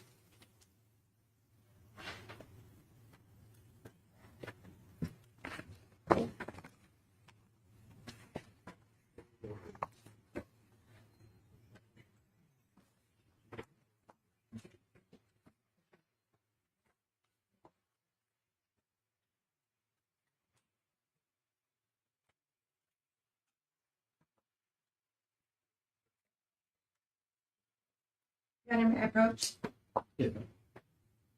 Dr. Stern, I'm going to show you what has been marked as State's Exhibit 228, 229, 230, and 231. What are they? So these are copies of death certificates. And were they signed by you? Yes, the medical portion is signed by me.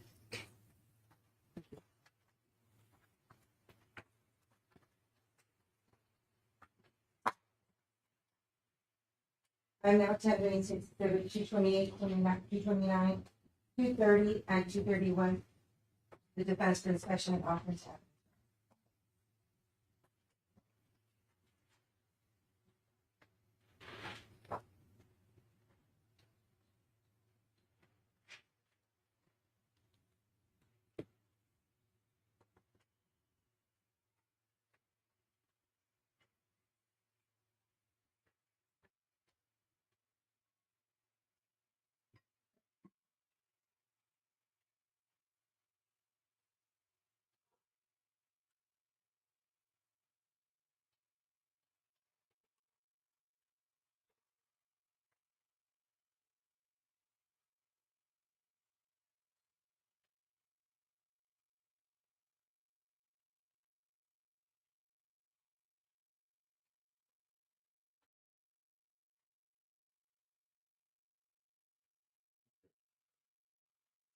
Exhibits 228, 229, 230, and 231 are available.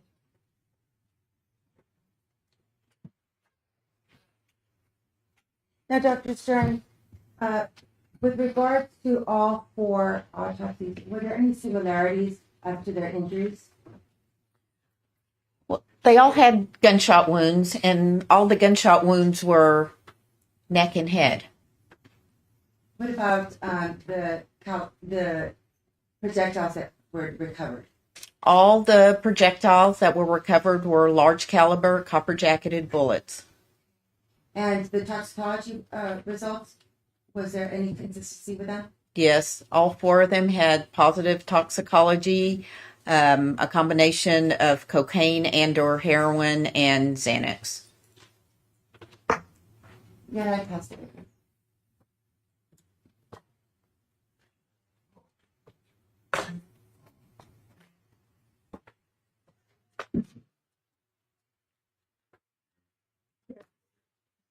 Definitely, doctor. Hi. And we'll be fairly brief here. Okay. You testified regarding the autopsy of I believe it's Gisela Hernandez. If there were other blunt force injuries besides the gunshot wound in the neck. That's correct. Were you able to determine what instrument caused those injuries? No, sir. It could be any number of things. Yes, sir. Lead pipe, for example. Yes, I didn't see any pattern when I reflected the scalp, so there was nothing to indicate it was a lead pipe. That usually gives us a specific pattern, but I could not tell. Okay, so there was no discernible pattern to like, for example, sometimes a certain blunt instrument Yes, sir. will have a defect in it that will reappear. That's correct. Okay. Or a certain indentation in it that will reappear. That's correct. And you notice none of that. None of that. were you able to determine, and I'll go back a little bit, when you describe injury number 1, number 2, you're not describing how they were inflicted. No, that's correct. That's very important. That's just how I dictate them into my report. I cannot tell which came first or second or third. So like the first one you look at is an injury, say, to someone's arm. That will be injury number 1, so it's the first one you did. That's correct. So with this blunt force trauma and the gunshot wound, were you able to determine in any way in what order they occurred? No. So the person could have been shot in the neck and then subsequently received the blunt trauma to the head. Objection, Your Honor, also speculation. He's an expert judge. He can speculate all she wants. Yes, I cannot tell. You're correct. No questions on that. Now on Berto Ortiz, how were you able to originally identify Berto Ortiz? He came to me identified already. So sometime between the time of the scene and when he came to my autopsy table, he was already ID'd. I don't have that in my autopsy report, but let me see if I have it documented here. I believe in there somewhere you say he had a toe tag on. Yes. So we tag everybody that comes into our office. If they're unidentified, we will put John Doe or Jane Doe or Baby Doe. But if they're ID'd, then we'll put their name. Now it's possible he came in as a Jane or John Doe, and then was identified before he got to my autopsy table, so the tags would have been changed to reflect his name. Because in the property receipt, there's no driver's license or anything like that, right? That's correct. Let me see if on the investigator's report, if they say how he was ID'd.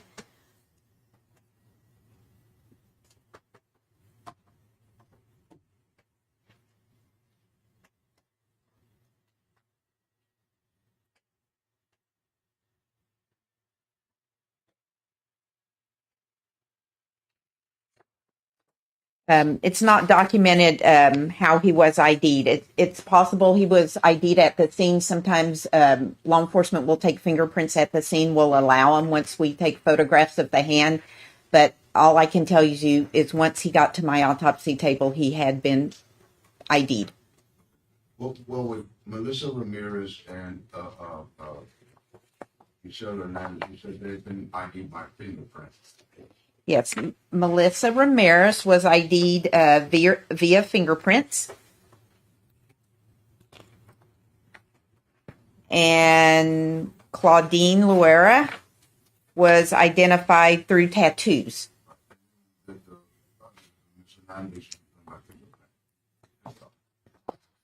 That's correct. And the tattoos, how does that go by identifying someone?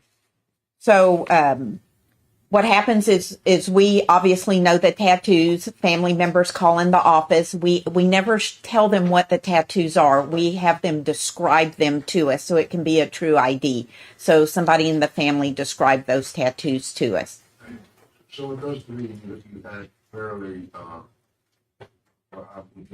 common types of identification for bodies that are received by the medical examiner's office. Yes, they have to be forensically ID'd. So either through fingerprints, through tattoos, through dental records, or through DNA. But as far as Berto Ortiz, you don't know how that. I don't know how. I just can't recall off the top of my head how he was ID'd, whether it was through my office or through law enforcement before the start of the autopsy. All I can say is by the time I conducted his autopsy, he had been identified and he had the tags on with his name. So you didn't do anything else as far as identification? No, we would have just turned over a set of fingerprints to law enforcement.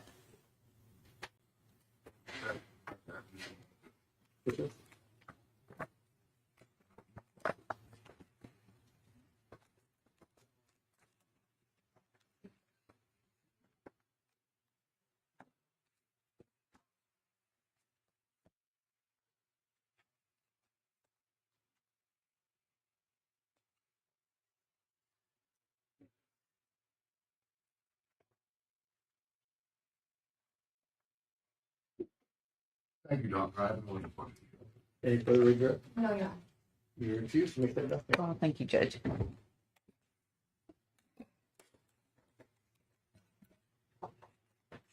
Dr. Stevie from Laredo. Yeah, she's excused. Thank you. We'll be calling Ranger EJ Salinas. The court wants to take What time is it? 3:20? I'll give the jury an afternoon break, about 15 minutes. And just reminding not to discuss that back to the case. All right, for the jury.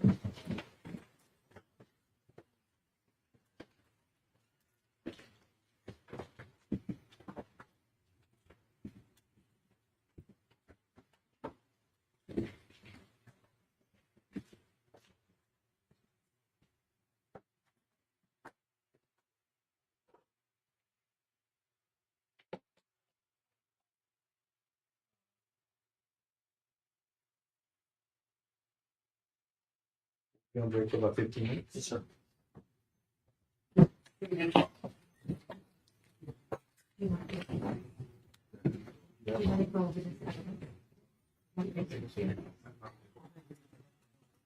You just put it up there. Because I mean, I took note of what was submitted and what was not submitted. I mean, as you go along, I do that. And see, at the end of the day, it's good I have all three pictures. Okay, good. If it's all in order, put it right, put it in this box right here. So if it's all in order, just. One week.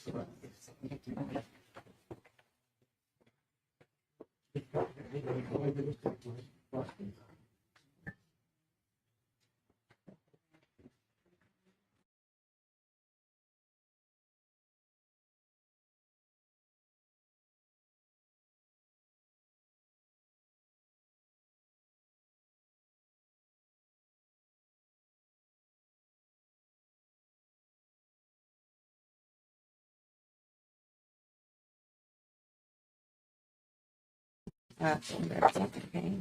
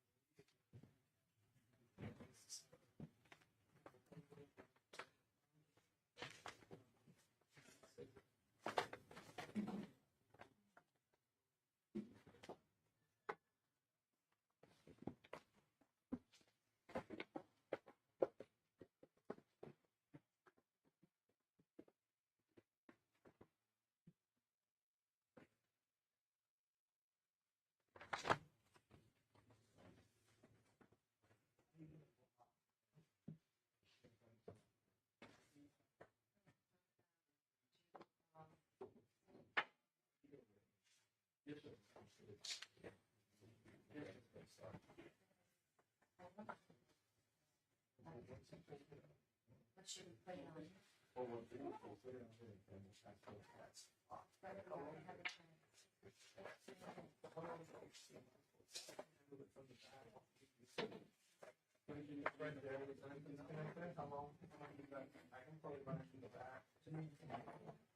I'll just sit in your spot.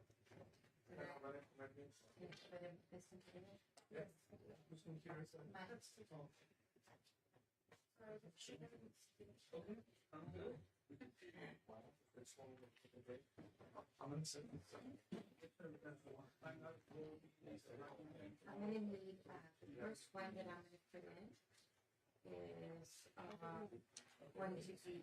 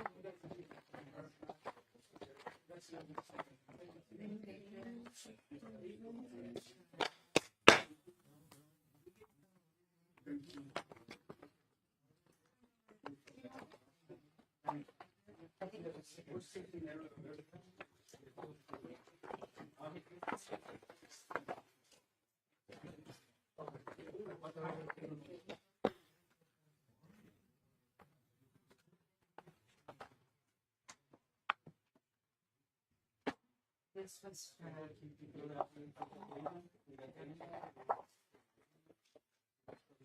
okay, this is from this is, let me grab that one. And this is, I see 31 and 32 that belong in here. This is 67 to 38.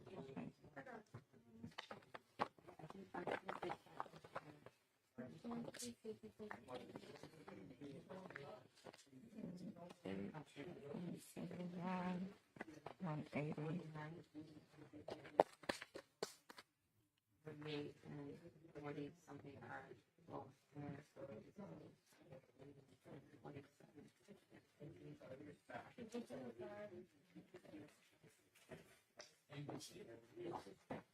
But I think Melissa's the first 40.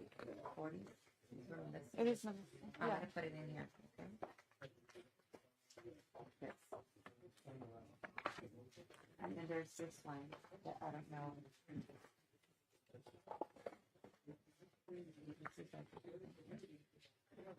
65? No, well, no, that contains 47, 48, and 48. That contains it.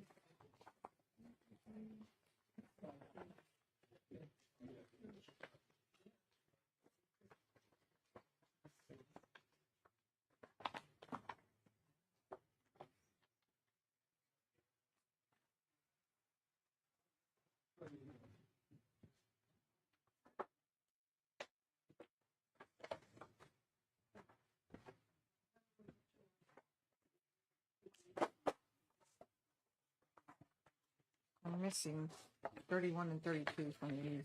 Are they in here? 31 and 32. Did y'all do anything with that this afternoon?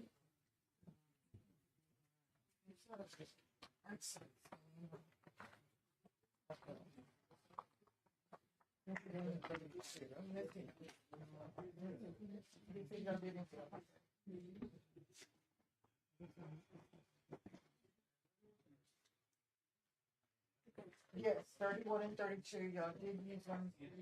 during Ugarte, marked and admitted.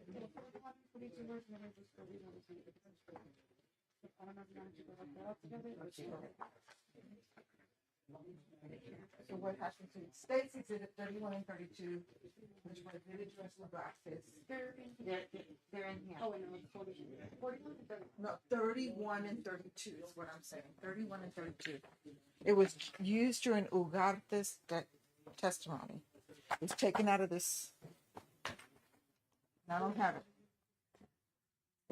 Pictures? Pictures. They are pictures for sure.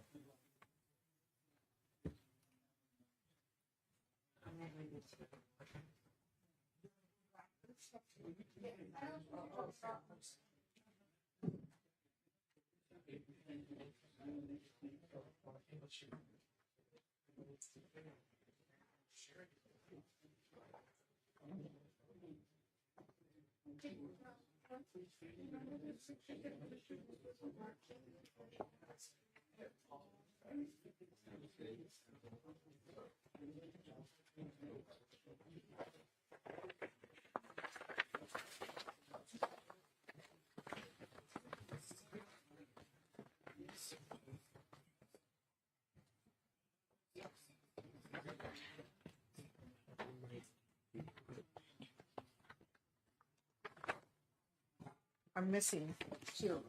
They were taken out of the envelope, and I know they belonged in it, the photo. Sorry.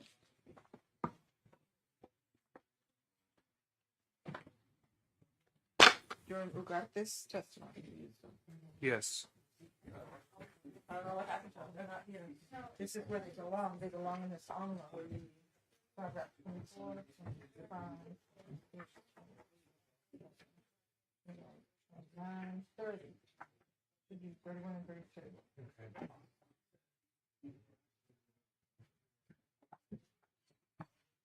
Right here. Okay, thank you.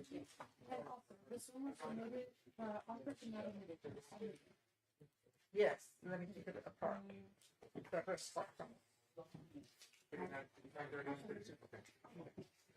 And then one was submitted too. I don't know if you need it, but I don't think it's fine. 122 was also not admitted? No, it wasn't. It wasn't, yeah. And then I'm looking for the document that Ugarte brought in, and it was from EJ, the Jeffries, the evidence receipt. Were all of these admitted eventually, or only 31 and 32? On these six exhibits, 24 to 30, Yes, were all admitted? because we ended up getting 31 and 32. And like, Okay, all right. You wanted to borrow the stickers? yes. No problem. It was Ugarte. Yeah. I don't know. Oh, maybe it's over here. Okay, what are you looking for now? What is it? It is, I'm just finding it. Okay. Whenever it looks.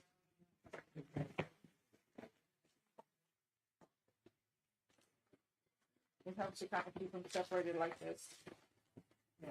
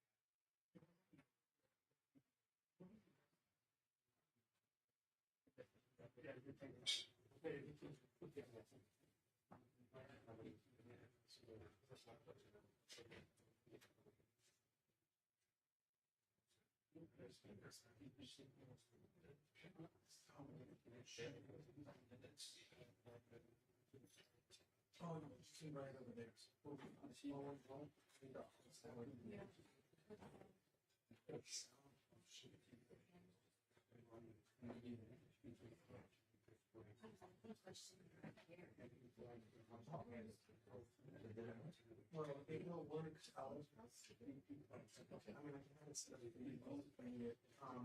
instead of it, the hot sport, you know, they said, yeah, they're moving there. I can.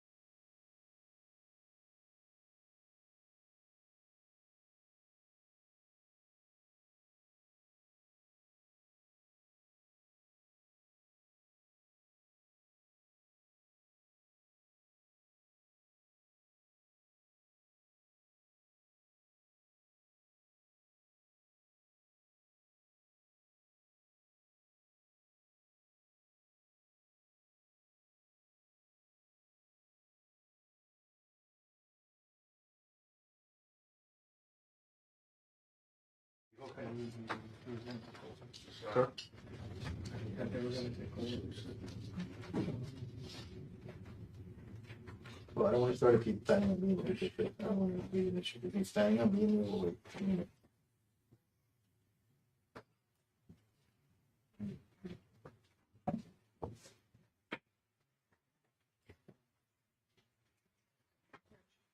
I spoke to the state. Oh, so it's gonna be okay.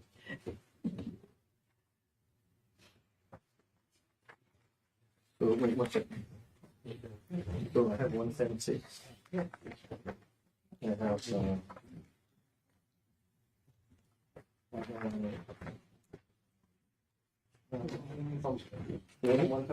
Forty.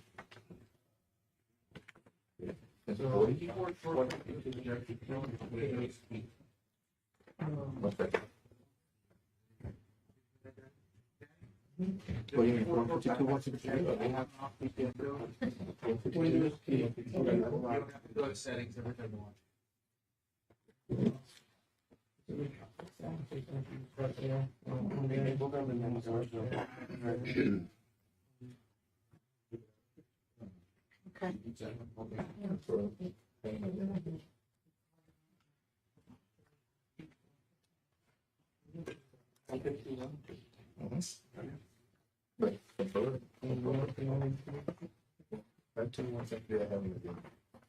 But you can confirm it. Okay, all right.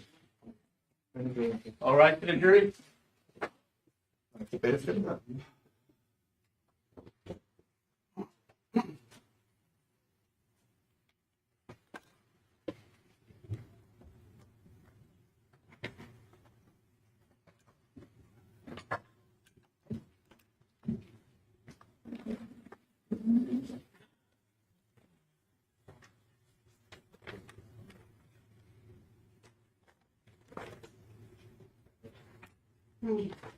Are you doing the questioning, Ms. Salinas?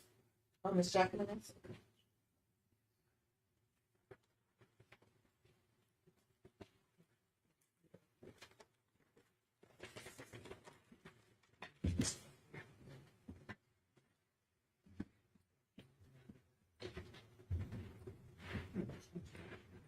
You may be seated.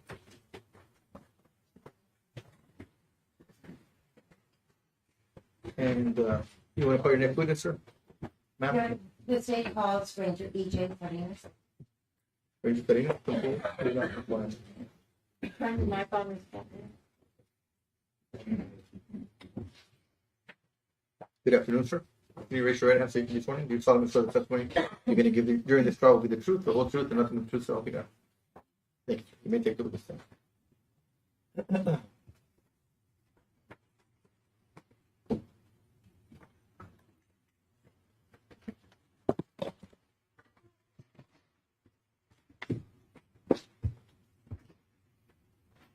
Good afternoon. For the record, my name is Marisela Salinas Jackman. Will you please state your full name for the record? Yes, I'm Ernesto Javier Salinas. Everybody knows me as EJ. And are you a police officer? Yes, For how long have you been a police officer? going on 29 years. Are you employed by a law enforcement agency? Yes, I'm employed by the Texas Department of Public Safety under the Texas Ranger Division. And did you begin as you're saying you're a Texas Ranger? Yes, Would you please give us a brief history of your employment with CPS? yes, I began my career in law enforcement in '93 with the Whip County Sheriff's Office. Soon after that, I was accepted to the B-97 class with DPS. Graduated, was a Texas Highway Patrolman for about 10 years. And then I promoted to the criminal law enforcement side of DPS. And then in 2011, I promoted to the Texas Rangers. In 2000 and in that same year, I was also assigned to the joint, which is called the Joint Operations Intelligence Center, as in charge of border security issues. And then in 2014, I transferred back to the field office. Now, Ranger Salinas, if you could please get a little closer to the microphone so that we can hear you clearly. And speak up into the microphone. Test. Now, you mentioned that you were a special investigator of special crimes. What exactly did you do when you were there? Yes, we mainly dealt with sex offenders, gangs, and criminal intelligence. And would you be how would you be involved with investigations? We dealt with criminal investigations, all the aspects of criminal investigations. And what about when you were assigned as the supervisor at the DPS Joint Operation Intelligence Center? Yes, I supervised federal state guard guys that were analysts assigned to border security. Okay. And what exactly is the Joint Operations Intelligence Center? It's an intelligence sharing building with it houses state and federal agencies. Okay. And how long were you there? From 2011 to 2014. Will you please explain to the jury, because we may not be familiar with this intelligence center. What is it used for? Who contacts the intelligence center? Yes, every time I would conduct a criminal investigation, I usually contact them for support, analytical support. By analytical support, what do you mean? I would run names, date of birth, license plate numbers, telephone numbers, see if I can get more information. And are you the only person who can contact the intelligence center, or does any law enforcement agency have the ability? Any law enforcement agency has the ability to contact them. So it's a resource for law enforcement. Correct. And you mentioned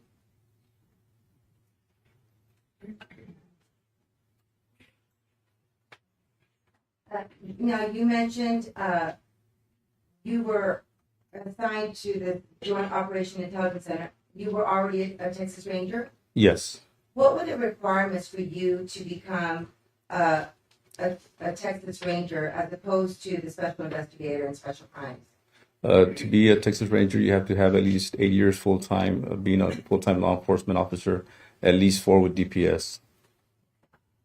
And then you said thereafter, I guess, what year did you move or did you transfer from the Joint Operation Intelligence Center, the supervisor, to Company D Texas Ranger? 2014.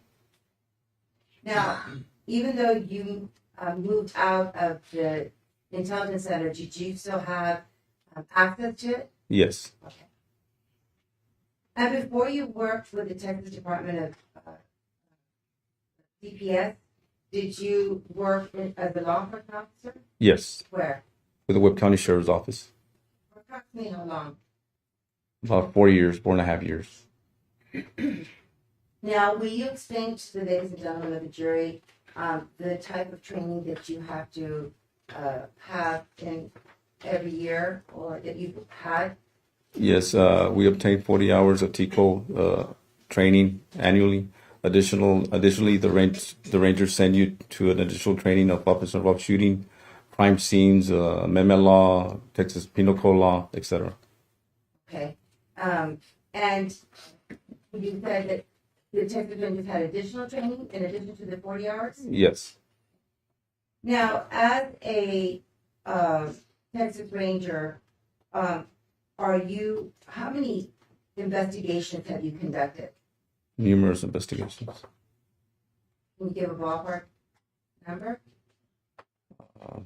Probably over 500. Now, what were your duties back in September of 2018? I was assigned to the Texas Ranger Division in charge of the major crimes. And when you say you were in charge of major crimes, what were your tasks at that time?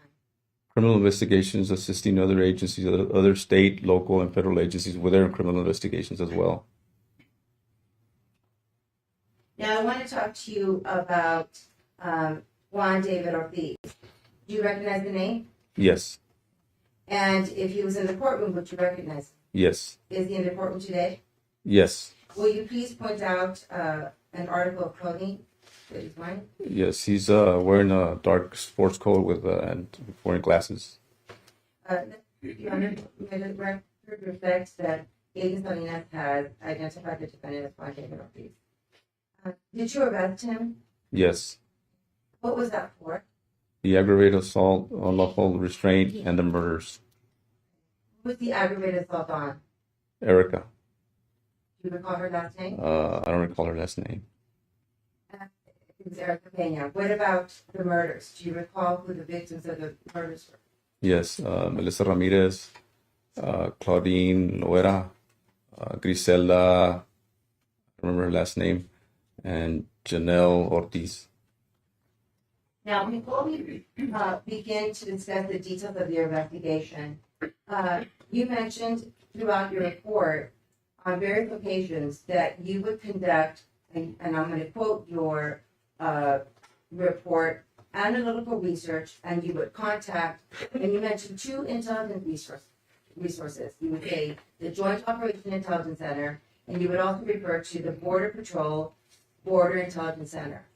Yes. And when you say analytical research, what exactly is it that you're doing when you call these intelligence centers? I'm trying to get information. Some of the information we were getting, we would just get a number, a nickname. We're trying to get license plate reader information, telephone information, and biometrics on the individuals to try to identify them.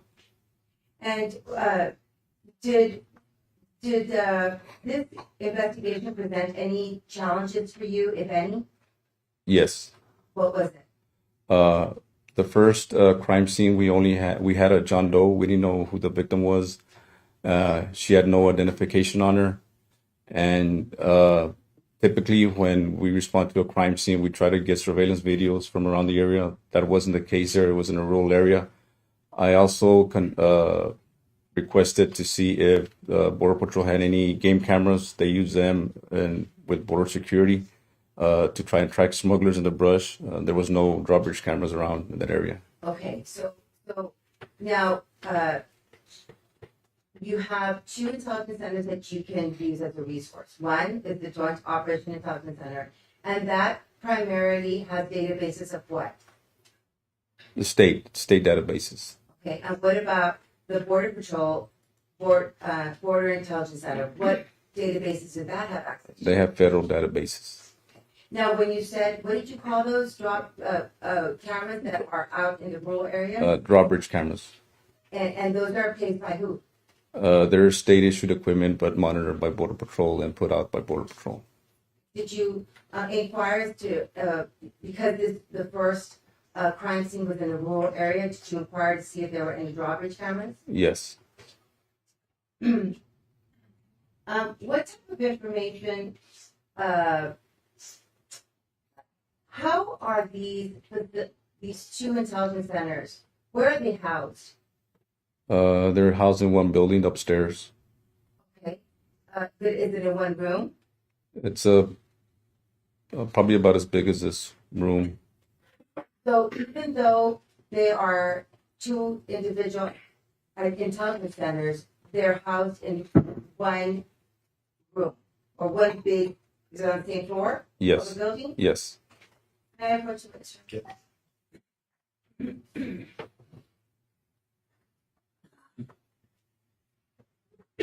I'm showing you State's Exhibit 232 and 233 and ask you if you recognize the images that are depicted in there.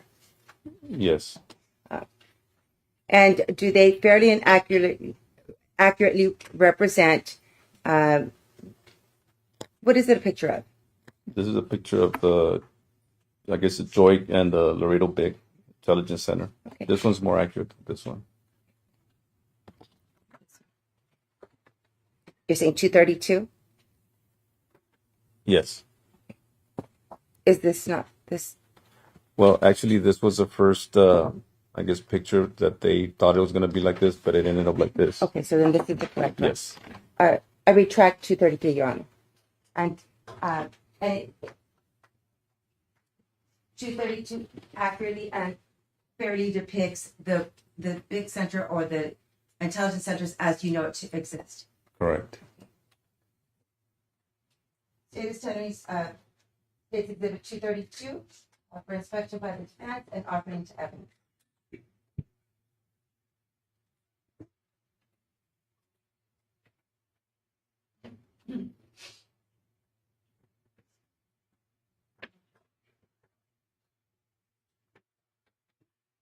No objections to 232. All right, so if you do the 232, they've been entabled at this time. 232 was withdrawn.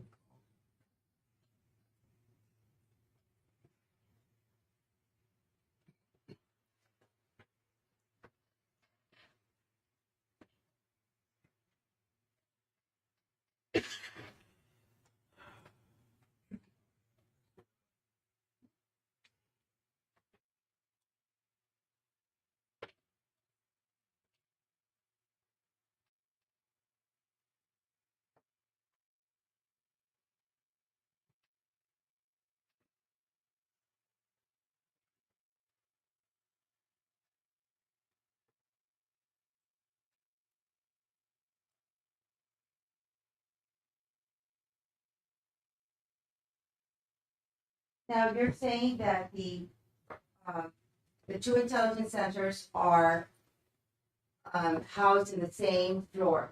Is that correct? Correct. And will you describe the setup for, I guess, the seating arrangements for those agents?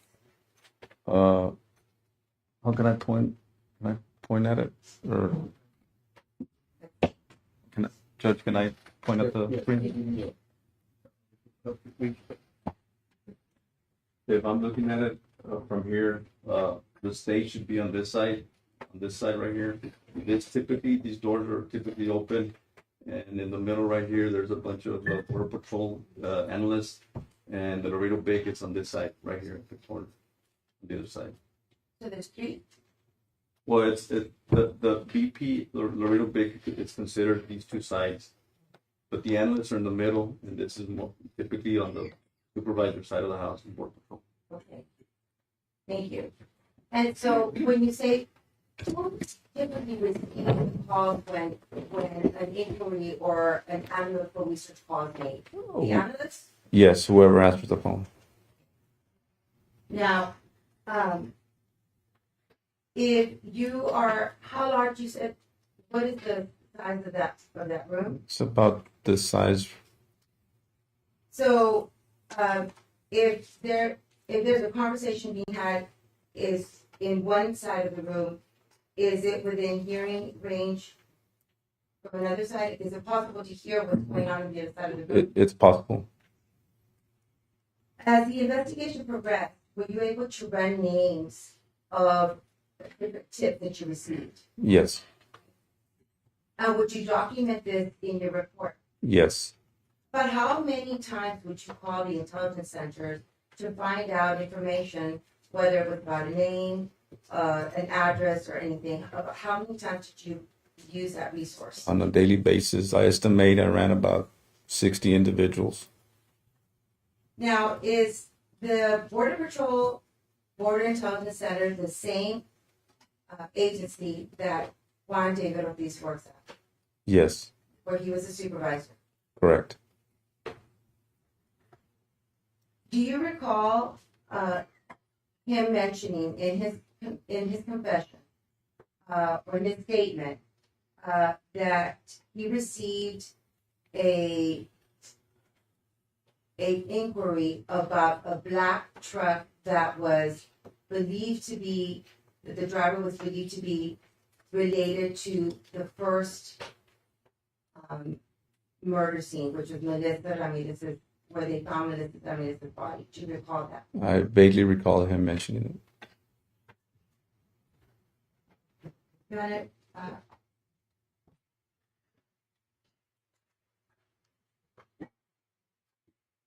may I publish, it's already admitted, State Exhibit 116? Yes, sir.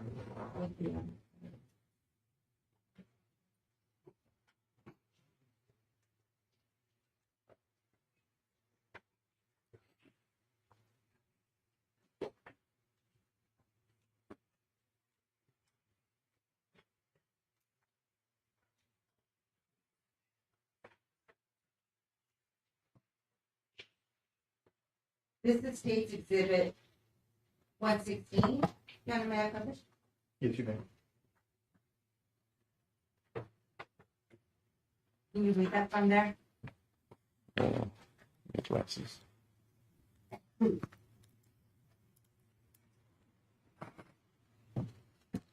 Make reference to the page. And I'm going to make reference to page 127. And it starts on line 13.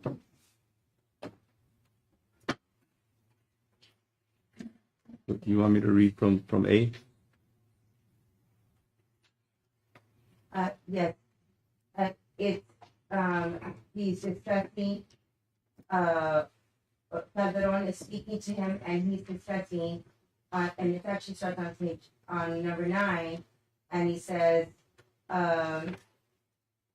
starts with answer, I shaved and everything and went to work, and then the fucked up firefighter, they came out there as far as the big. And will you continue? And I think it's a cop that you guys found the plates to see if it's run through the checkpoint.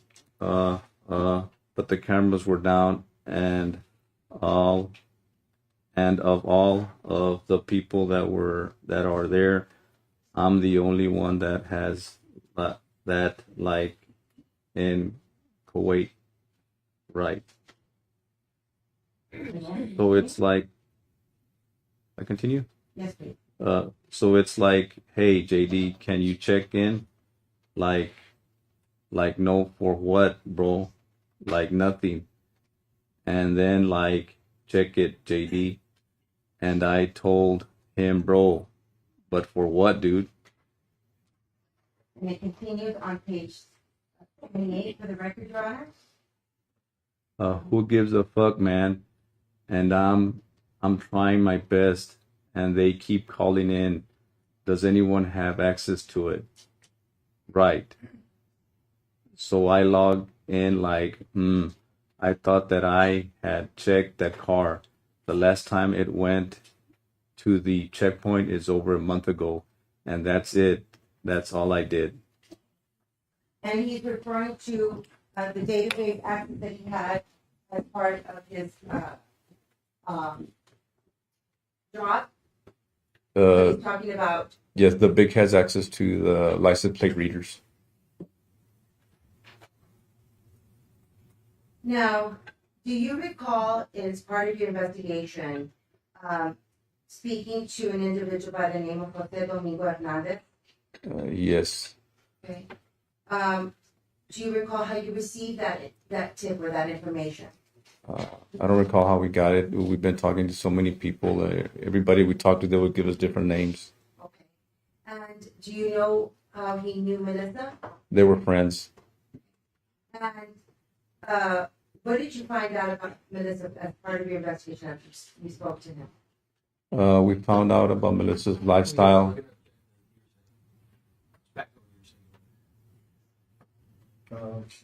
Yeah, it's part of the investigation, and we just want to show what led him to go speak to the next individual. It's not offered for the truth.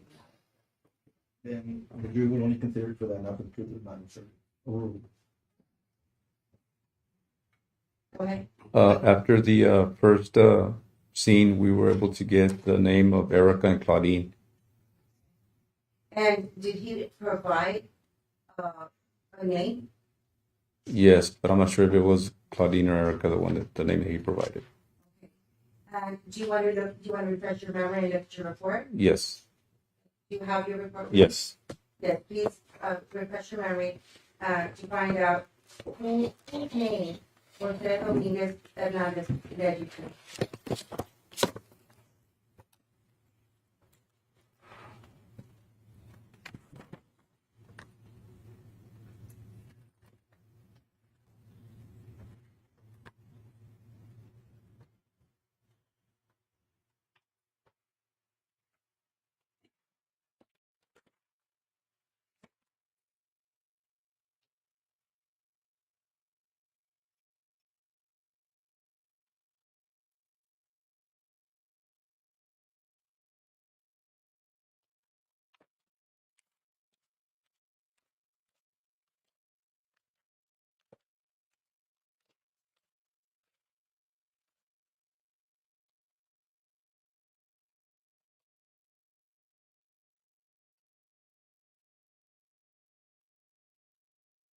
To Claudine. You meet with Mr. Hernandez, Joe Hernandez. We met him on 9/12/2018. September 12th, Yes, and he gave you the name of Claudine Guerra. correct. And did you run that name through the intelligence center? Yes. Okay. What date did you find Ms. Guerra's body? On the 13th of next day. Next day. Did your investigation reveal if Mr. Ortiz was working at the VIC? I believe he was. I believe he was working on that day. Now, do you recall during his statement his description of how he picks up Ms. Claudine Guerra? I don't recall the details on that statement. Do you recall if he mentioned that he did not know Ms. Guerra? I don't recall, but I can go back. Your Honor, if we may publish State's Exhibit 116, and it's Exhibit 7, and that is going to be State's Exhibit 110 that we have.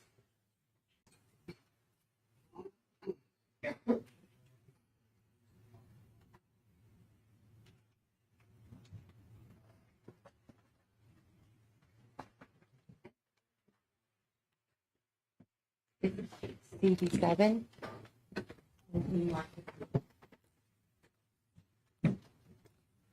You may follow along on it's CD7, page 27 and 28.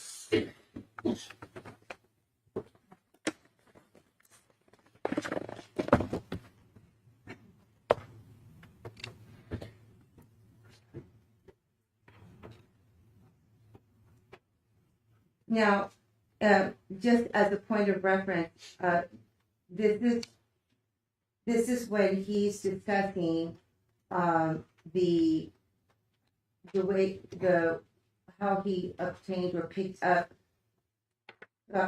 Ms. Suera. And this is on what's the timestamp? For the record, it's 11:36:40, and it will end at 11:40:35. The what we want to publish.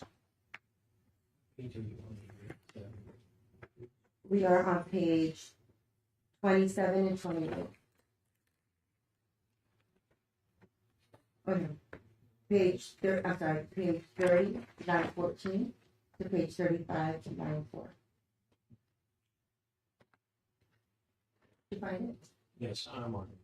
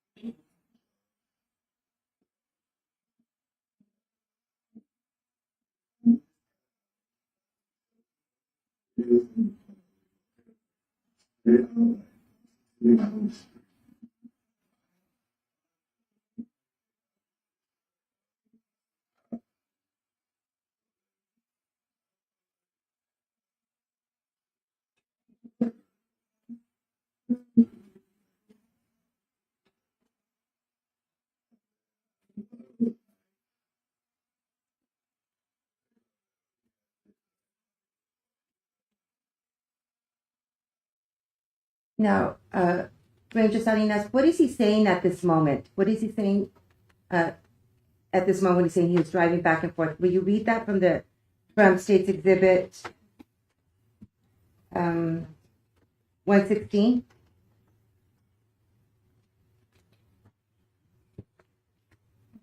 What do you mean 116? It's on page 31.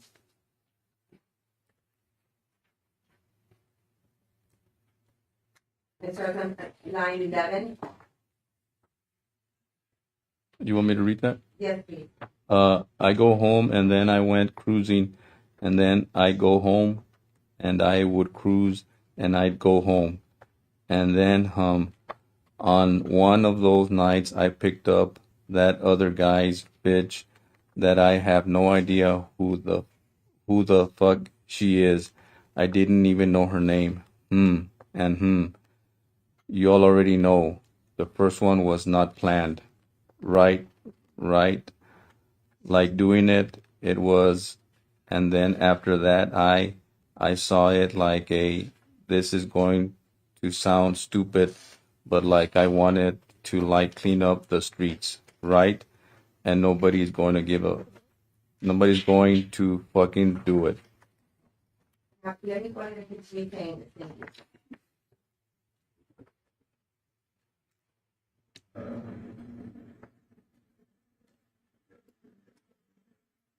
The first one, I saw it.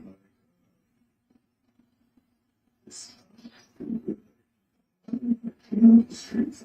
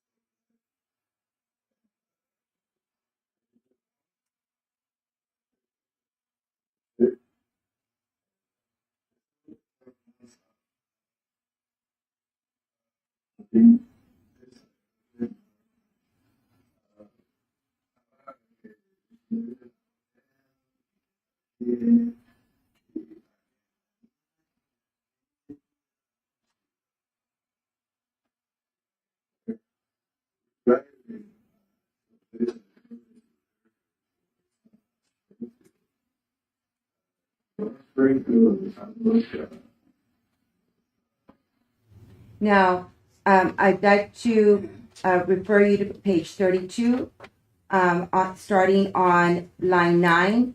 And if you could read clearly and close to your microphone so that the jury can hear what he said. It starts on line 9 of page 32. So convinced myself of that, and I grabbed it by the horns. I picked up that stupid chick and talked nonstop. Claudine. That one, Claudine. I don't know her name. That she lived in a hotel. She was saying that she lived in a hotel and who knows what. And she said the same fucking bullshit. Can you take me to shoot up? So what I mean, where? So we're driving to a place where I had run into Erica before. It's on Springfield. Okay, thank you. I'm going to resume the playing of the video. Thank you. Projects, you leave a left, you'll be the first grade, make another right, and come back. Thank you. And take her education, so she bought her and whatever. And then,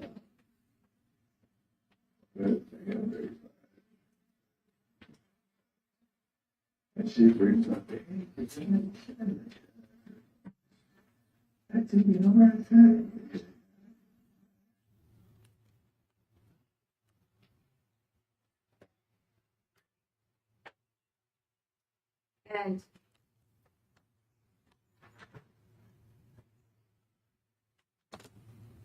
And she continued, so this is what he was discussing, how he killed Claudine, correct? Correct. And this occurred on the 13th. Correct. And the inquiry was made on the 12th? Correct.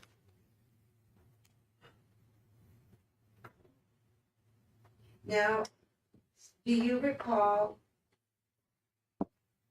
speaking to an individual by the name of Emilio Varela, Yes, also known as Emily? correct.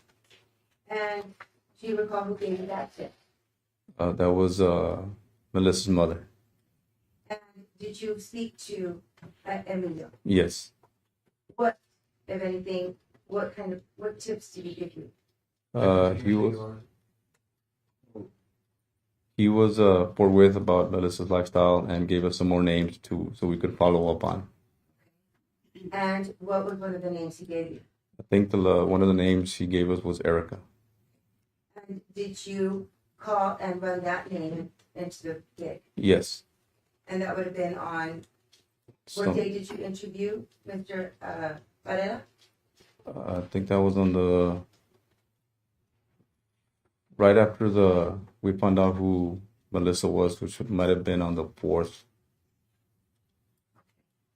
And do you recall that Juan David Ortiz mentioned in his statement that he knew that Erica had just seen him with Melissa? Yes. And he actually mentioned that he had seen Melissa, or he and Melissa had seen Erica at the drug house. Correct.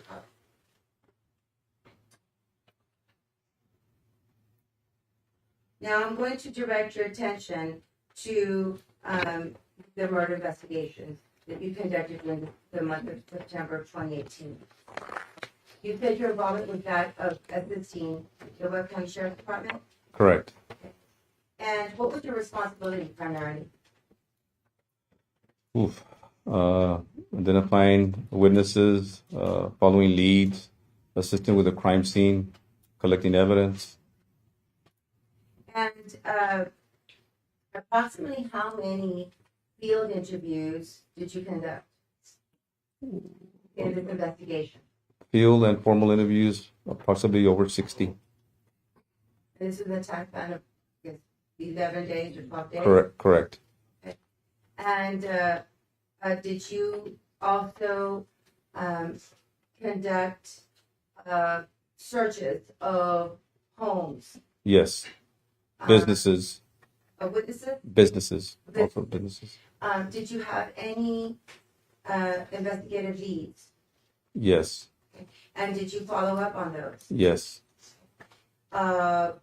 Did you have to obtain any search warrants to get any of this, to search any of these homes? No, Why was that? because they gave us consent to search. And what about, did you also search telephones? Yes. Did you have to obtain any search warrants for that? No, Why not? because they gave us consent to search our phones. Did you search any vehicles? Yes.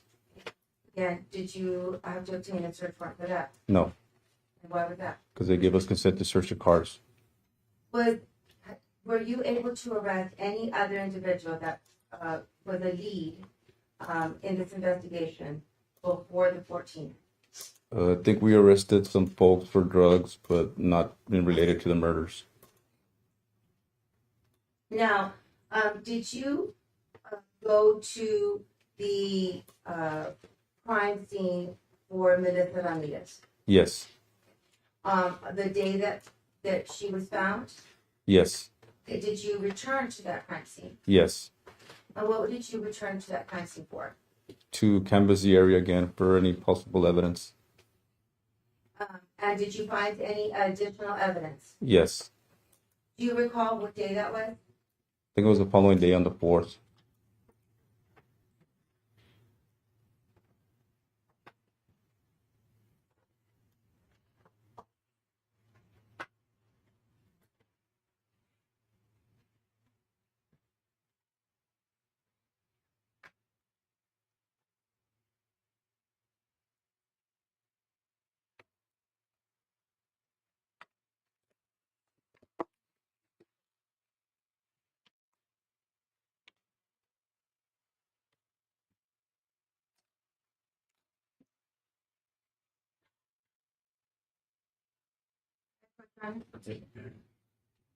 Ranger Salinas, I'm handing you what has been marked as States Exhibit 40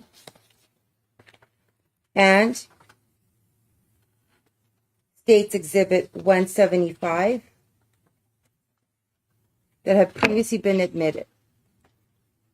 May I confirm that, Your Honor? Or no? Maybe not.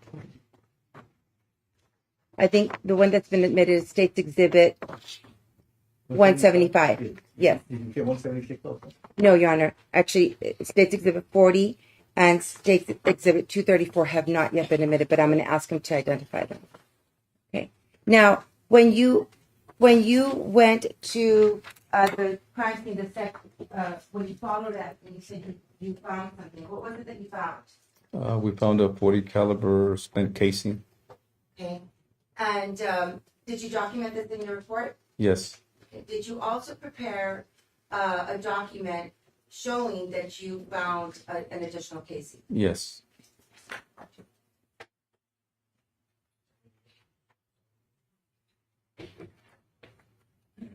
And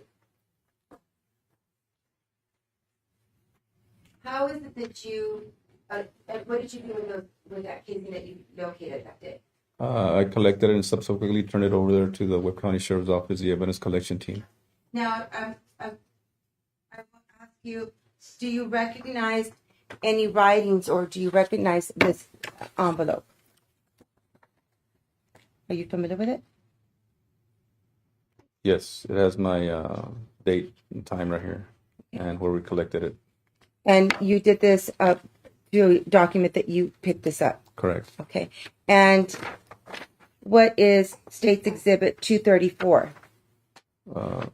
That's my evidence collection log where it has a location, date, the case number, and what I collected.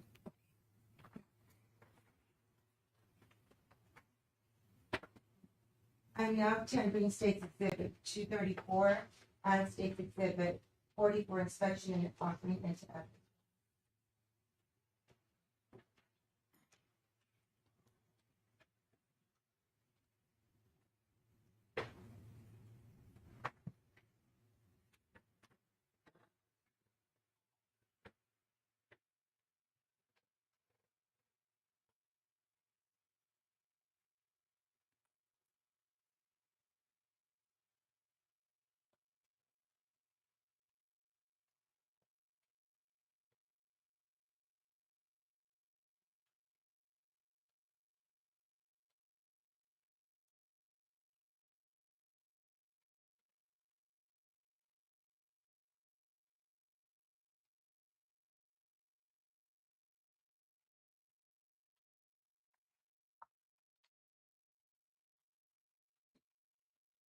No objection to 234 and 40. Exhibit 40 and Exhibit 234 are admitted there. Thank you, Anne. And to clarify this, so States Exhibit 40, which is the casing that was recovered at the crime scene for Melissa Ramirez, was submitted to the Webb County Sheriff's Department? Correct.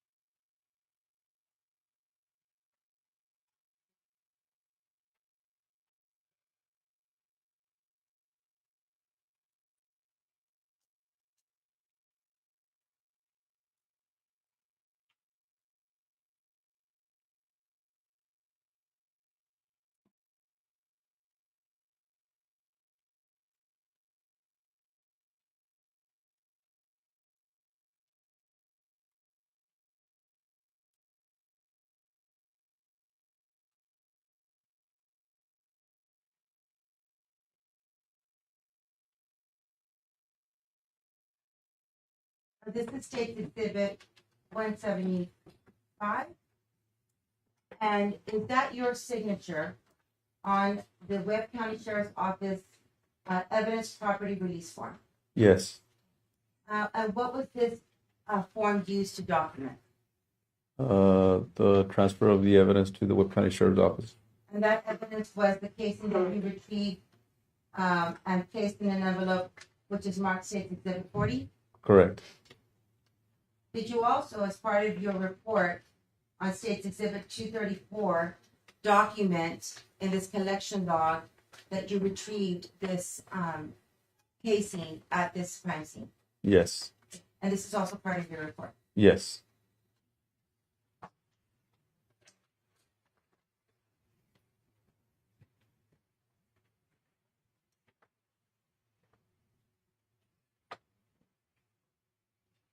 So how many casings, do you recall how many casings you had recovered the day before at Melissa Ramirez's crime scene?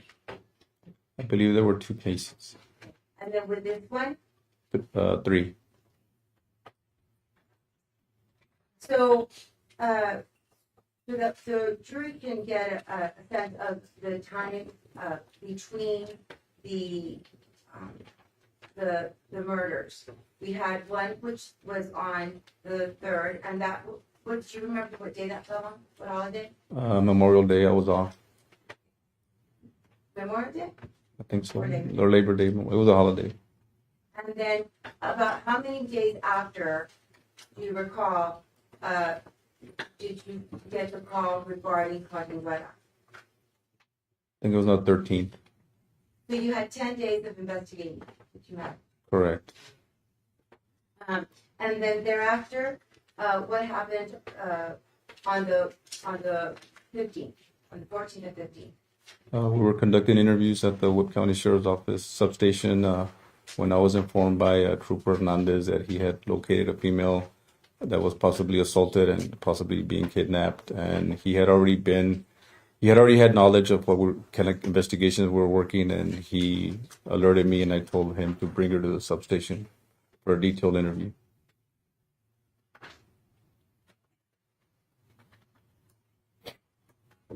And so, you said you were interviewing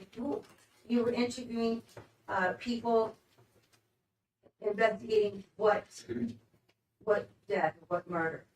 The one from Melissa and Claudine.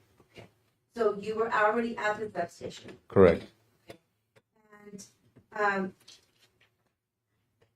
who were you? Do you recall who you were interviewing? I think it was a gentleman by the name of Trevino. And when you received that call, did you in fact speak to Erica Pena? Yes. Okay. And what information did you obtain as part of that interview? Yes.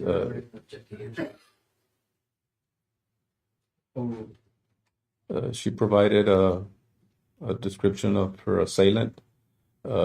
She went with us to find the residence, and she provided a description of the vehicle he was in. What can you describe the vehicle that she told you? White Dodge pickup. And how did she describe her assailant? Clean cut. She had told us originally that he was worked in the oil field. And what was she complaining of? What type of assault was it? With what? A weapon. She also said that he had a weapon. And as part of the interview, were you able to get details from her describing the facts and circumstances surrounding the aggravated assault? Yes. Okay. What were some of the details that you learned from that interview? Judge, we'll object to your saying repetitive.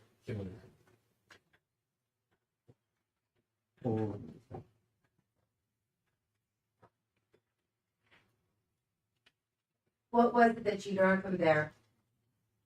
She told us that he had grabbed a weapon, a pistol, a black and colored pistol, and when she tried to get away from the car, he kind of grabbed her. She was able to take off her shirt and flee the truck. Did she mention any thing that she may have left in the car? Yes, she also mentioned that she had left a small pink flowered purse. Anything else? Any other facts that you learned? She also mentioned that they had picked up some tall boys or tallies, they call them. And so you mentioned that you were able to identify. She called her Assailant David. Were you able to get a full name identity for this individual? Subsequently, yes, we were able to find out an address, a vehicle license plate, and a photo of Mr. Ortiz. Okay, and that prompted you to do what, if anything? Conduct visual surveillance on the residence. And we subsequently, when we didn't find him at the residence, we sent out a bolo of be on the lookout for all the troopers and deputies that were out patrolling the areas. At this point, did you know he was a Border Patrol supervisor? No. And did you receive any information of Juan David Ortiz's apprehension after the bolo went out? Yes. What did you receive? While we were at the substation, we received information that troopers had located the vehicle at a Stripes in San Bernardo. Me and Captain Calderon responded to the scene to assist. Now, when you arrived at the scene, when you say the scene, what are you referring to? The Stripes. The Stripes. And at that point, what had you been told, or what did you know or what did you believe had occurred when the troopers confronted Juan David Ortiz? Jeff, you know what you were saying here? What you were saying? Originally, I learned that the troopers had located him and he fled the scene, abandoning his vehicle. And do you know where the Stripes was located? It's on San Bernardo, but I don't remember the cross street. It's close to the Ava Hotel where he was apprehended.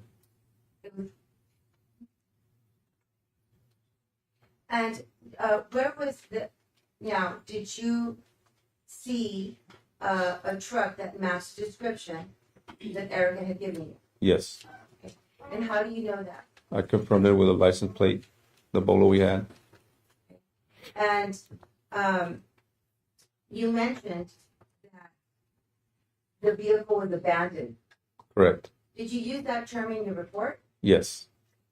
And did you look into that vehicle? Yes. How did you look into that vehicle?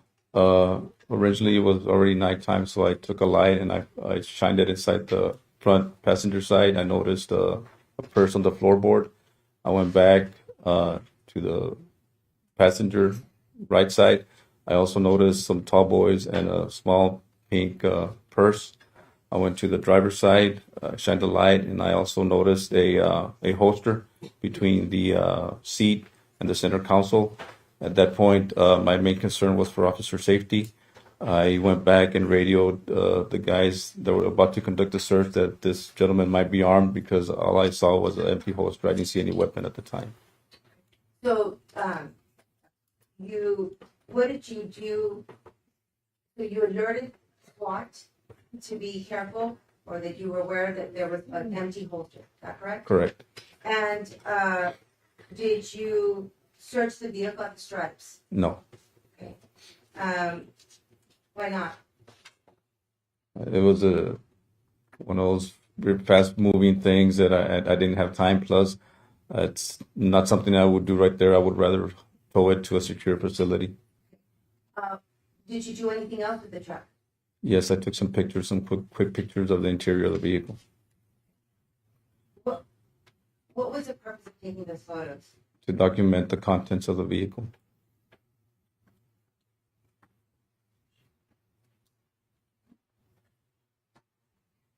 And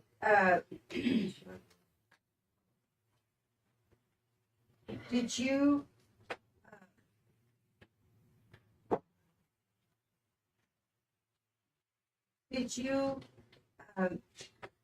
open the door at that time Yes. to take the pictures? Yes. Did you remove anything? No. Did you move anything? No.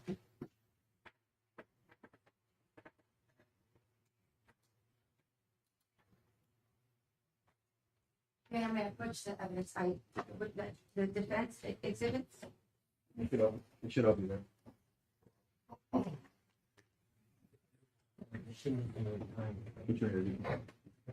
The pictures of the Stripes, the truck and the Stripes that they introduced yesterday.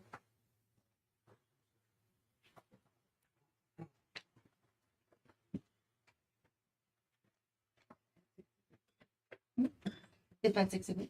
4 through 7. They're in audio by themselves together. You'll see it, it's marked.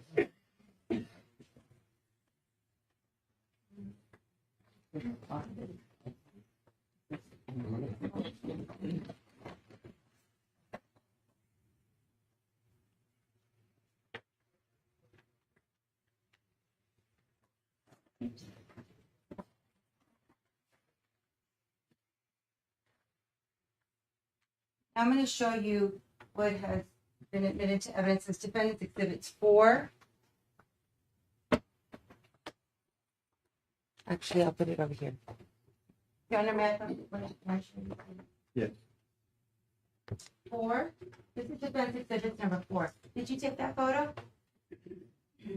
Yes. And why did you take a picture of this, of the truck from this view? So I could document the license plate.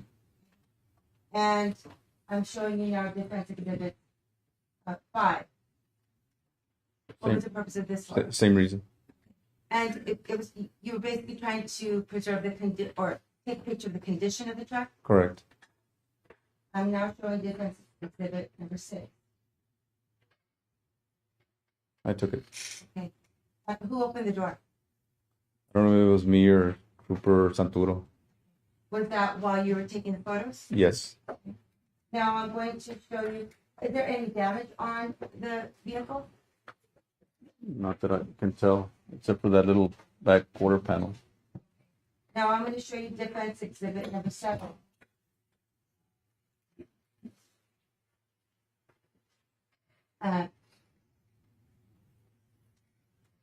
What is this depicting?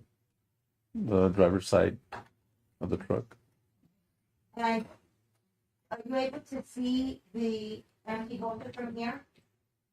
I can, but you can't tell in the picture. You can't tell from this picture, but there should be some other pictures.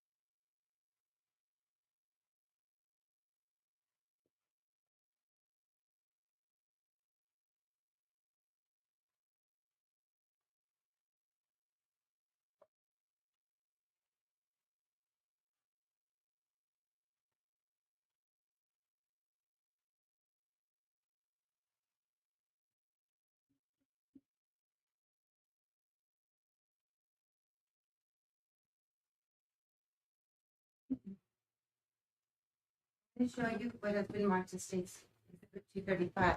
Did you take this photograph? Yes. Okay. And does it accurately and fairly depict the truck and its contents as you saw them that night at the Stripes? Yes. Okay. Intending state exhibit 235. And copy.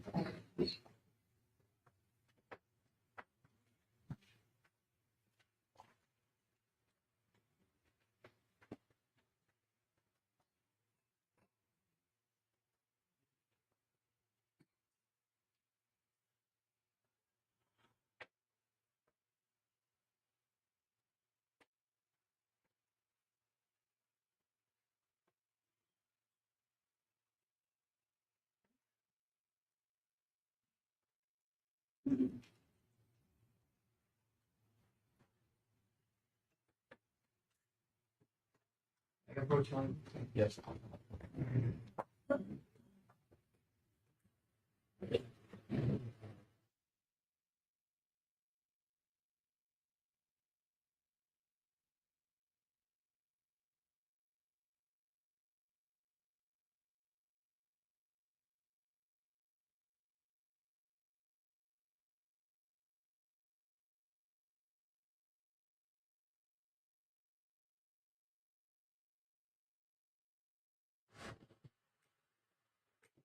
It's 235 and then it's 10. May I publish on?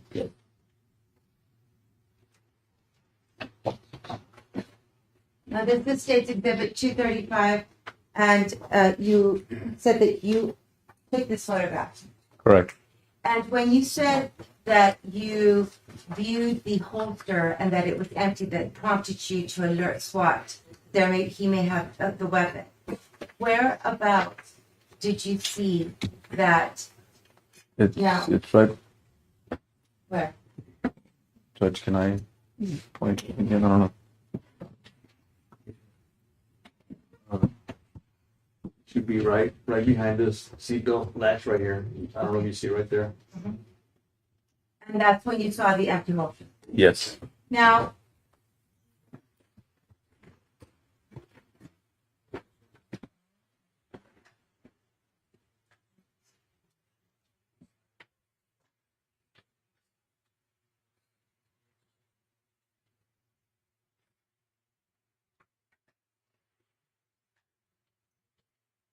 are you referring to this right here? Yes.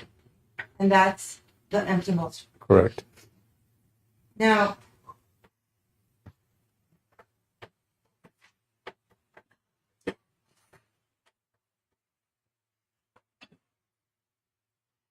the purpose of you documenting these pictures again was for how long did it take for you to take these photos?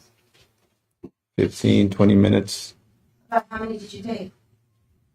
15. And then what did you do after you took these photographs? I went back to assist the search team with locating Mr. Ortiz. So you left the area. Correct. What did you do about the vehicle? I instructed Sergeant Santoro to stay with the vehicle and follow it back to the Webb County substation. Okay. Now I'm going to refer you to Defendant's Exhibit 1.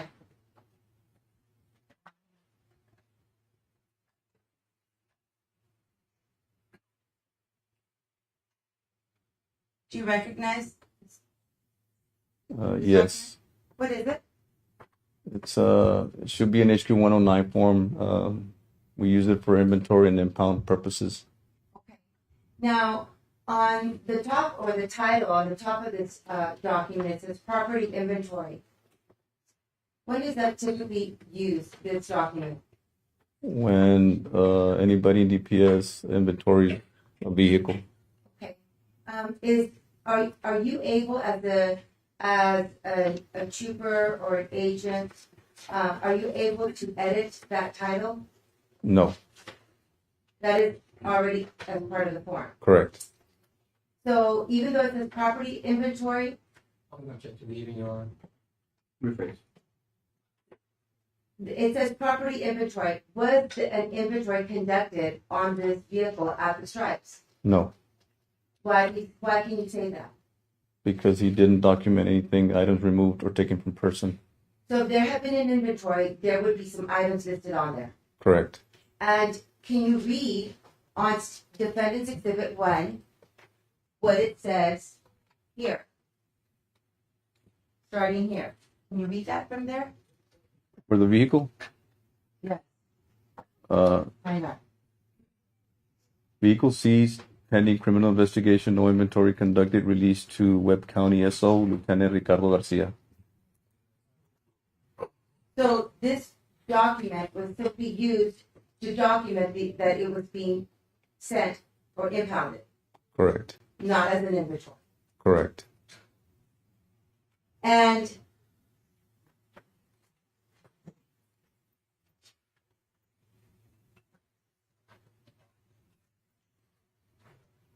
I'm going to show you Defendant's Exhibit number 7. And I'm going to direct your attention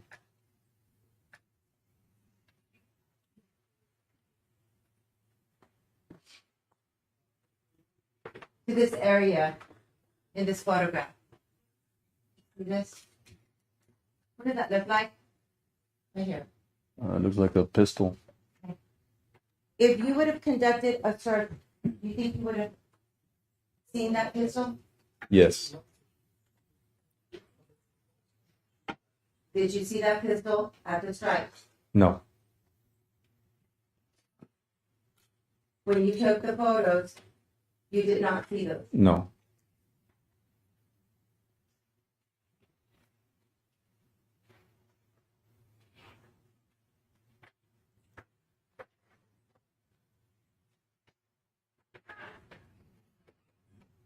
Now, once you left the Stripes store, where did you go from there? We went back to the substation, the Whip County Sheriff's substation. And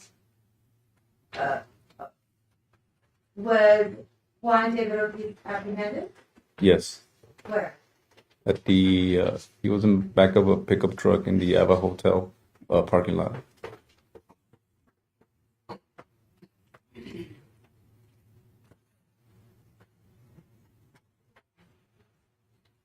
When you were, I'm going to go back to the Stripes situation. When you were at the Stripes, you were able to open the door? Yes. It was not locked? It wasn't locked. Do you recall there was a key? I don't recall seeing a key. Did you recover a key? No. Now, you mentioned that you went back to the substation, but before you went to the back substation, did you go to the Ava Hotel? Yes. Were you there in the area when Juan David Ortiz was apprehended? Yes. And while you were there, do you know approximately what time he was arrested? It was close to midnight. I don't remember the approximate time. Do you want to look to report to refresh your memory? Yes.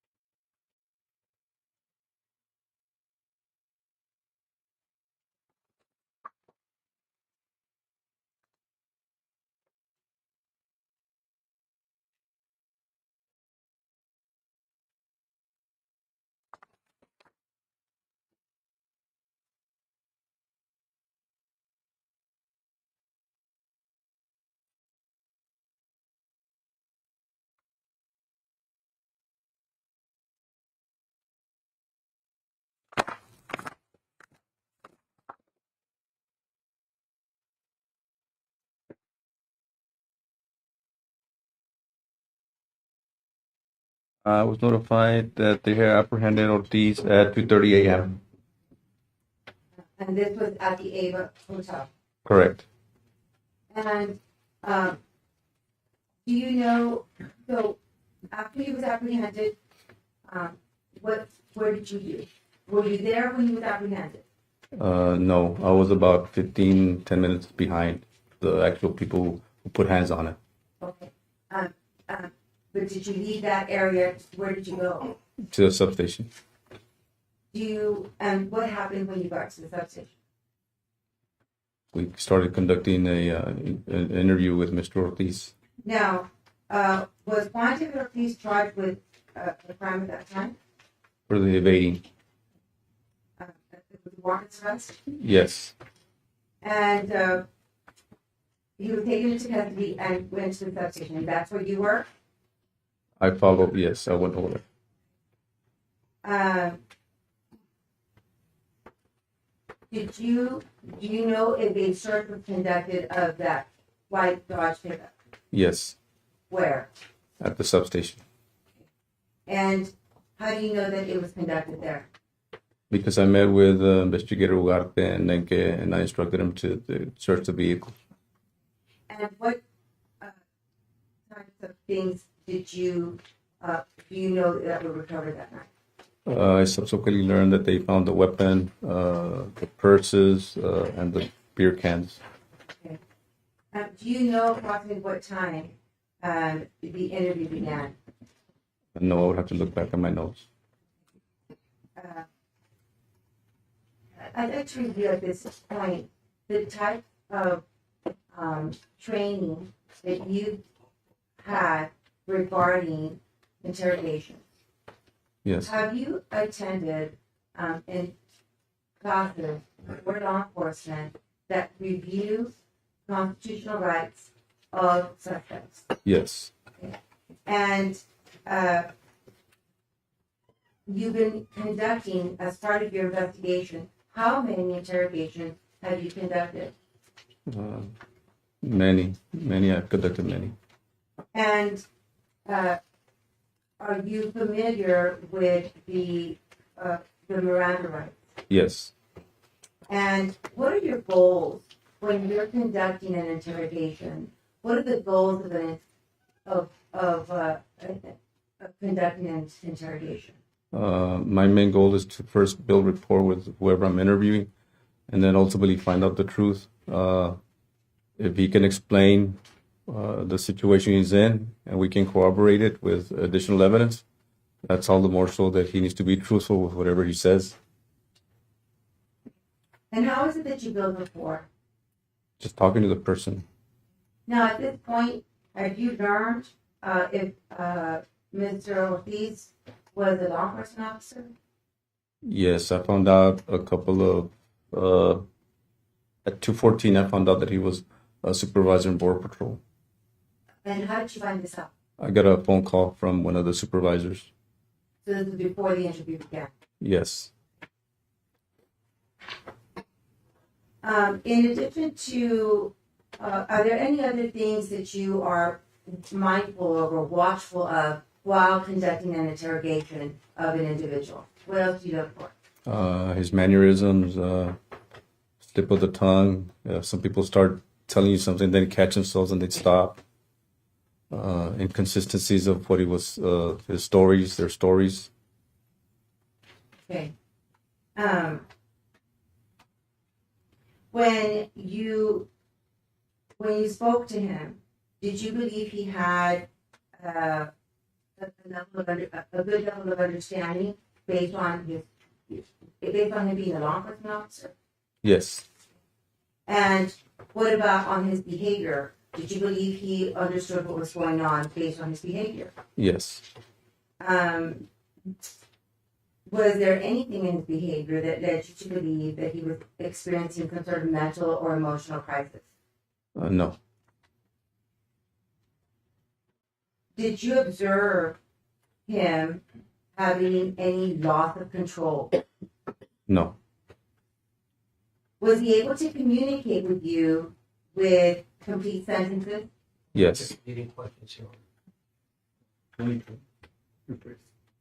How was he communicating with you? How did you know that he understood what was going on? He offered details about his daily activities, except when we kind of were talking about the victims.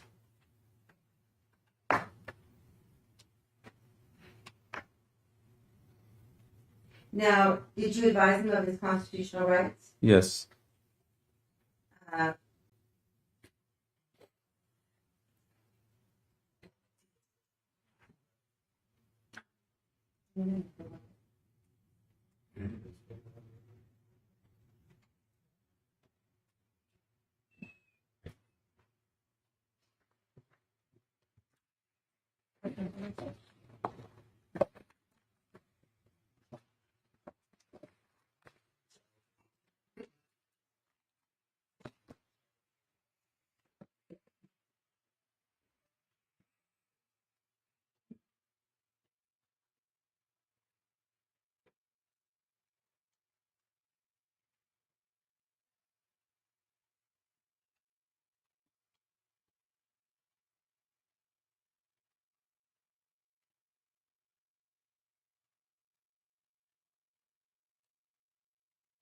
the Miranda part?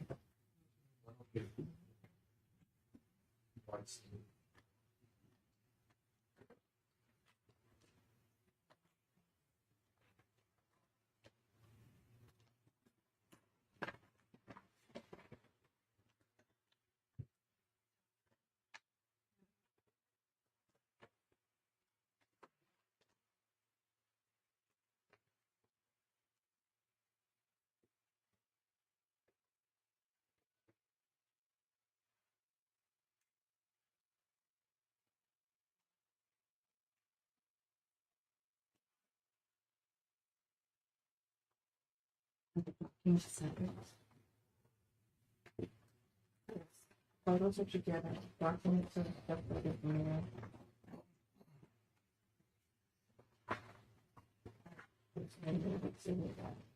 That's one of these.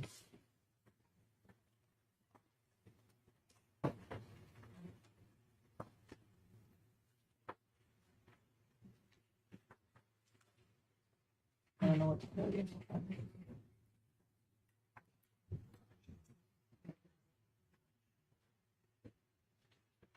Do you recall reading, asking Mr. Ortiz if he advising him of his right to an attorney Yes. and of his right to remain silent? Yes. That anything he said could be used against him? Yes. In fact, you were the one who was advising him of these rights. Correct. His right to have an attorney present prior to and during his questioning. Correct. His right to have an attorney appointed to him to advise him prior and during any questioning. Correct. His right to terminate the interview at any time. Correct. And did you have him, did you give him an opportunity to sign to show that he understood his rights? Yes. Did he sign? No. And what did you do to document on that statement or on the, what do you call the Miranda card? What did you do to document that he did not sign? I believe I wrote refuse to sign on it. And did you sign it? Yes. And did Investigator Calderon sign it? Yes. So how did you know that Juan David Ortiz wished to waive his rights? He continued talking to us. Did he? And he nodded He nodded how? like this, Meaning what? that he understood. And you said he continued to speak? Yes. Now, at any time during the taking of the statement from Mr. Ortiz, did he request an attorney? No. Did he ever ask to terminate the interview? No. At any time did you coerce him or threaten him into giving the statement? No. Did you directly or indirectly promise Mr. Ortiz anything in exchange for the statement? No. No promises were made. Now, there was a term that was referred to throughout this statement, and that was the term blackout. Do you recall that? Yes. Do you recall in what context it came up? I think I brought it up. What was he describing, or how did you suggest this term? I believe during the conversation he couldn't remember certain things, and I asked him if he had any blackouts. And when he said, I don't remember certain things, did he tell you why he didn't remember certain things? I believe he stated that he had post-traumatic stress syndrome. Okay. And did he discuss anything else regarding his lack of memory? I believe he also mentioned that he was taking medications and he was also consuming alcohol. And had he consumed alcohol that evening? He told us he did. And did he say that he was off on medications? Yes. Did you observe him having any blackout while you were questioning him? No. Now, there was a section where you mentioned, and I'll refer to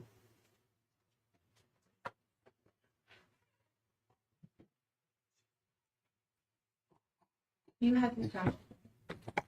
Okay. Look this up.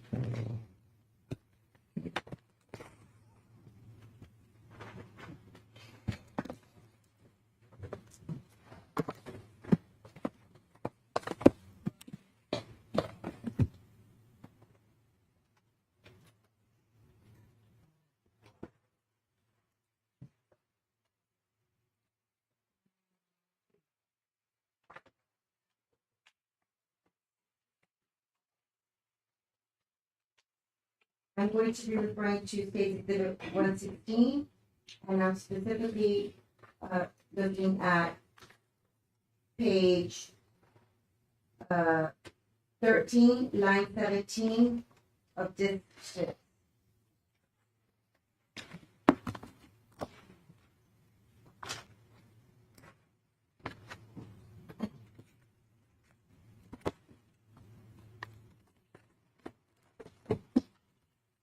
And again, for the record, this is State Exhibit 116.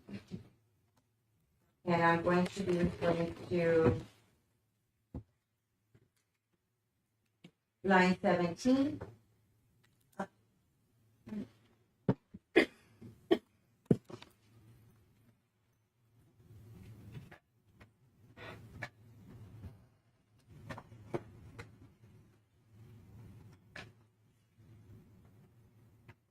You see where you're speaking into Salinas, you're starting on 14, and you're talking to Ms. Ortiz. Can you read that? JD, right? Yes. Look, partner. Everything so far that you've talked about and everything that you've asked, we've accommodated you, okay? Now, have the district attorney's office. He's right here, the DA himself, okay? Okay, sir. And now it's time, if you want us to put in a good word in for you, you need to. Now, continue on page 14.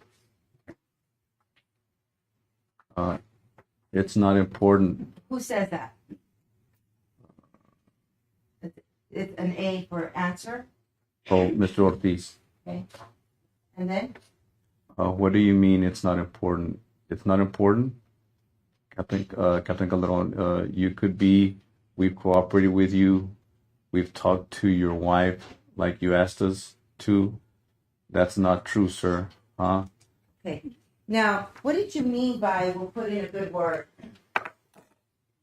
That we would tell the district attorney whatever truth she would tell us, to be honest. That you would share that information with the district attorneys? Correct. And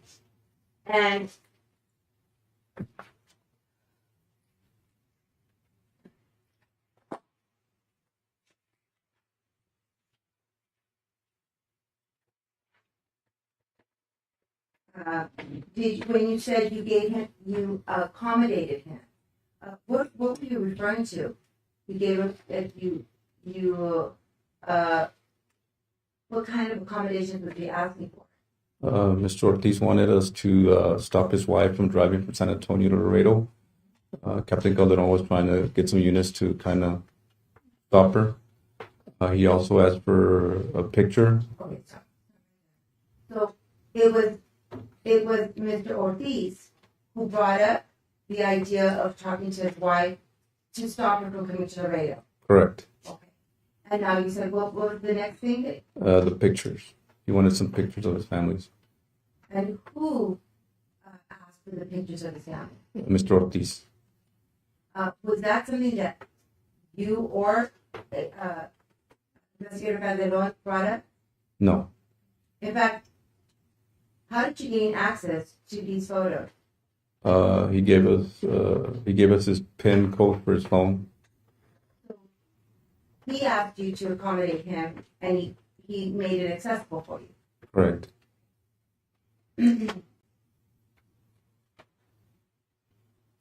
There was also some discussion about a pension. Do you recall who started or who began that conversation? I don't recall the conversation about the pension.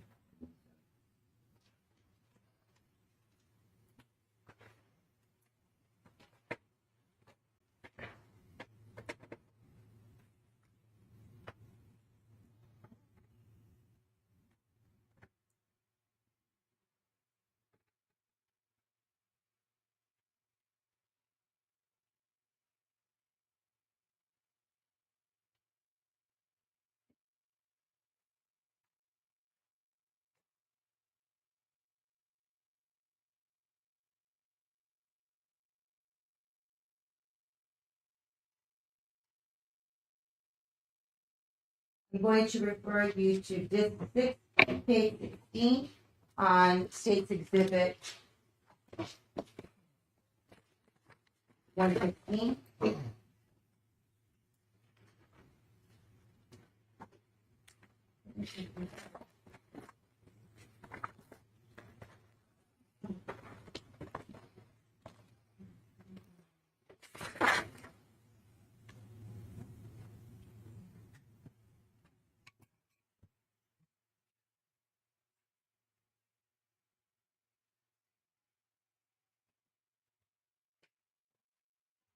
Now I'm going to put at line 23.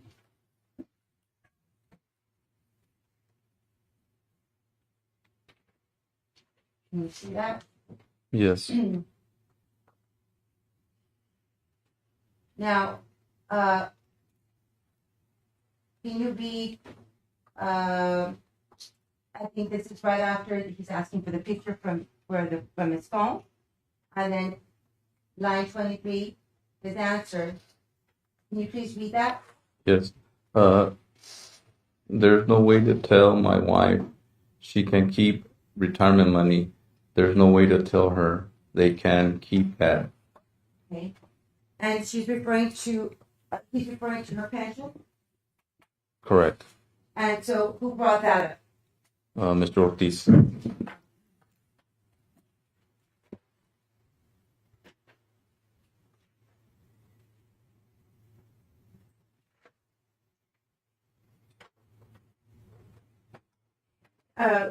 There was also a discussion about refraining from kicking his door down, I guess, to conduct a search of his home.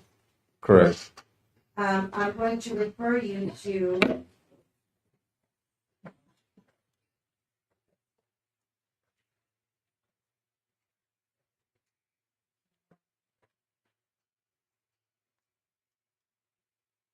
page 14 of disc 1.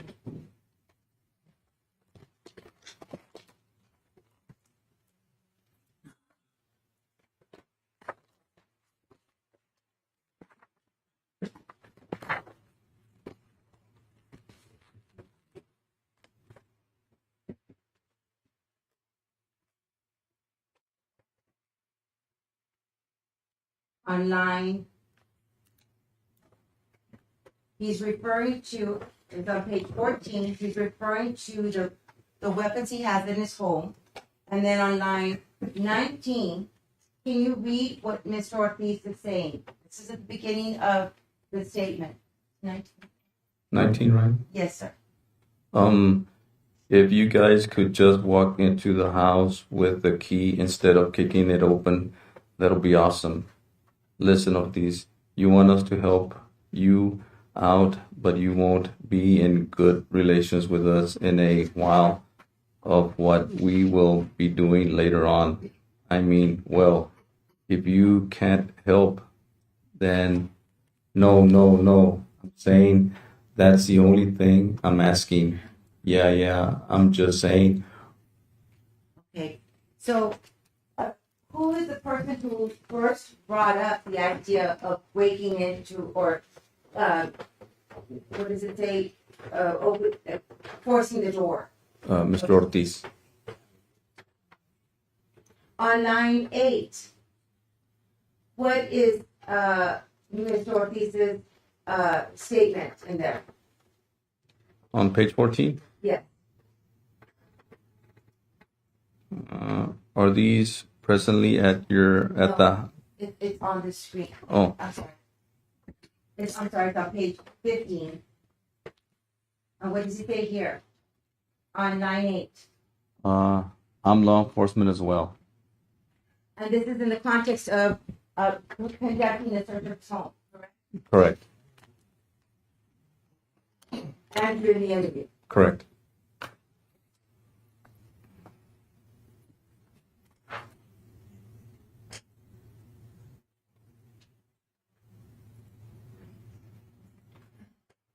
Had you ever seen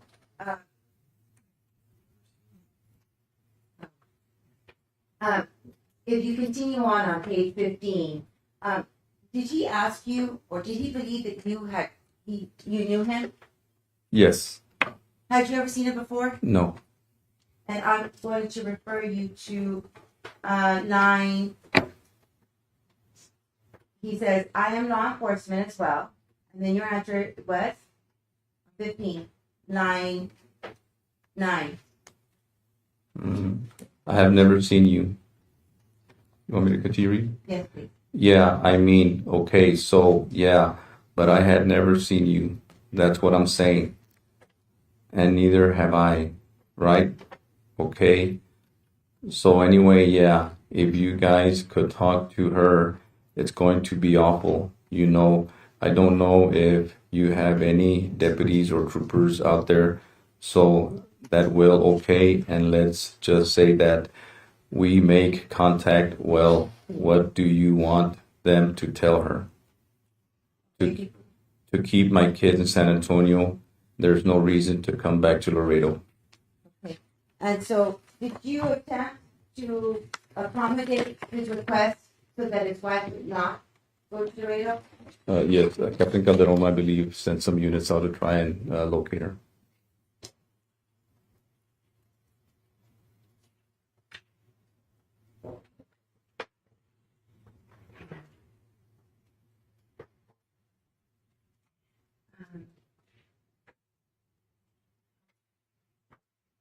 While he was there, did you ensure that he had access to water? Yes, he had water, food, and restroom breaks. And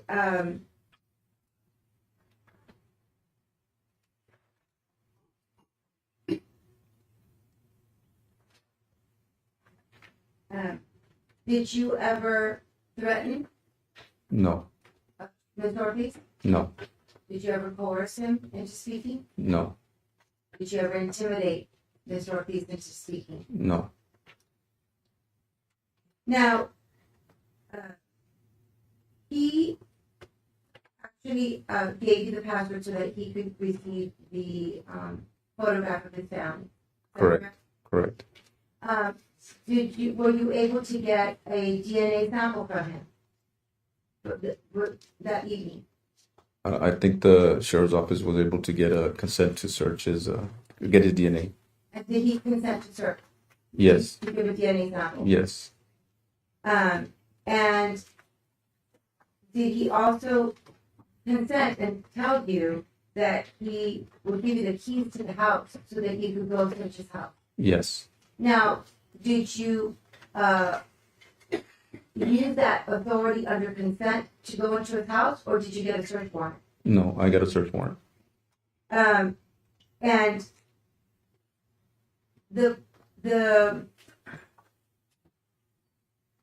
these requests or these consents or this authority that he gave you, or these, let me rephrase that. He was cooperating and discussing with you on giving you the password, consenting to DNA, and telling you that you could use the keys to his home. Is that consistent with him waiving his rights to speak? No.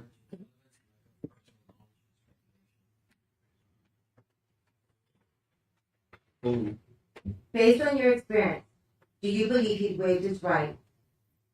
Yes.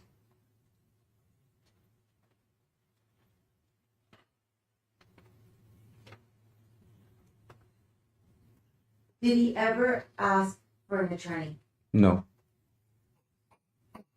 Did he ever ask to stop the interview? No.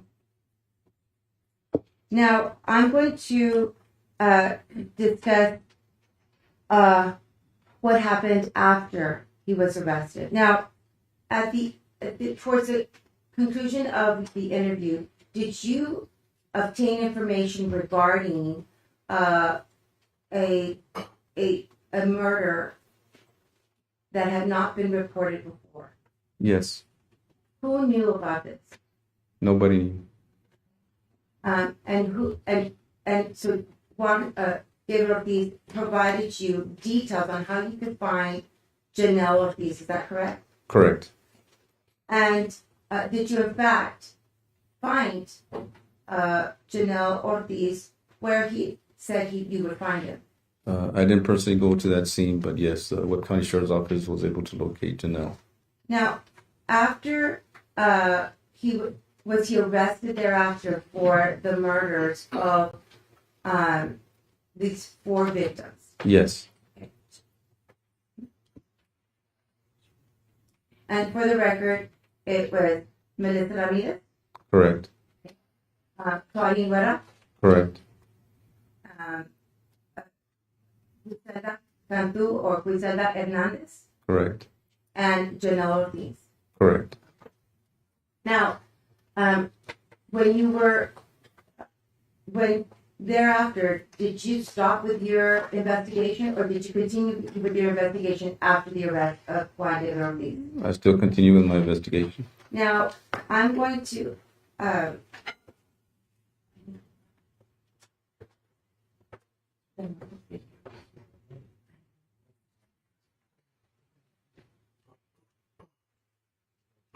do you recall following up after the arrest and speaking to the manager for the Murphy's store regarding obtaining a video surveillance? Yes. Okay. Why was it that was relevant? Because of Mr. Ortiz's statement, I wanted to corroborate what he had told us. And in his statement, he mentioned that he had gone to go get some beer there. Correct. Did you develop a timeline as to when this would have been, based on what Mr. Ortiz told you? I did. Okay, when would he have bought this beer at the Murphys? I believe right after the murders. Okay, if you can please look at. Do you recall when Erica? What time Erica escaped and when Erica got to the substation? I would have to look back at my notes. Please do.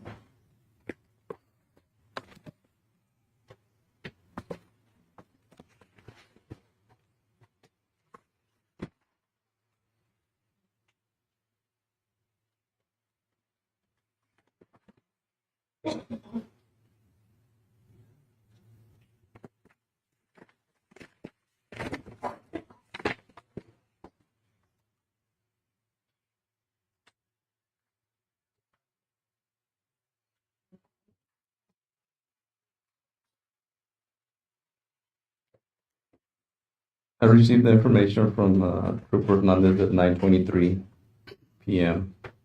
on the 14th.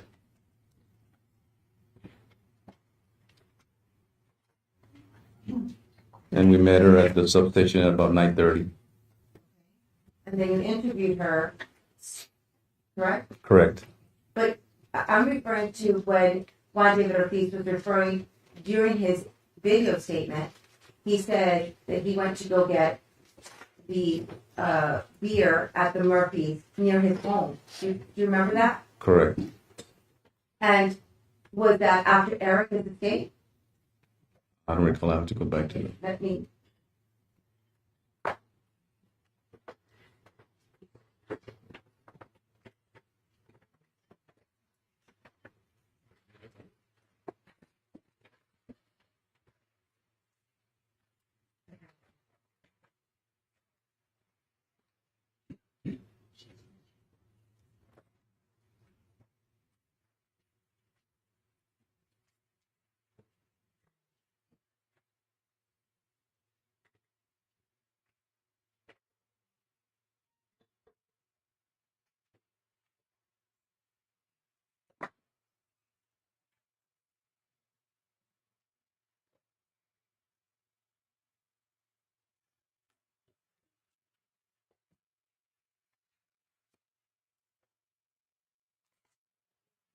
I'm going to refer you to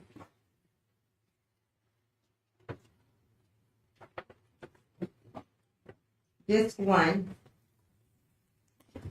page 52.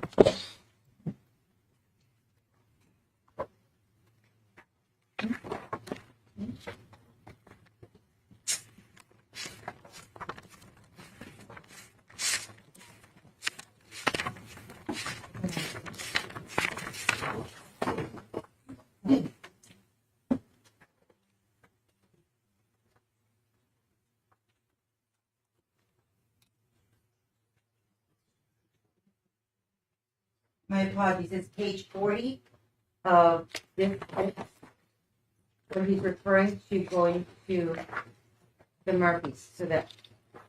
Let me refresh the memory.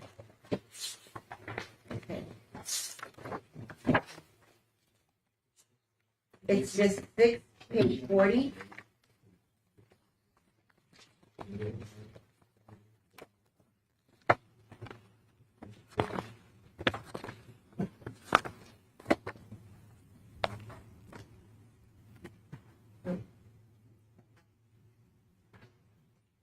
Now, it starts actually on page 39. And if you'll read on page 39, where he's discussing on line 7, it says by Agent Salinas, that would be you, correct? Correct. And will you read question on line number 7 on page 39? Or they'll take you somewhere and they steal from you like other dudes get there. Has that ever happened to you? No. Okay. So you took off, and then what happened? I took off and went cruising. Okay. But I know that I went to my house. Okay. I went to my house and I'm like, fuck, this damned old chick is very hysterical. And damn it. So I sat, I drank some beer, and I just stayed there at my house. And we can be on page 40. And I went to Murphy's again, the gas station across the street from Walmart, and I bought beer. I brought more beer, and then I just went driving around 11:14:39. Okay. So now, do you recall that he went to the Murphys after? After we had located Erica. After Erica had gone to the substation. Correct. Now I'm going to show you what had been previously admitted into evidence with State's Exhibit 150, and it is the surveillance video from the Murphys. Do you recall obtaining this surveillance video from Manager Ugarte, or Ignacio It was from, I think, Rojas? it was a female, but yes. Gotcha. And you observed this video yourself? Yes, And did you see Mr. Juan David Ortiz on that video? yes.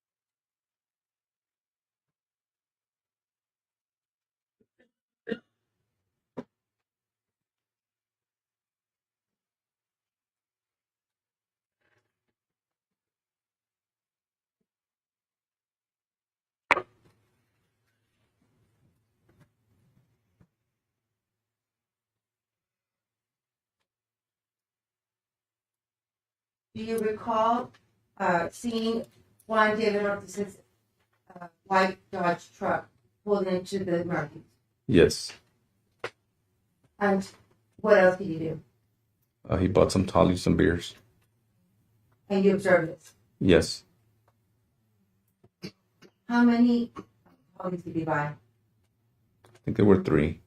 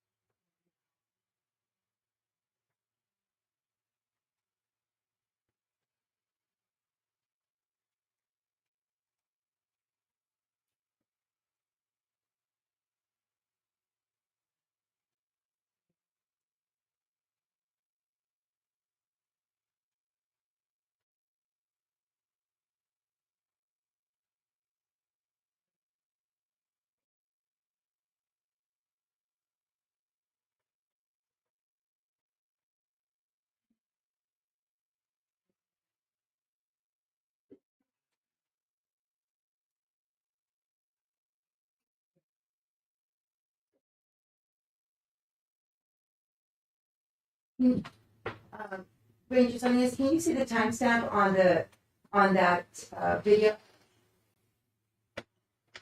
10:51, 35 p.m. The date? 9/14/2018. Okay. Is that the Friday night that Erica came to the substation? Yes, It was after she had escaped? correct.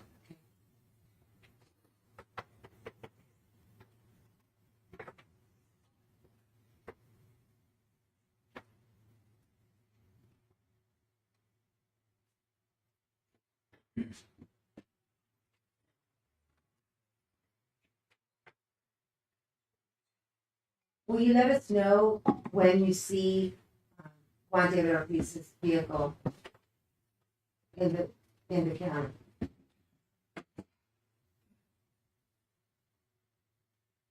think that's it. Can you speak into the Oh, microphone? I think that's it. The one pulled in. Okay.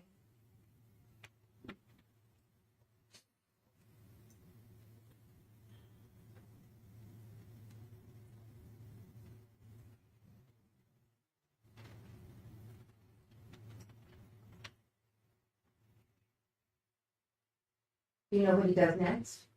Do you recall? I don't recall. I have to see the video again. But probably goes into the store.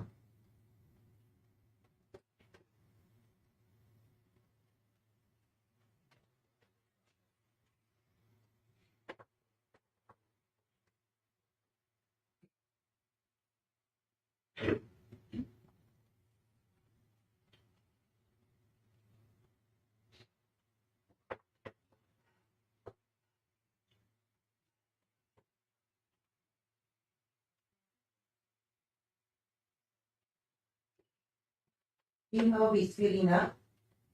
I can't see that from here.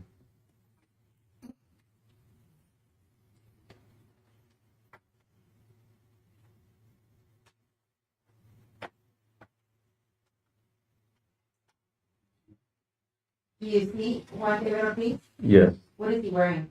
some blue jeans and a long sleeve shirt. Now he's out of the view. Yes.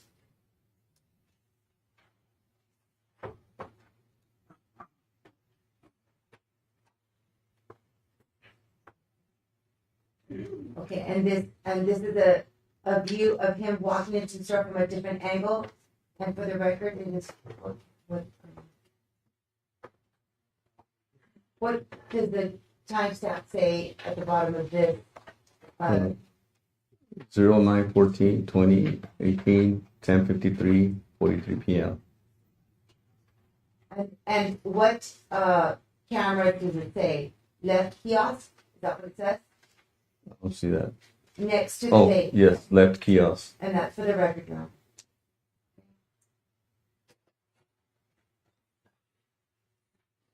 Now he's out of view of this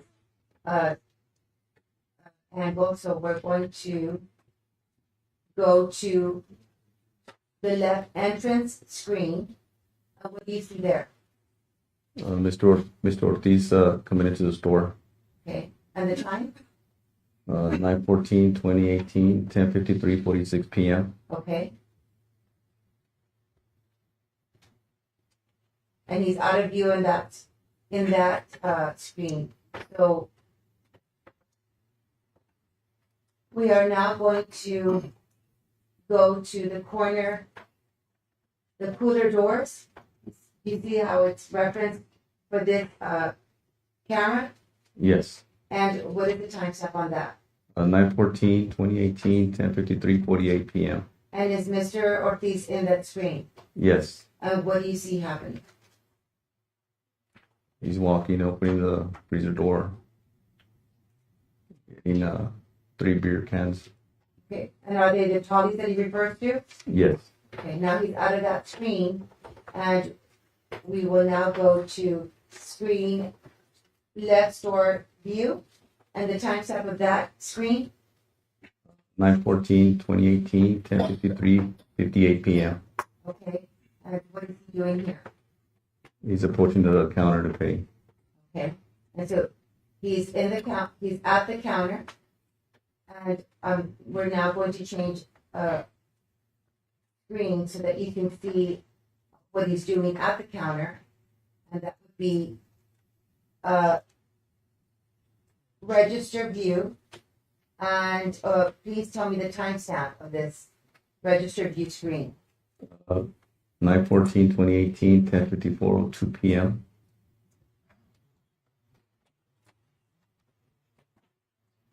Now, I want you to focus on what he's doing so that you can describe to the jury how his behavior is in that moment, and the transaction that's about to occur. What is he doing? He gets his wallet out, puts out a credit card, What is he doing now? puts the credit card in the little device, Okay. What's he doing there? and it appears to be punching in a code. Okay. And he takes the card back, puts it in the wallet. Where is it that he put his wallet? In his pants pocket. What did he do from there? He left the convenience store. Was there anything unusual about his behavior in this video? No, that I can see. And again, this was after Erica's escape. Correct.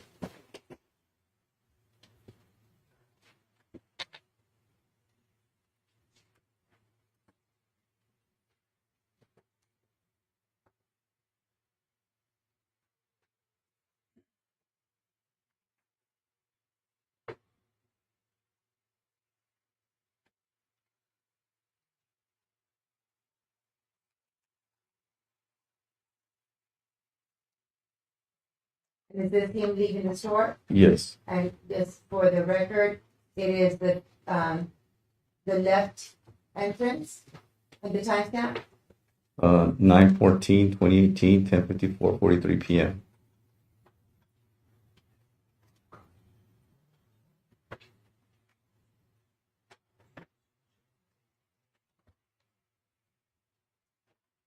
And is this the outside view of him approaching his truck? Yes. And what, for the record, what screen is this? The left kiosk. Timestamp? 9/14/2018, 10:54:43 p.m.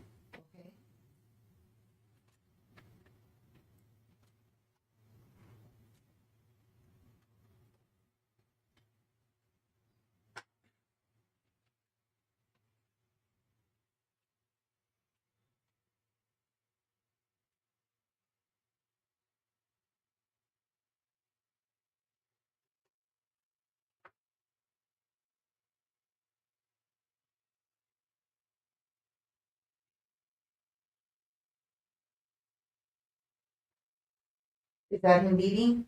I believe so.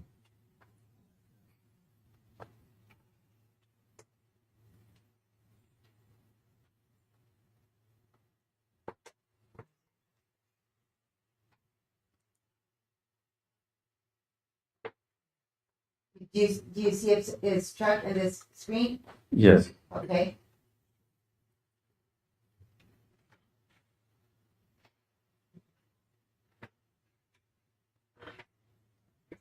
What is the timestamp? What is this view? It says pumps 9/16, And the timestamp? 9/14/2018, 10:54:11 p.m.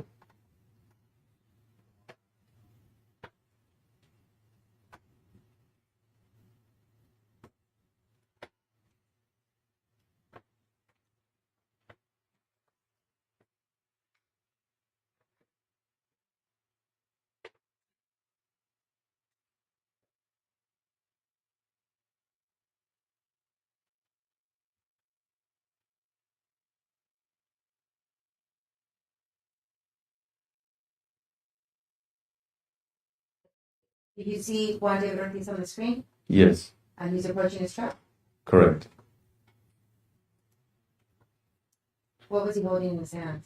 The beer that he bought.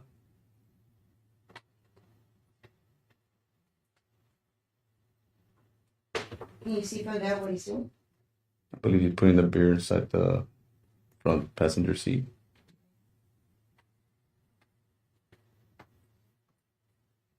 And he's walking around the truck? Correct.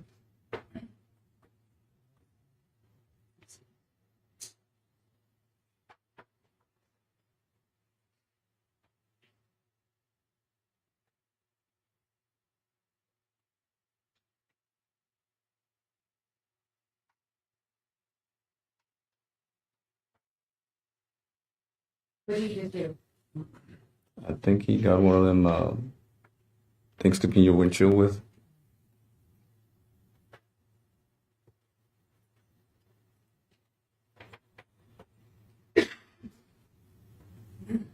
And now what is he doing?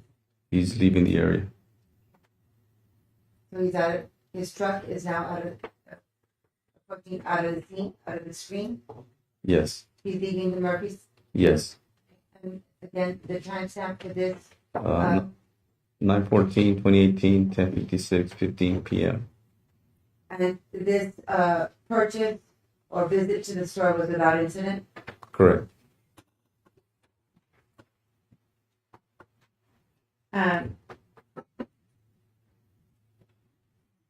Did you, in addition to the following up after the arrest of Juan David Ortiz, did you conduct other tasks involving this investigation? Yes. Okay. What kind of follow-ups did you do? We also conducted a tire impression of his truck. And it was you with who else? Mr. Ugarte, And how did you do that? Where did you go? to the Laredo Police Department because they have a canopy that has level cement we used. So you were present when you did the tire impression. Correct. And did you also have follow-up interviews with other individuals? Yes. Okay, who with? I don't remember all the top of my head, but there were a lot. Did you interview coworkers? I didn't personally. My fellow ranger at the time, he did. Now, from your investigation, and from learning, speaking to different people, was there anything common from these victims that you learned? Yes, their lifestyle. What was their lifestyle? They were prostitutes. They're into drug habits, and they were homeless for the most part. Okay. And what about the manner of death? Was there anything consistent or familiar with all the victims? Yes, they also sustained gunshot wounds to the head, and 40 caliber spent casings were found in all scenes.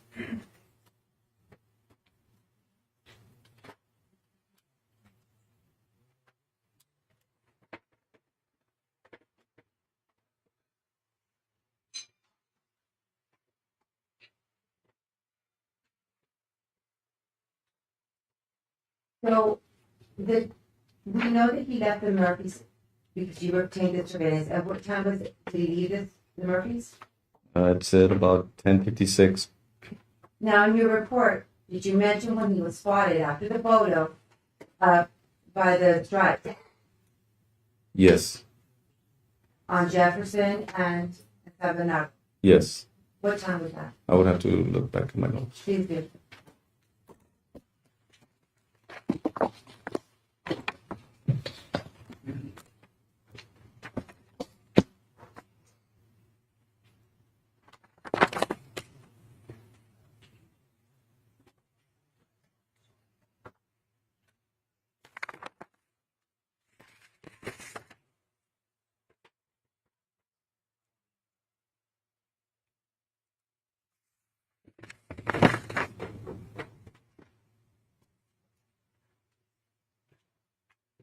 Now, you mentioned that it was a trooper that advised you that they saw him, right? Correct. Do you know that trooper was John Henry Bradshaw? Correct. Okay. At what time did they let you know that they spotted him at the stripes? I received that information at 1 o'clock on the 15th. At 1 a.m. Correct.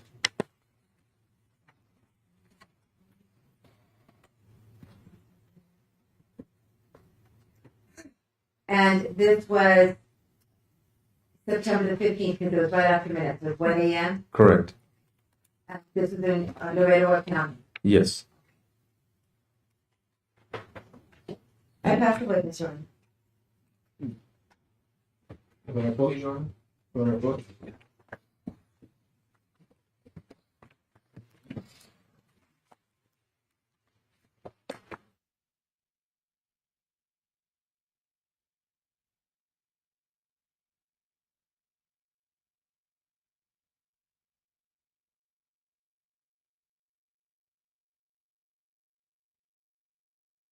It's 5:45. We're gonna go ahead and recess for the day.